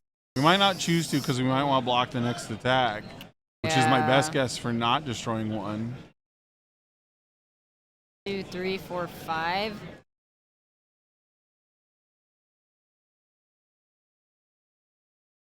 Setup strike is a really interesting one for me for Muscular because you're typically not trying to dance around with like the stat game as a 5-hander very often unless it's just buckets of damage. Yeah. But once you start adding speed to things, it does get scary. Yeah, It's for just sure. usually people can sell out their defensive resources for that exactly one massive speed attack. But this Muscular deck has been so good at chaining out multiple attacks in a row, and choosing to pivot at the right time avoids the 3, but checks another 3. We're checking so many attacks right now. My goodness. Maybe he also has an 80 attack deck. I mean, that learning the standards was kind of you like to see that actually do something, right? Right. Not only did it add +1 to the progressive, but because we checked that 3, big double whammy. I thought it was a little sad when we popped it off and the rival just checked a 3 on the 1 div. Yeah. But it wasn't enough. We checked a muscle mauler on the next one. So this is the turn for Shigaraki to try and take a massive lead. For sure. And starting off with this, we're gonna go ahead. Ooh. A little bit of spice, getting to discard, get +2 damage from the aggressive temper. Luckily, it's not a burst speed, because that would be Bakugo only response. Yes. It is gonna be getting -3. Even more. Just keep negging the speed or the damage. Sorry. And, Yeah. Yep. Yeah, so it's super fast. This looks like a spooky attack. Yep. It looks like we reduced the speed and then flipped it. So not going to get anything going this way. Not going to get our instant explosive releases turned on. We are just like our last stream match where the 5 hand size character was trying to open the window, if you will, against Momo. The window might actually be closing for Shigaraki if we don't get something going on this turn almost exactly. Okay. Blood Evaluation's a great start. Detonation Launcher's a great start. But Muscular's still holding quite a few cards, one of them a recovery time. So even if we get a bunch of card draw going, it's going to be at the cost of taking damage and losing that 5 life. Or we're going to partial block something. Neither one's a great option. I'm assuming we drew into the detonation launcher from the first attack. Right. Because, like, why wouldn't you have played it first? Right. So we do see the massive hit to the health come down, but recovery time is going to buy us some of that back. Keeping our muscle maulers on a 5 difficulty, that could be absolutely huge here. Yep. Get a momentum back, draw a card, not really commit anything, so we can play it second, we can play it third. Muscular here, though, has a bit of a big board. I'd be kind of scared. Yeah, who do you think has the better deadlock in this matchup? So we have Vile Seizing versus Flip 2 Foundations. Vile Seizing is always Vile Season's pretty nasty. It's Yeah. it's on that uninteractable speed wavelength, but here comes a setup strike looking through our options here. 3 speed to the next hey, that's one. half our health. Yeah, absolutely. We have tons of counters now, and I imagine Muscular has a streak, or else we would not be throwing out just the setup strike, and we want it to hit. 6 high. Yeah, 6 high for 5, gonna get blocked on an 8. Checks a 3. 6 high for 10. Or sorry, yeah, 6 high for 10. That is like a difference. It's a much bigger move. But checking a 3 here is rough. Yeah, but you have to, right? You Yeah. can't just take half your life. Now, the next one is faster. What if it's for 20? How bad would you? The next one was for 20. I would probably cry. I think that's the appropriate response, but here's a copy Harden. This one's pretty nasty. It's going to come in with the bonus damage, but then we're also going to be able to add a foundation to our hand. It's a 7 high. Yeah, for even more damage. Yeah, so 3, 4, 5, 6. Give it an additional 6 damage for 12. Could this be it? Could this be the Muscular 2-0 at table 3 in the penultimate round of our Kissimmee regional license exam? It certainly has the damage. Do we have a follow-up? Ooh, we might have a block. We are readying foundations. We'll say this is not lethal. Right. This is But our. we've seen Muscular do a surprisingly good job as a 5-hander of putting those strings together. Yeah. This Muscular deck has been very patient, but when it has attacked, Oh, it this feels had good. multiple attacks. I would be so sad having to use a Vile Seizing as a block. Me too. I would The be so breaker is sad. like a very small benefit to being forced to do that. I gotta be honest, that was starting to look like a real scary turn. Yeah. That was starting to look like Muscular was gonna go deep there, but Travis Washburn now has a chance on the back crack. You know, a decent amount of foundations are committed, maybe not a lot, but a decent amount of foundations are committed on the rival side of the board there. So you gotta strike while the iron is hot. With how big this deck is, though, you really have to wonder what is in this hand, in this Shigaraki's hand at all times. Like, I'm seeing new cards every time. yeah. But that's a nice one. Is Checking that the 4. XR? That's the Turn to Dust, That was correct? Turn to Dust. Yeah, Yeah. it's right there on the glare, right where the name is. Yeah. But this one would feel so good if we had some momentum. Yeah. But there's that.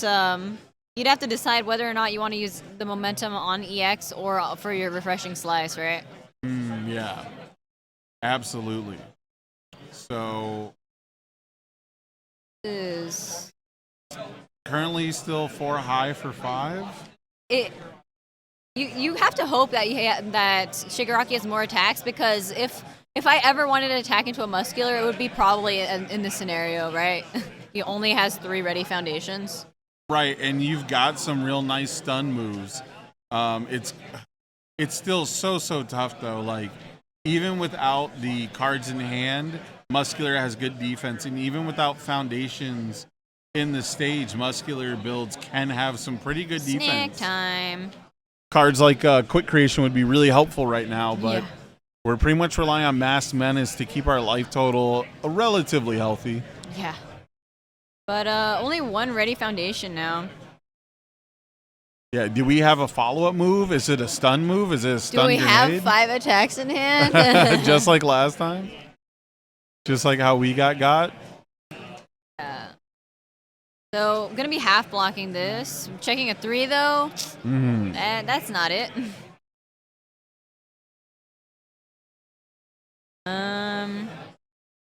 Yeah. It's just a wonder what's in the Shigaraki's hand.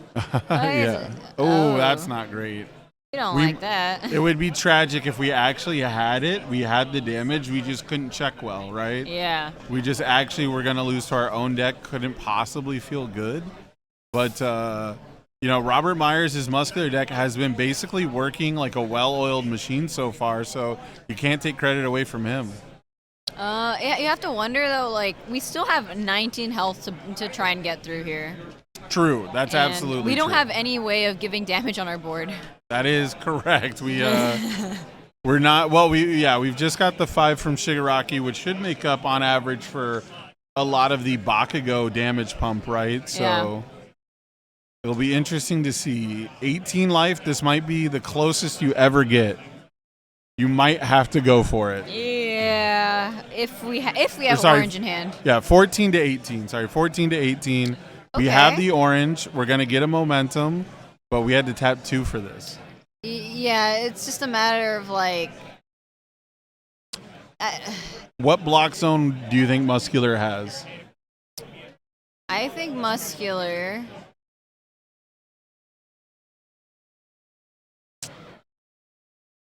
I think he has a good chance of having a high block. Okay. But if he does have a high block, we're gonna see it on this attack, right? Right, absolutely. Because this one can get pretty close to lethal, but I don't think it quite gets there, right? Because we already Yeah. did the once per game or the once It's per going to be the turn. one that the biggest one for sure. I think. Yeah, I mean we can get it to about 12. It looks like, which is not quite enough to win, but I mean, if we have one more move. This is a really this is a really awkward situation to be in.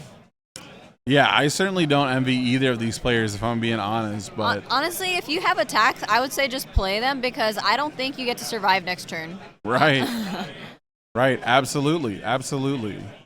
It's time for no holds barred. Yeah. It's time to go for the win. It's time to some other My Hero reference. I don't know. Symbol to piece it up. We're thinking. We're really thinking right now. So it just comes down to what is in the hand and what's on the top of our deck. Right, the almighty control check. I mean, I would have to assume if we had it, we windmill slammed it. Because if we have a oh my. You hate to see it unless you're a big Muscular fan. Oh my goodness. Oh, that feels so bad, right? It does not feel good. I think Muscular can easily do, was it 18 with +9 damage? He's got +9 nil. There's no way if we drew attacks. If we draw attacks, this is just this Shigaraki's very dead. It's gonna start at +10 from pump up. No. And you know what the best part is? If you want to block this first one, through pump up's flip ability, we can seal learning the standard. Yeah. So you'll have to take this one for like 14 if you want to even think about using learning the standard. Yeah. Hey, look at that! We have like our entire deck in our discard. Correct. We've come this far. A lot of dice being thrown around. I don't think it's going to be particularly difficult for Shigaraki to block, even with the low foundation count. Yes. It's going to be down to block zones right now, and very soon it could come down to block modifiers with the bonus speed from setup strike. 11, 12, 13. Honestly, this isn't lethal. If we do have one high block in hand, we could just learning the standards on this one. I don't know how impactful that would be, but right. It's a scary game. It's a razor's we're gonna edge. half block. Oh no, we are going to play we're planning on blocking this. Right. I mean, if you can, I think you have to. And that way, Pump Up just does not get to seal the learning the standards. Right. Gosh, this is so tough. Yeah,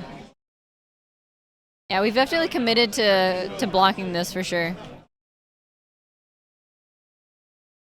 So there's the high block, checking a 3. There it is. And there it is, choosing to evil gaze some random face down. And did we choose to wait? This attack is blocked. Wait, did we seal the refreshing slice? Is that why it's upside down? No, I think we just used it. Is it once per turn? Refreshing slice, you can keep using it on each attack as long as you have momentum. Oh, we did flip. We did flip pump up. Yeah. So. Interesting stuff. Maybe we sealed blood evaluation. It's in a different direction than our other momentum uses. Yeah. But now we have a Copy Harden coming out. Don't like a 7 high move. Right. We get to stay at 1. Oof. Using learning the standards. Oh my god. Now we get to cycle. Love it. Let's see how many attacks get cycled. Woohoo! Yeah, I mean, it's a very close game, but I got to give a lot of credit to Muscular being able to play this sort of defensive game and preserve their life as well as they did against the Shigaraki is still very impressive for a 5-hander. 8, 9. That was 10? Well, if we have... I don't think we have it. I don't think so either. We were playing around learning the standards last time. Oh, we did learn the standards. It did get removed, so maybe we do. No, but, unfortunate. Yeah. Unfortunate. But we do have a recovery time in hand, which is not useful because Shigaraki response exists. Yeah. So we have a +1 mid-breaker. That's not nothing. This is staying at 1. The dreaded, you never leave your opponent at 1. Right, that fabled anime power-up. Hey, Shigaraki. How are they cycling at the same time? How did Are we they get both through? 80 card deck? Maybe it's double sleeve. How did we get through an 80 card deck? Stun grenade. Lots and lots of stun grenade. Decent amount of card draw. How did we go through it as fast as Muscular, though? That is true. That's the real question. What had happened this game? They came out firing on all cylinders, and then all of a sudden, it's just been like a very slow poke turn. Yeah. Very methodical poke turn. We Very just methodical keep checking 3-check. threes. Yeah, We're- that too. that's just gonna thing that's gonna keep happening this game. Yeah, but I think this game's going to be over real soon, and we are going to get a game 3. That is my prediction. It's all going to come down to Travis Washburn putting together a legitimate string off the back of this stun 2. Honestly, I would have used a refreshing slice first to make my opponent commit one of those face downs, then use a stun 2 and turn to dust, so that at least one of those 2 are face ups. That if you, on one of the enhances, one of those face ups are going to be forced to be destroyed if they don't pay the 2. Right, absolutely. Absolutely. So it's just a matter of like optimizing the. Ooh, didn't have it. Ooh. Didn't have the high block, it looks like. So no complete block. Means Shigaraki is going to get to pick up game 2. We're going to go to a game 3. Is there a world where we side back into Bakugo? No. I don't think so either. I don't think so either. We've got, I love this build though. Yeah. We've got the character that punishes you for blocking, and then we've got the character that punishes you for never blocking. Yeah. And it works pretty well together. They both care about the same keyword. It's kind of wild. Yeah. So we're for sure likely to see the Shigaraki come out again. Looks like we're going to be sideboarding a couple of cards out of our 80 card deck. We're going to see him turn 1. I have faith. But I have faith we're going to draw every card we side right now to start the game, to start our game 3. I would hope not. This is the X1. This is the table 3, Bakugo 1, with the Shigaraki sandbag. This deck has been doing magical things all day. This deck has been putting in work all day. There's no reason for it not to do so going second here. But then again, so is Muscular. Muscular is on the play. Feels kind of spooky that Muscular is going first though. Yeah, it would feel kind of spooky if we built a spooky as well, now that you mentioned it. Now that you've said the card name, if we built a spooky on turn 1, that could be one of the best ways to deal That is with true. big attacks is if we're not pumping the speed at all, just got to reset it to 0. If Muscular is setting our all the damage on our attacks to 0, it would be better to have a 0 speed move than a 0 damage move. Absolutely, absolutely. For a character that simply wants to not take damage or take as little as possible. Right. Yeah, it's kind of a tough game to play, right? And that's why Musculars pretty much always try to jam as much life gain as they feel comfortable with. Because we talked about that pseudo Nomu, like you gotta hit 6 times, right? Well, life gain can increase that number. And Shigaraki hasn't had the best time dealing damage yet. No, not at all.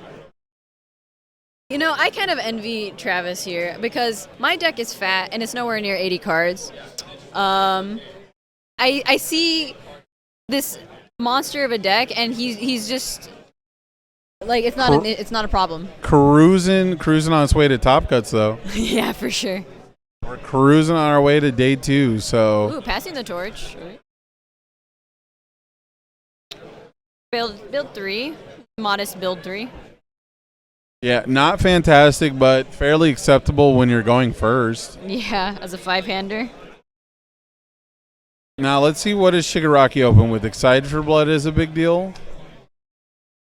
Oh, we just have. Oh, okay. That's a real big deal. It sure is. Yeah.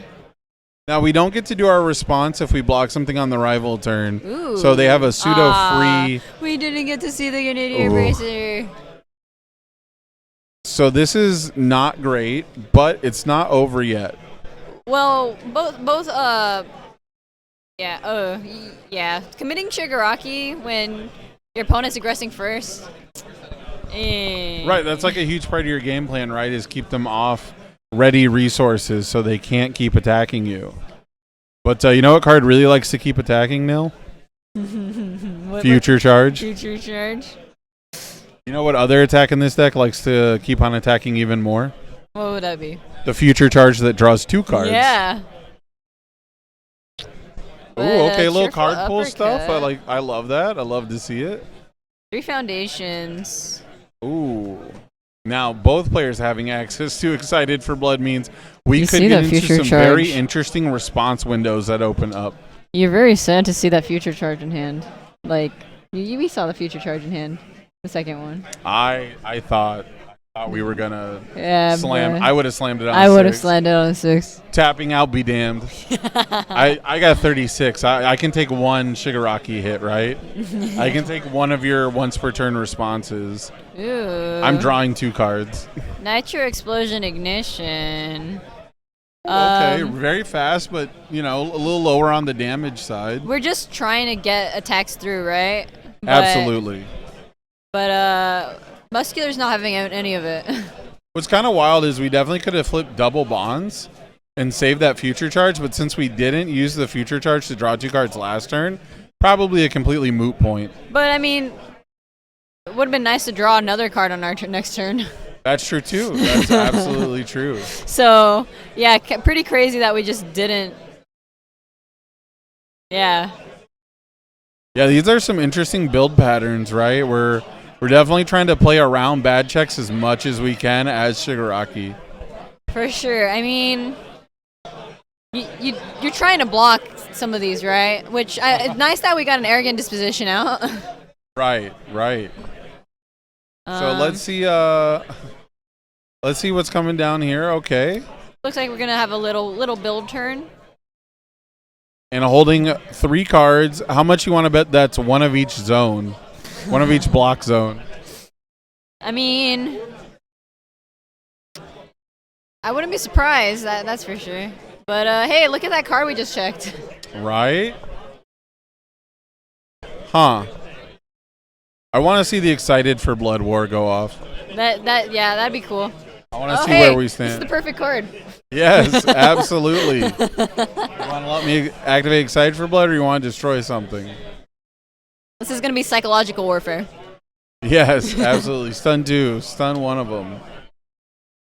Or destroy one of them, or lose 2 life. Here it goes. There's the Excited for Bloods. There we go. I'll respond. Okay, well, I'll respond as well. All right, well, when you I'll respond gain for 4. your response, I'll respond to my response of you responding. Are you as excited as I am? That's what they're asking each other. just the circus music starts Right. going off. Right. Yeah, he played the Turn to Dust, and all of a sudden, ding, ding, ding, ding, ding, ding, ding, ding.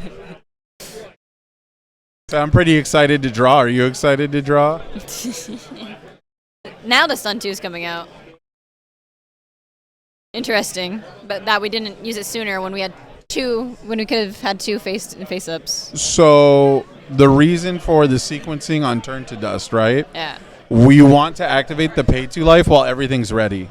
Oh hey, would you look at that?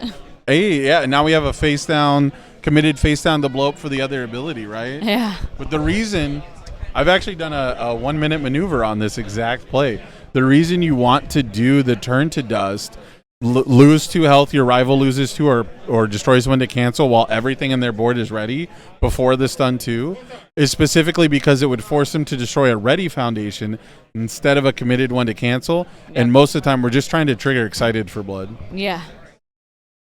And So it was incredibly good sequencing, but both players are still at maximum health, right, through those Excited for Bloods, and there's less than 15 minutes left in the round. So 2 pretty quick battles of absolute slugfest, and then naturally game 3 is everyone just trying to be on their toes and not get zonked out of nowhere.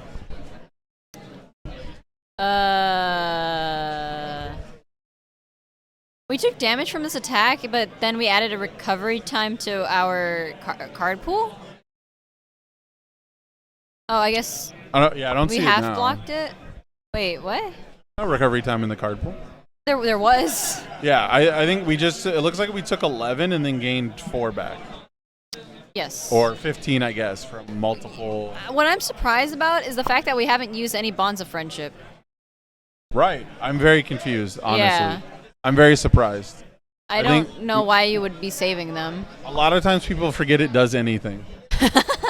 That's just the truth. Arrogant disposition, I mean, too. if there's any deck that it does something against, it's this one.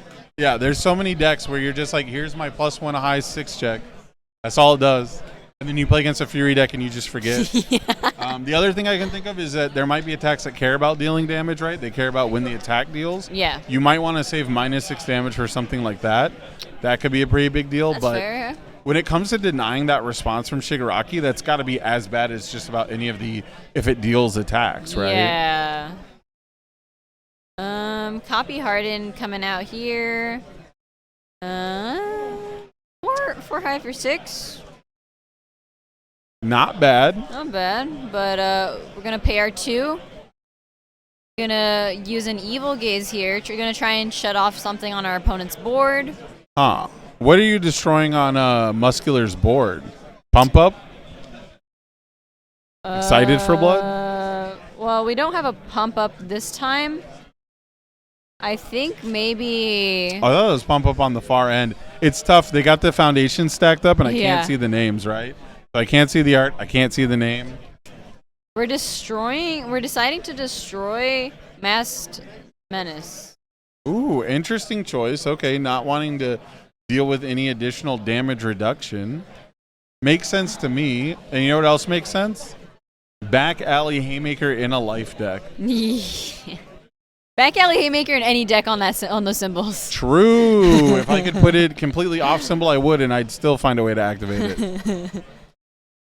Absolutely bonkers card. Does everything you need it to, right? Yeah. It Rams or cooks your draws meals, or does stuns. your laundry. Yes. Yes. It does a little bit of everything. Ooh, okay.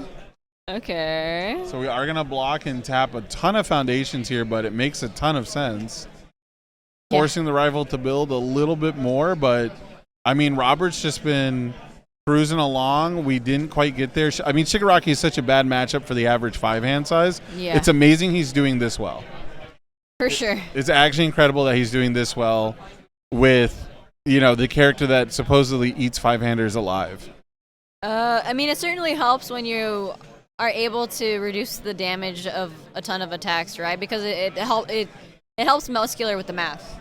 Right. Especially as a 36 health character.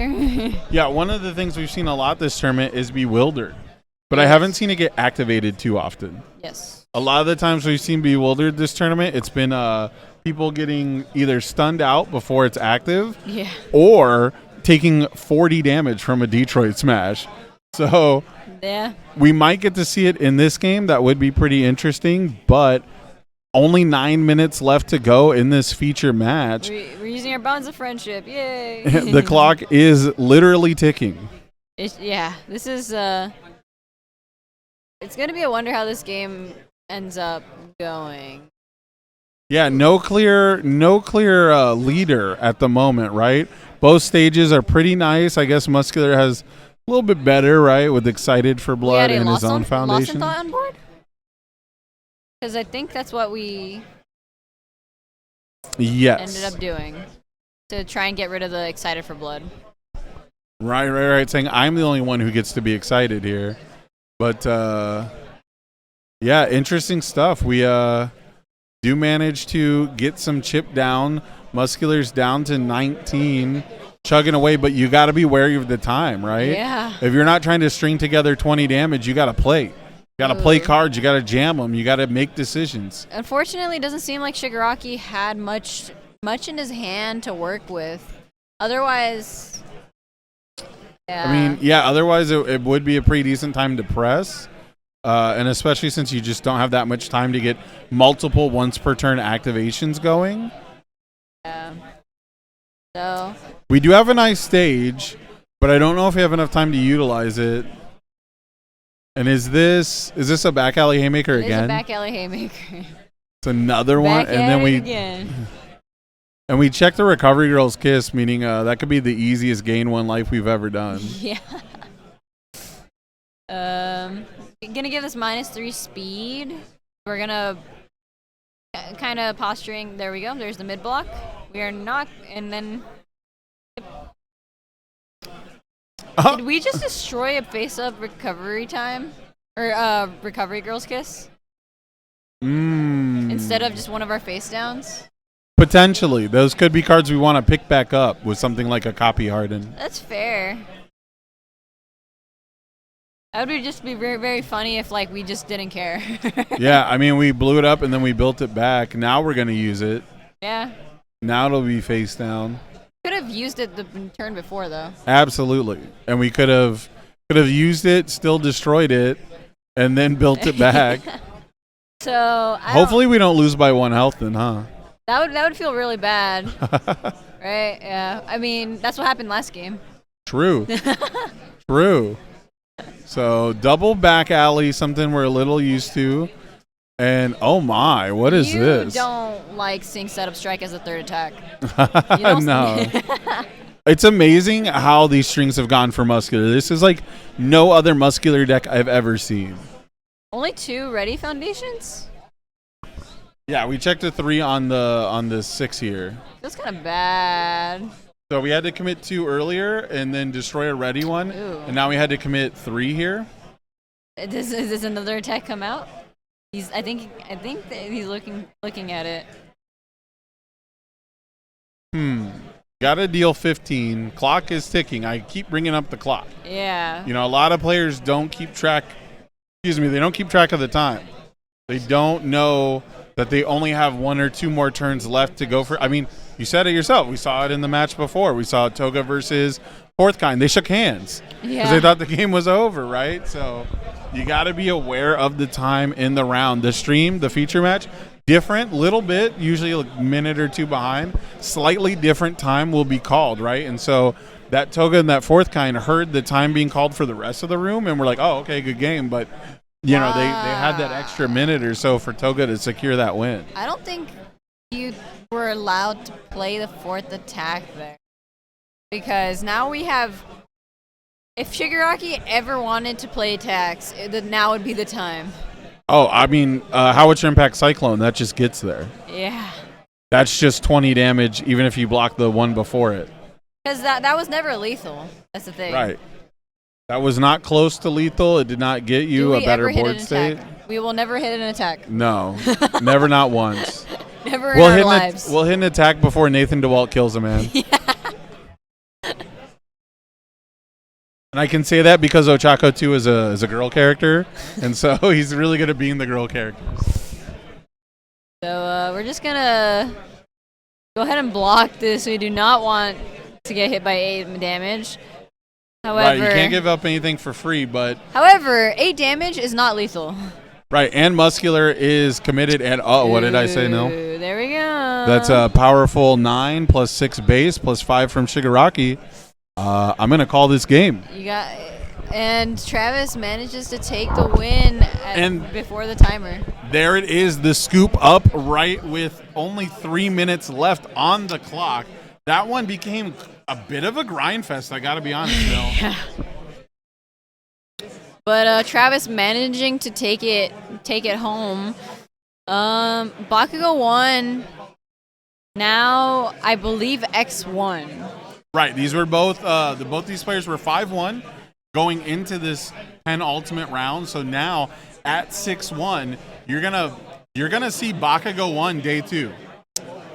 We saw Deku 1 do really good at the Oceania regional, and now we said, why not the other starter character? Why not the other protagonist of Class 1A, Bakugo? Why not show up with a 1-dot starter deck character and potentially take the whole tournament? And while Bakugo 1's face is on the deck, cannot discount the fact that Shigaraki, you were able to pivot pretty well into the Shigaraki as well, should you need a different strategy. And both are characters that, honestly, pretty happy to see in a top cut.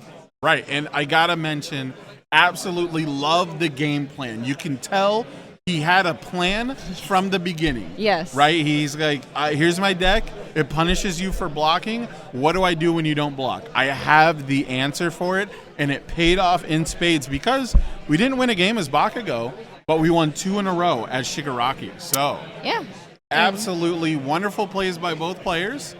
We are going to have some interviews for you guys potentially in a moment here. Time in the round has been called, so we might have to jump into the final round. So please let us go see if we can get a quick interview for you.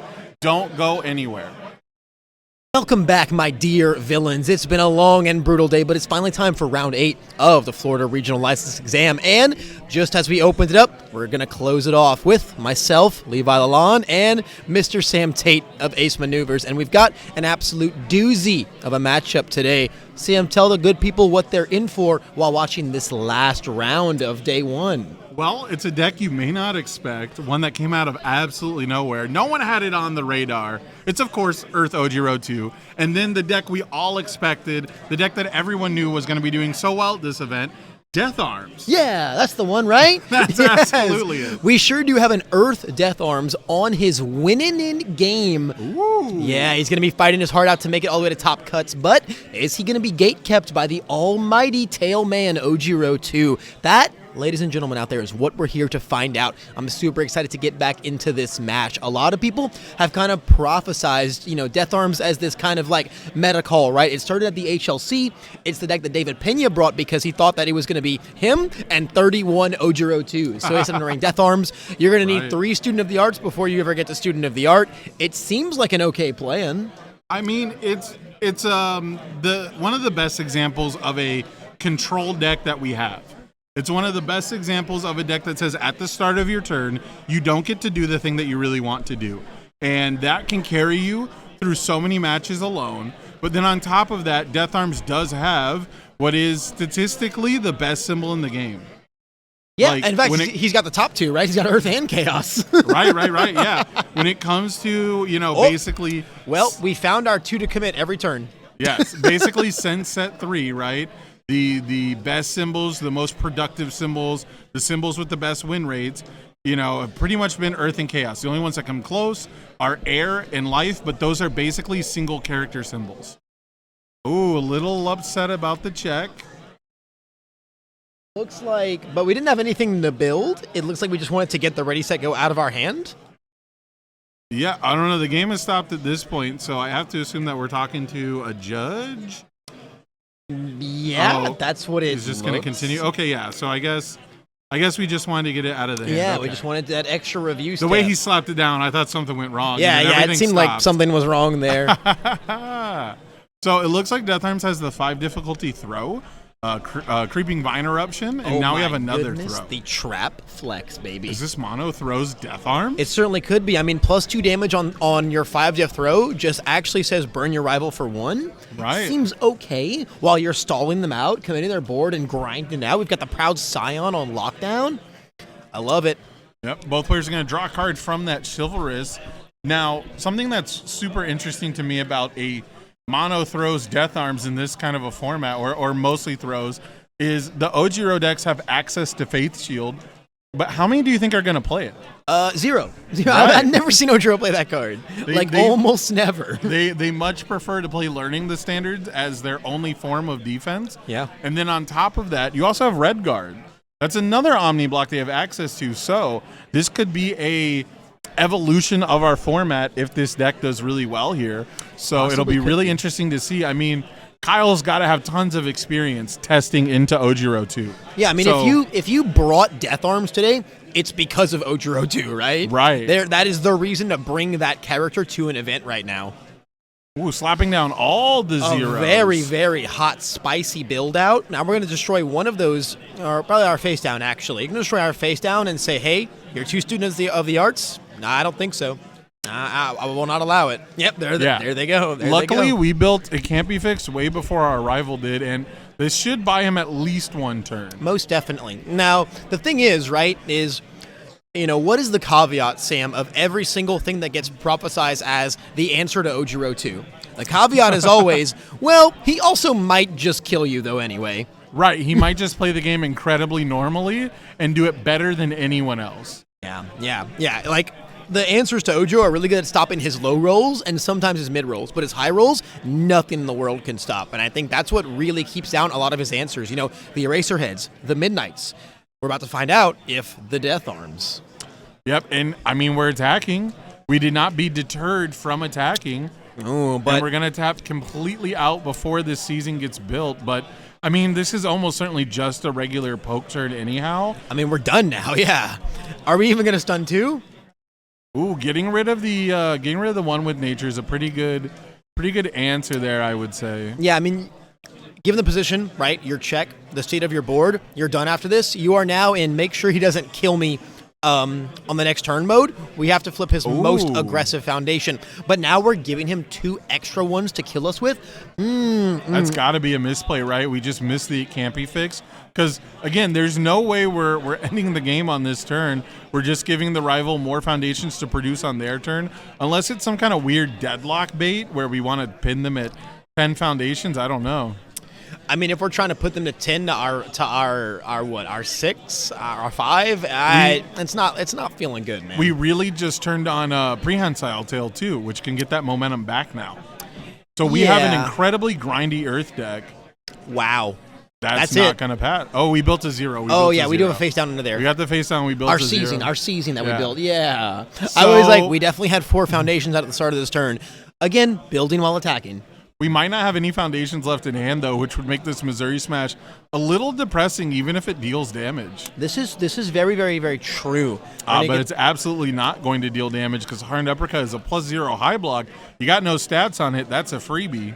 Yeah, this card's pretty hardcore in Death Arms. All Casual 4 low for 11. Oh, there's a third. Oh, no. We could have just built.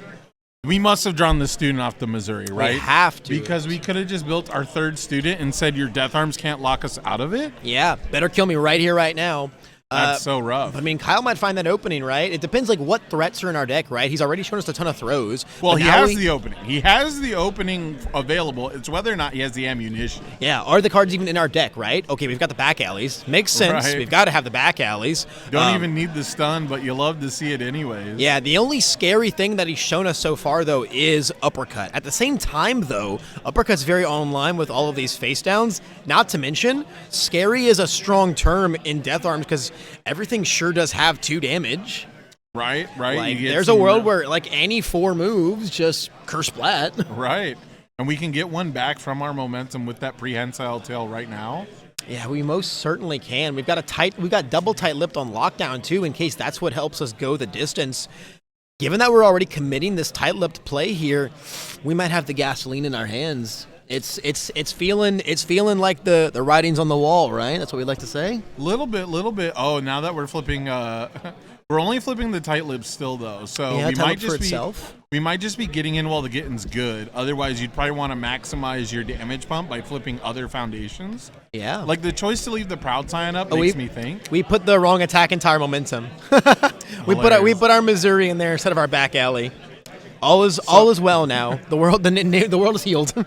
Yeah, it's interesting, too, because in this current board state, Proud Sign doesn't do much, right? Proud Sign doesn't commit anything, and even if it did, it can't be fixed with red. It would get a bonus foundation back.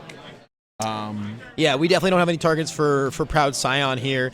Interesting that he didn't use the tight lip to flip it. Maybe that's actually what says that we don't quite have it this turn. That's what I'm thinking. I'm thinking because we flipped the tight lips and not the other foundations, that means that we don't quite have it. But we've got the trap flex. Not the most beautiful check in the world, but... And we're not going to get the bonus damage from it anymore because we have way more foundations. Yeah, it's still going to be for 7, though. We are Death Arms. However, it is blockable. Barely. It's barely blockable. We got to have a real good one. But this and, like, any move kills... Yeah, any 5 damage move that we... Oh, but we have a good one. Oh, there it is. Yeah, we're at 10 now. Only a couple moves kill. Anything with powerful gets there? Yeah, I don't know if we have it. An uppercut gets there. Oh, powerful 2 might not. If it's a 5 damage, uppercut plus absolutely 2. We have plus 2. We have plus 2. We're Death Arms. Right. So a 5 damage powerful 2 move would only be 9. You're right. Depending on... So if we had the double tight lip on both attacks, right?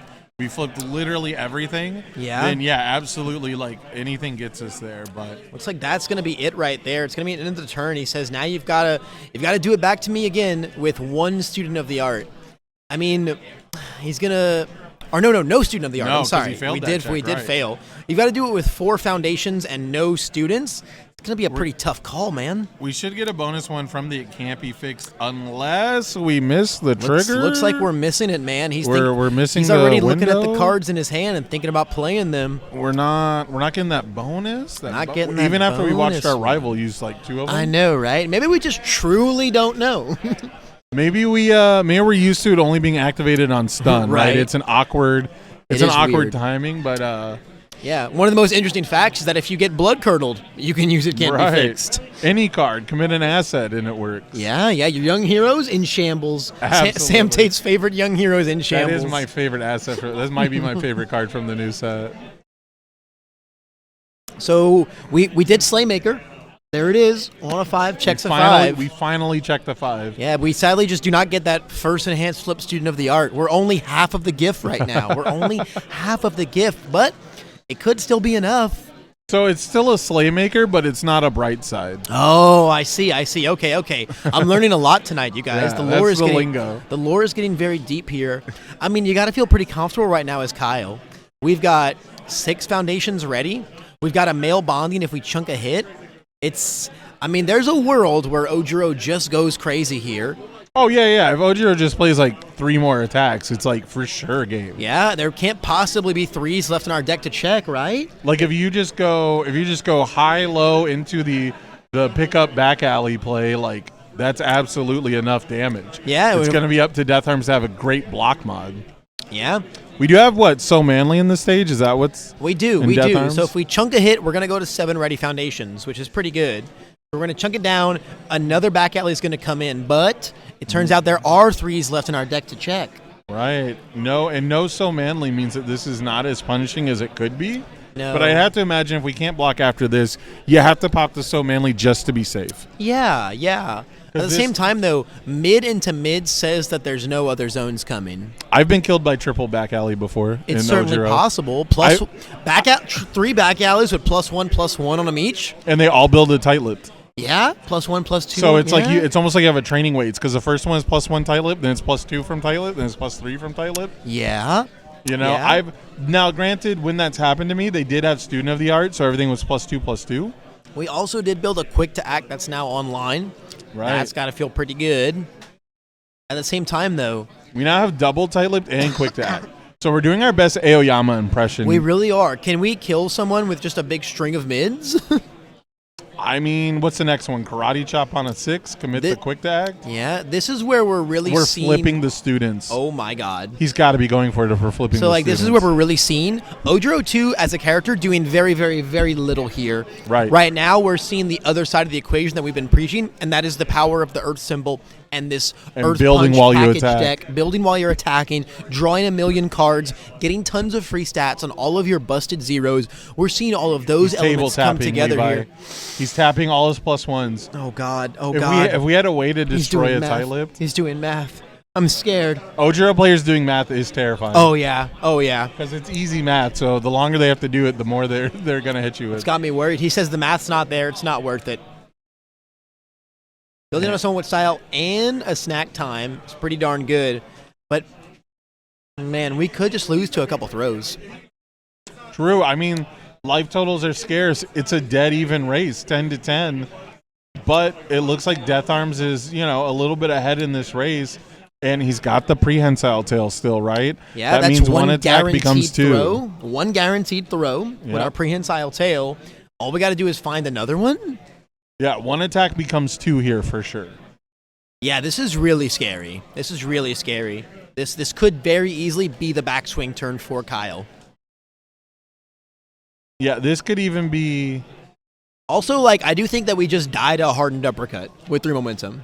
Right, Pretty sure we absolutely. do just die to that. It's Absolutely. extremely possible. We've got our first throw, our second center momentum ready to be picked up. Now, the big question, do we remember where it is? I never do. Yeah? Oh, it looks like that was our first momentum. Yeah, we did pick up another trap flex here.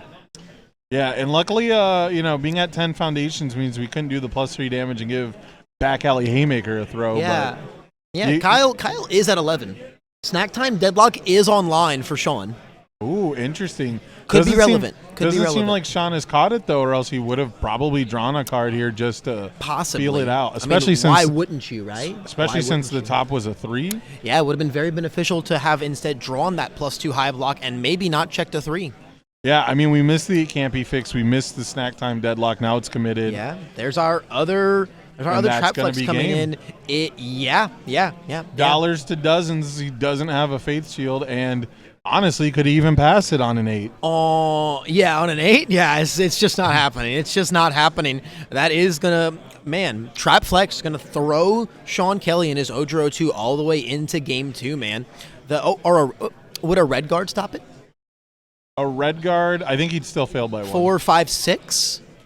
A red guard's a +2? 7. On a 7? Yeah, we have to it'd check be a 6. on 7, We yeah. have to check a 6 like a god buddy legend block? man. A buddy block? Hey, we still had a half, though. Yeah. We need a red guard. We need a red guard. We're missing the omni block necessary part. we need the Omni block. Yeah, there were passable blocks there, just not the ones that stopped that throw damage.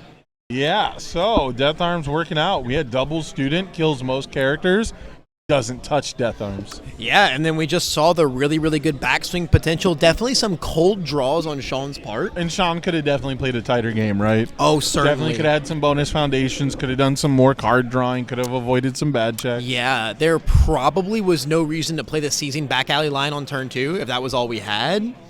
It was definitely no reason to play the next attack. Yeah, because if we could have built a third student, I think we win the game. Yeah, I think if we had student last turn, Shawn absolutely wins. Like if we had 3 students and you can only commit 2 and we ready it can't be fixed, or we build one with a can't be fixed, I think we actually have plenty of gas. First of all, that's +1/+1 to every other attack. Yeah. Then we could have used our back alleys to potentially draw the 3rd zone, and if we activate that once per turn, I have to believe that Ojiro wins that game. So much could have happened just off the back of having a singular student there, and it's really unfortunate that could have been our downfall right there. That even amongst that ocean, that lagoon, that monsoon of terrible checks, we possibly could have still found a way out just through the power of Ojiro with a student of the art on board. I'm incredibly surprised how often I see people build a 0 that they're not about to use with back alley. Like the amount of times that you're going to draw a better foundation than a 0 diff from drawing a random card is great. Like it is, I would say, more correct more often if you're not going to be attacking to not build the 0, even if it's a great 0 like tight-lipped or quick tacked or it can't be fixed. And then on top of that, if you're trying to dig yourself out of a hole, if you're trying to find a different line of play, drawing a card is absolutely the way to go. So it'll be very, very interesting to see what the adaptation is, if there is any sideboard spice that we can spot. Death Arms feels pretty okay going second. Yeah, conceptually speaking, right, this Death Arms deck is essentially just going to say, hey, I'm playing Ojiro 2. Basically, I'm playing the exact same main deck, but I'm Death Arms, and you're Ojiro with no student of the arts. And when we're playing the same deck, Death Arms is probably better than Ojiro with no students, as long as we can confirm it's always no students, and when we're just damage pumping all of these throws with Death Arms. I'm going to have to disagree with you, Levi, because the stun 2 on my turn is rough, but I have answers for it with the can't be fixed.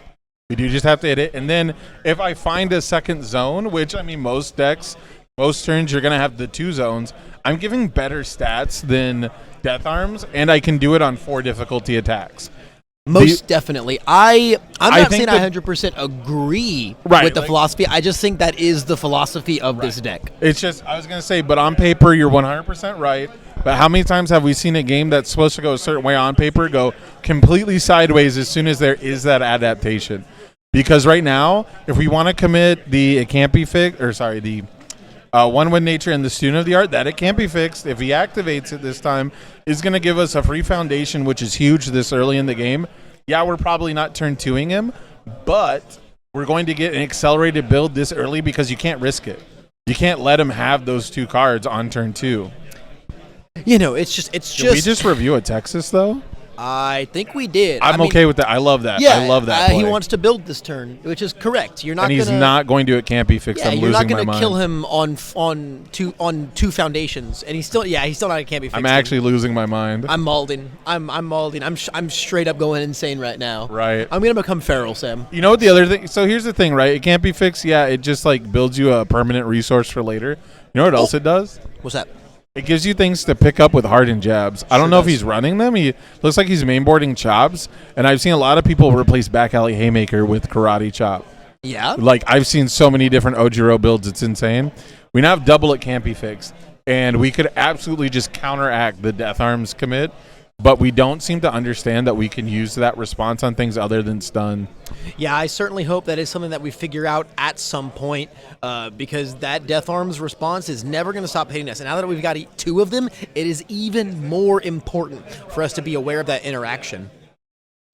Right. It's just, man, it's so rough. So, like you said, these players were on their winning in, right? Yeah.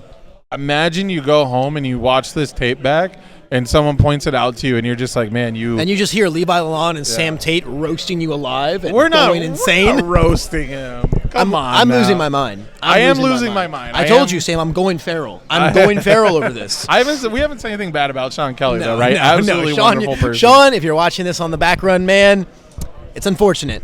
But you know what? You're probably going to be... Are we allowed to plug coaching on this? We're not, right? No, we can't no, plug coaching on absolutely the not. stream? Okay. Absolutely not. All right. However, read it can't be fixed. He's picking it. Oh, my God, the technology. Maybe he heard me. How close are we to the feature match? We're pretty close. We're pretty close. He might have heard us. Yeah, we're pretty close, Sam Tate. We're pretty close. It's our energy. It's a million people just doing the face palm at the same time. Yeah, it's emanating. Yeah. It's straight up emanating. Every Universus player watching at home also just seething and molding. Oh, he's reading Death Arms now, too. We're getting closer. We're getting it. Gang, we found a clue. He's like, hold on, this matchup should be way easier, shouldn't it? Yeah, right. I'm the Earth symbol. Why am I getting committed? Yeah, he's like, hold on now. I'm actually supposed to win this.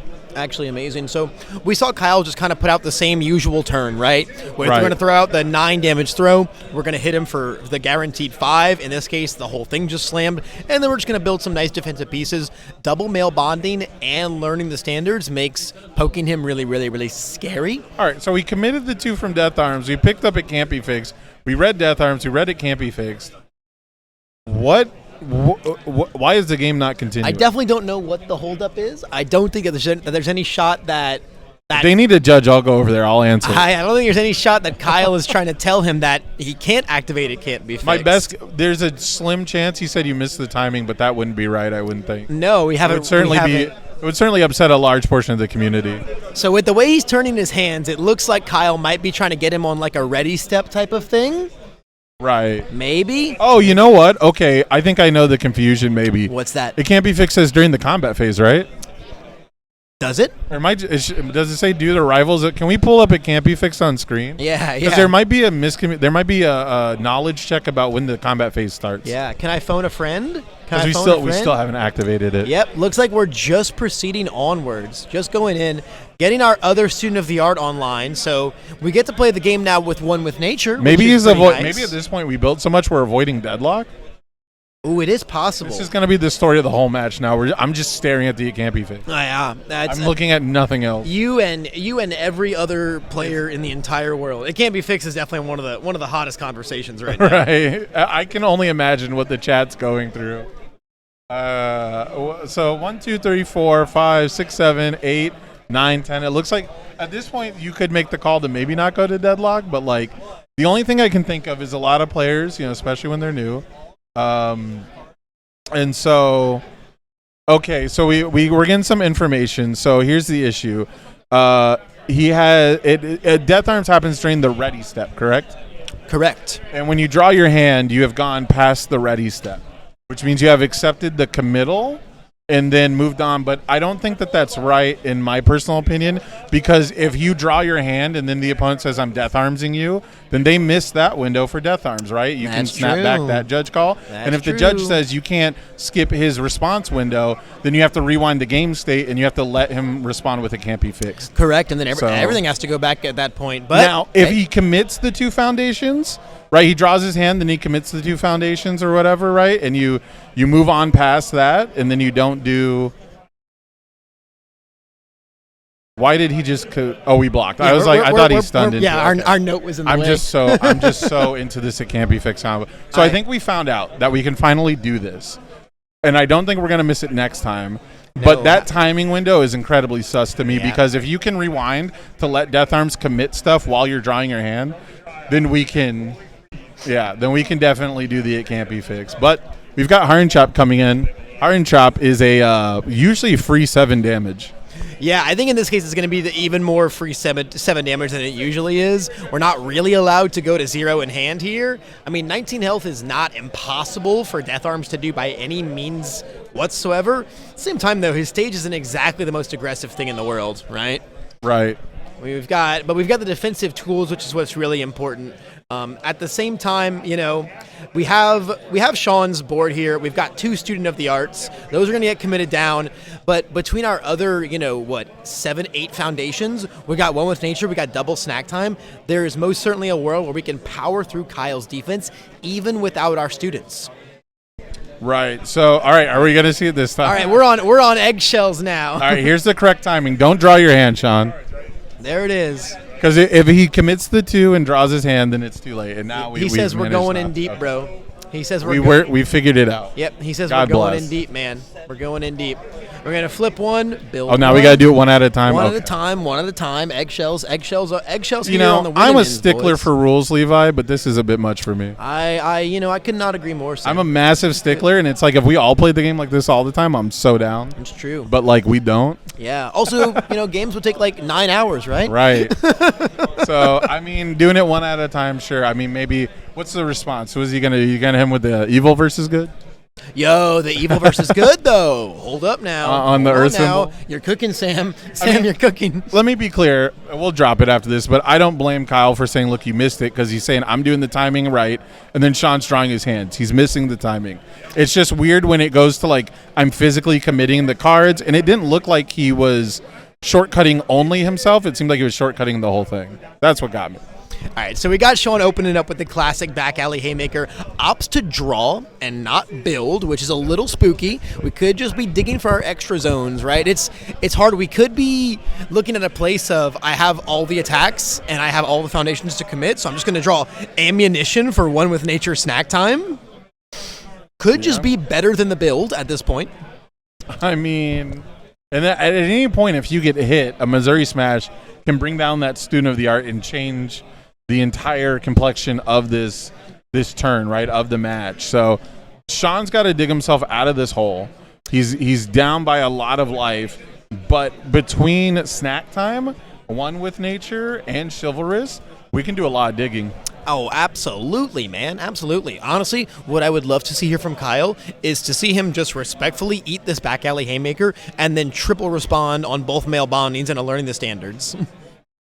That would be pretty sick. Is there So Manly out too? No, it's just male bonding, huh? Just double male bondings. So Manly is actually not an Earth card. Oh. Yeah. It's got old Kirishima on it, but it is certainly good water void. Wild, huh? Yeah. So Kirishima 3 confirmed water. Got it. So, I think they just put the words "put a card into the card pool" and says, "Guess we got to put the water symbol on that bad boy." we had Kirishima with water in the background, so we got to put water on it. True. It does a water thing. True. It does have a tidal wave in the background and does put a thing in the pool. Be pretty criminal and not have the water symbol. Now, how likely is Kyle to put something in the pool here? I think I'm with you. I think we take it, we do the triple response with all the nice little Kirishima cards, and we say, look at all my health. You're not touching us. Yeah, but we can do 2 of these at the same. I'm done. Yeah, I'm done. I'm done. I'm gonna need those one by one, boys. I'm gonna need those one by one. But we don't learning the standards. The standards? That seems crazy. Interesting. Yeah, they are exactly the same. Kyle being very disrespectful of this aggro right now. If Shawn pulls it out this turn off the back of that learning the standards not happening, I would not be surprised. Right. I think the only thing that would really mess you up is if we played Texas like exactly now. Because it's the combo. It's the only one that really gets ruined, right? Where you put but even adding extra progressive difficulty to the second attack could be a major payoff. It certainly could be. I really want that progressive difficulty on all your attacks. Right. So we got Chivalrous coming in. 3 or 4 cards for Kyle doesn't make a big difference. Every card for Shawn, extremely important when we have One with Nature and double snack time on the board. Right. I think if he starts flipping those Student of the Arts with tight-lipped, it's over. I mean, we did see it last time, but it was really more of a like Hail Mary, nothing going on. We got one of them. This is a 9 damage hardened chop. Jesus. We got enough cards to actually block this, but do you want to risk tapping out? On a 9? No, we don't. No, absolutely. No. Hard fail. Go to 13. And there's the learning. There's the learning the standards. Okay. Yeah, if you weren't going to pop it off now. Because our own learning the standards. We'd love to see it. 13 damage. Show me what you got. It's certainly not impossible. God, once again, they're so tied up. Right. They're so tied up. Oh, my God. We've done a lot of damage. He says that one card in my pool is A-OK, bro. Do you know if we've readied someone with style? We have not. We have not readied Okay. someone with style this turn. So we can ready someone with style now that we have committed face downs, and then we can build something after this hits. Because I just have this weird feeling that we could make this hit if we want to. It's possible. I mean, Kyle's got, 5 ready foundations? This is like blockable if we, I don't know, it's 6 One with speed. nature and double snack. Well, we could do one with nature and snack time at least. Yeah. But we could do double, but you wouldn't have any cards left. Yeah, if we one with nature and double snack time, we bring him down to 3 foundations. This hits. Then we have no cards in hand, so we can't do all 3. We're gonna pick up an attack, right?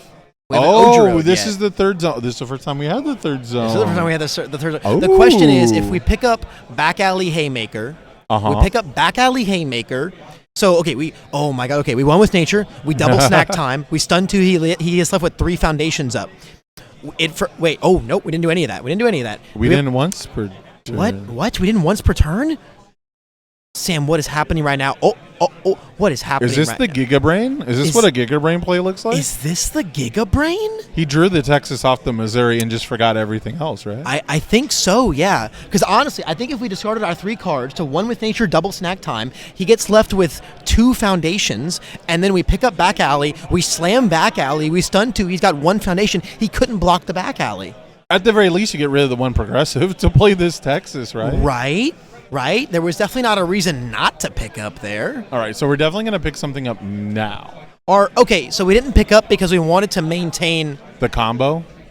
No, because you can pick up something other than Missouri. But then we lose 1-1 because we have to pick up our mid or our low. So if we do that and then play Texas, it's only getting 2-2. Yeah, but if we make Missouri hit, he's dead. Yeah. I did. I did just describe the lethal line of. Oh, you're in his brain, not in like the. Okay, I'm in his. I'm in where we are now. Right. I'm in where we are now. I do think that the double. He had another +1 high. I do think that the double snack time one with nature. I thought he passed that. We still didn't pick up. Okay, now I don't know what's going on. Sam. This is tail brain. This is what happens when you play 7 rounds of Ojiro smoking people. Yeah. And then you run into a guy who commits your student of the arts and you're just so tilted. Yeah, I guess so. I guess so. I can't really wrap my mind around it in any other way. Also, maybe, I don't know, maybe all the discourse with the can't be fixed, kind of has the brain riled up. I could get tilted by something like that if I, Yeah, if I was in a position where I'm like, oh, I didn't know I could do this, and I tried to do it, and then I can't do it because I drew. I could get tilted off that. I mean, it's all speculation on our end. The main thing is Kyle is showing his experience with the game by commanding the entire matchup all the way. Yeah, most certainly. As much as I hate to say that Shawn definitely could have won both these games, I mean, Kyle hasn't really made a mistake yet, right? No, definitely not. I haven't really seen, he hasn't slipped up is the important part, right? He's got this game plan for this deck to fight Ojiro, and he's sticking hardcore to it. And I mean, at this point, this is another 9 damage throw now. At this point, we just send another one of these bad boys, and the throw damage is going to be all she wrote. And we talked about it earlier. We're not doing chivalrous to dig, so we have it, right? We have to, right? We have it. Otherwise, you just dig, no questions asked. You absolutely have to. We've got the hardened chop. Are we just playing with our food now? Are we just playing with our food now, Sam Tate? I mean, we might not need another throw, right? Like, if we don't have another throw, but this should be full. Yeah, he he says, gives it "Oh, to I him. guess I don't gotta." Yeah, we have another back alley. We have another back alley in hand. I don't know where the card draw was. I don't know where the card draw was. I'm blown away. I'm blown away. That was pretty crazy. I mean, look, it's been a very, very long day. It's been a very, very grueling 8 hours. Ojiro is the hardest deck to play in the room. Hardest deck to play in the entire game. It's a very small room that we're in, but it's... Absolutely. You guys heard it here first, folks. But, guys, what an intense last round. Big congrats to Kyle for manipulating this Death Arms deck all the way to the victory. We can see where Kyle came up with the strategy. We saw where he implemented it. We saw where it was successful, right? Even if the lines that we saw on the other side of the table might not have been the cleanest, you have to imagine going into a game 3, Kyle's got the game plan. He's going first now. You have to imagine the outcome would be very similar, right? It's tough to think that he wouldn't have been able to execute his philosophy and his game plan either way, whether or not they went into a game 3 scenario. Yeah, again, very experienced with the Ojiro 2 deck, very experienced against the Ojiro 2 deck, and again, you said it, built to beat it, so I wonder how many Ojiros he faced during the day, and I'm really curious, what his matches were like, if they were similar to this one. Yeah, but you guys are going to hear it from the players themselves. We're going to get these guys hooked up with 2 different interviews before we sign off for the day, so do not go anywhere. We'll be right back. And welcome back, guys. It has been a long and grueling day, and I've got with me one of the players that you just watched in that previous match, Mr. Shawn Kelly. Bro, how are you feeling after such a long, hard day of Universes? Oh, man, it's been great today. I want to say I'm tired, but it's just been a great environment the whole day. It's just great. It's fun. So I'm up for it, man. That was a long, long day. Obviously, you saw that from the stream. Like, I made some misplays. It's been a day, man. Like, it's we've all been there, my friend. Exactly. We've all been there. It happens. It's one of the hardest card games around. It's one of the most rewarding ones when you play your heart out. Very fun. And yeah, at the end of the day, it's a blast. We've been playing the My Hero Academia collectible card game for about like 8 or 9 hours throughout this whole day so far, and it's just been a ton of fun. Absolutely. It feels, obviously, first in-person event, right? Yeah. Coming back this season. Right. Just being in this venue, right? Like with the community again, how does it feel? Feels great. Feels actually great. Like I say, I am just a low-level player, bro. I only go to locals like maybe twice a month and hang out with the boys and kind of, flip some cards, play some chess, It's great. It's a good time. So actually being out in person, interacting with everybody, meeting everybody is the cool thing, bro. Like, hey, you can see them on stream. You can, rub elbows with these guys. Everybody's so nice. And it's just a great, great atmosphere. It's the best community. I would say it's one of the best, yeah, absolutely. It's certainly Yeah. up there. Yeah. It's easily my favorite part about coming to events is chit-chatting with all the people out there, people like you. We sat earlier and worked on a deck together. Yeah, we did. Just an absolute blast, man. I it was was very good. excited to bring you on the stream. Obviously, the heat of the moment was getting to us a little bit, but thank you for coming on and playing your welcome. heart out, man. And obviously, you took Ojiro today, as a lot of people have elected. Right. If anything unique to say about your choices? About Ojiro? I'll be glad when he's fixed. Like, I don't like to play cards. Certain cards I don't like to play because they're so good. 1.3 million volts, Back Alley Haymaker, just problematic cards that just kill you and or set you up for failure, And I'll be glad when they do something about them. Like, it's just, the format can be so diverse and so many more interactive decks can be played. But if you come to these and you want to win, you have to play the demon in the room, You have to play the big boy in the room. So the boogeyman, exactly, so to speak. the Baba Yaga. The Baba Yaga. Oh, I'm sure you're pumped to maybe run some side events tomorrow with your boy. Absolutely, Your absolutely. boy Shoto? Shoto will be Yeah. in side events tomorrow for sure. At least in the 2-deck. The 2-decks. The 2-deck constructed. 2-deck constructed. I think that's an Absolutely. awesome format. Win with one, can't play it no more. Seems like a really cool thing. I love 2-deck format. Yeah, I seems love great. I love when they experiment with different formats in general. Right. It just gives me more awesome ways to enjoy this game. Yeah, just many more things you can try out, many more things you can play. It's great. And you have a crutch deck, you play it, If you like Jiro, you play Jiro as your one deck, and you're like, but I really like my pet deck, I'm going to play my pet deck too. If it doesn't win, it's cool, no problem. If they beat me, they have to play something else. So now Unless they're bringing 2 Baba Yagas. 2 Baba Yagas. Well, guys, you heard it first. So the people's champion right here, Mr. try. Shawn. Mr. Shawn, thank you so much, man. Absolutely, you're very welcome. Thank you for being a bright and positive spirit you're of the very community, welcome. dude. Very welcome. Always a pleasure to see you at these. Yeah. And I hope everyone at home feels the same. On the too. other side of things, we're going to grab Mr. Jakobitz for another interview. Sam Tate, and he will be back on very, very shortly, guys. So don't go anywhere. Thank you very much. All right. Jakobitz, did I say that right?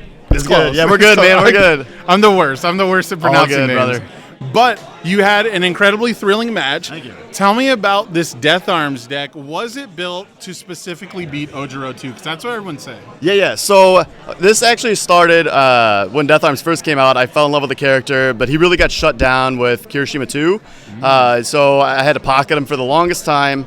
I've recently brought him back out, been having a blast with him. It was not built to counter Ojiro 2. Oh, okay. It was not. It was a side effect of the deck, and my sideboard needed to kind of have some pieces to be able to maybe help me out in that match a little bit. But you can shut the students down. That's cool. But my thought, honestly, was that there were so many complaints about Ojiro 2 being so strong that people were going to try to figure out how to counter Ojiro. Right. A good way to do that seems to be speed hate, right? Like if you want to block, you're going to have to reduce his speed somehow, some way. And it felt like a good opportunity to go ahead and build a tight deck with 4 Proud Scions and just punish people that are trying to punish Ojiro. I like that. The meta evolution. Right? Yeah, right. So, and it works a lot. It doesn't work against Earth Ojiro, unfortunately. He has not a lot of speed things, so Proud Scion kind of falls dead. Right. Still worth it, but no, it was not built to counter Ojiro 2. I don't know that there's anything that really does. Yeah, just deal with it. I mean, he got pretty close even when you committed both Student of the Arts, right? Yep, he did. There was definitely a point where he almost had 3 Student of the Arts. Right. I want to ask you, did you feel like you were in control the entire time? Game 1 I did. I don't feel like his builds were the greatest, and it was pretty easy for me to build out, set up, hold plenty of blocks where like maybe he sent me once or twice, totally okay. He just didn't have the foundation presence to really make me feel totally threatened on that one. Game 2, totally different story. Cheeks were clenched the whole way through. Oh my goodness, he had so many foundations, and the students don't matter at that point. It's just like, does he see enough orange? Does it get through enough? This, that, and the other. So I definitely felt very nervous in that one, but managed to take it. I understand. So I understand. Basically, you're winning in, right? We're hoping that. What's your record? 6-2. We're hoping 6-2 makes it. Maybe. I want to ask you about your matches throughout the day because did you run into those decks that were trying to counter Ojiro? Did those Proud Scions do the work you were hoping for? Yeah, I actually, because the deck was so tight, I had several games where I was able to get multiple Proud Scions on board and just absolutely shut down everything my opponent was trying to do. I'm not going to call any names out. I don't want to I don't want to make it sound like bad. But there were definitely matchups. I know there was a couple times where I had 3 and 4 Proud Scions with a target for every single one of them. Right. It forces your opponent, I think, to feel like they need to go into deadlock. And then if they do, you've got those prehensile tails at the ready to make giant punch throws. So, the strategy definitely worked.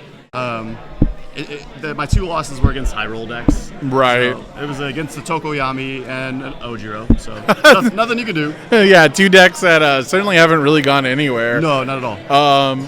When it comes to the throw package, we saw you playing a lot of throws. Mm-hmm. Would you consider this like a more grindy deck, or is it just reliable damage? Yeah, maybe a little bit of both. Death Arms is strange because he really wants to jam those 5s, so it's very hard to continue to string out attacks. Okay. So you're trying to find the best value with the attacks that you're throwing, just in case your turn has to end. Right. If you come to a point where it's like, I'm not comfortable pushing these buttons anymore, I'm going to build out and stop and block what I can. Having those throws for huge damage, we saw Trap Flex, I think, in the match just before. Really need enhance. You're typically behind with Death Arms because you're blowing your things up. So to get an extra 2 on its face, that damage does really add up. And then there's other cards in the package that have EX that can really take advantage of the momentum afterwards. So right, okay. I don't think of it as a throw deck. I think of those as like supplemental to everything else it's trying to do. Right. That's the thing, right? It's not mono throws, right? And you're not playing one attack and passing and just chipping away, right? You're still aggressing. You're still putting strings together as best you can Right. with 5 Yep, divs. exactly. I gotta ask you, what is it a deck that you said you had worked on it from the very beginning, right? Is it something that you knew you were going to come back to and was going to have a place in the meta, or was it just the pet deck that one day you realized, oh, this actually works right now? Yeah, no, I actually wasn't even going to play it today. I had for months been really just wanting to push Fire Endeavor, just to try it out, something different. It's a fun deck. It's a very deck. cool deck. It is, but the more I thought about it, the more it's like I'm just going to get rolled over. It doesn't matter what I do. Ojiro is just going to slap my face, and that's going to be it.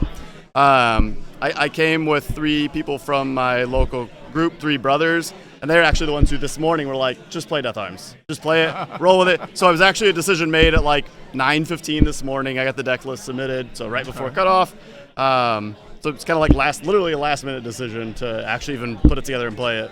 Awesome. Well, So- a last-minute decision that makes it to day 2 is Right. always the right decision Feels good. in my book. Yeah, it feels good. I want to ask you a little bit about your time at the event, because some people may not know, but you usually judge these events. Is that correct? Yep. Yeah, and I really wanted an opportunity to play for a change. I really just missed that competitive itch. Locals is fantastic. Love our local crew. They're amazing people. But it's just, again, you get that itch. You're like, I gotta scratch it. I need to scratch it, especially since it's been so long, even since any of us have been together. Right. This is the first in-person event back. Yeah, for sure. So I wanted to take an opportunity to play for a change, mingle with the people. It's really hard when you're judging to actually get to mingle with people. Right. When you're playing, your rounds sometimes will finish early. You get to go out and hang out with people. So it's. I'm glad I took the opportunity to play versus judge. I love judging. Don't get me wrong, love it. Right. But for this event, it felt good. And I would echo that sentiment. Whether I went 6-2 or 2-6, that was how I was going to feel about today. So. Awesome stuff. Did you have fun at this event? Oh, dude, it was a blast. Such a blast. Did so was this the first event you've played in, or in a long time? In a long time. In a Okay. long time, I was yeah. gonna say it's been a hot minute since I've seen the name up there. I do want to ask you, did anyone accidentally come up to you and like ask you for a judge question?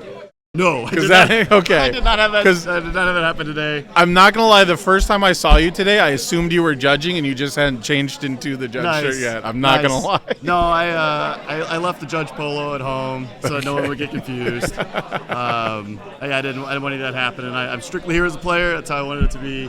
Awesome. Yeah. No questions. Awesome. Well, I'm going to give you this opportunity to give any shout-outs to anyone in the community that you want to. Yeah, thank you. Again, huge shout out to the Owens brothers that came with me here. They're the ones who encouraged me to play this deck. They pushed me to play it. I was kind of like, I don't know. But they were like, you know what, it's a cool deck. It's fun. I think people will like it. So I'm glad they encouraged me to go ahead and make that decision this morning. Big shout out to Fantasy Books and Games. It's our local store. Again, really cool people there. Looking forward to getting back and playing with them soon. Maybe I'll take it easy on them. I don't know. Well, maybe you can't bring out Death Arms, Maybe right? not Death Arms. They might get mad. Well, congratulations Thanks, Sam. on an awesome Appreciate performance. Good luck with day 2. Thank you, man. We're going to take a small break, and then we're going to come back, and we're probably going to close out the show, hopefully have top cuts announced for you, have some more information. I know you guys are waiting for like character breakdowns, stuff like that. I'm going to wrangle all the information I can, and then we're going to be back. So please don't go anywhere. You're not going to want to miss it. See you, buddy.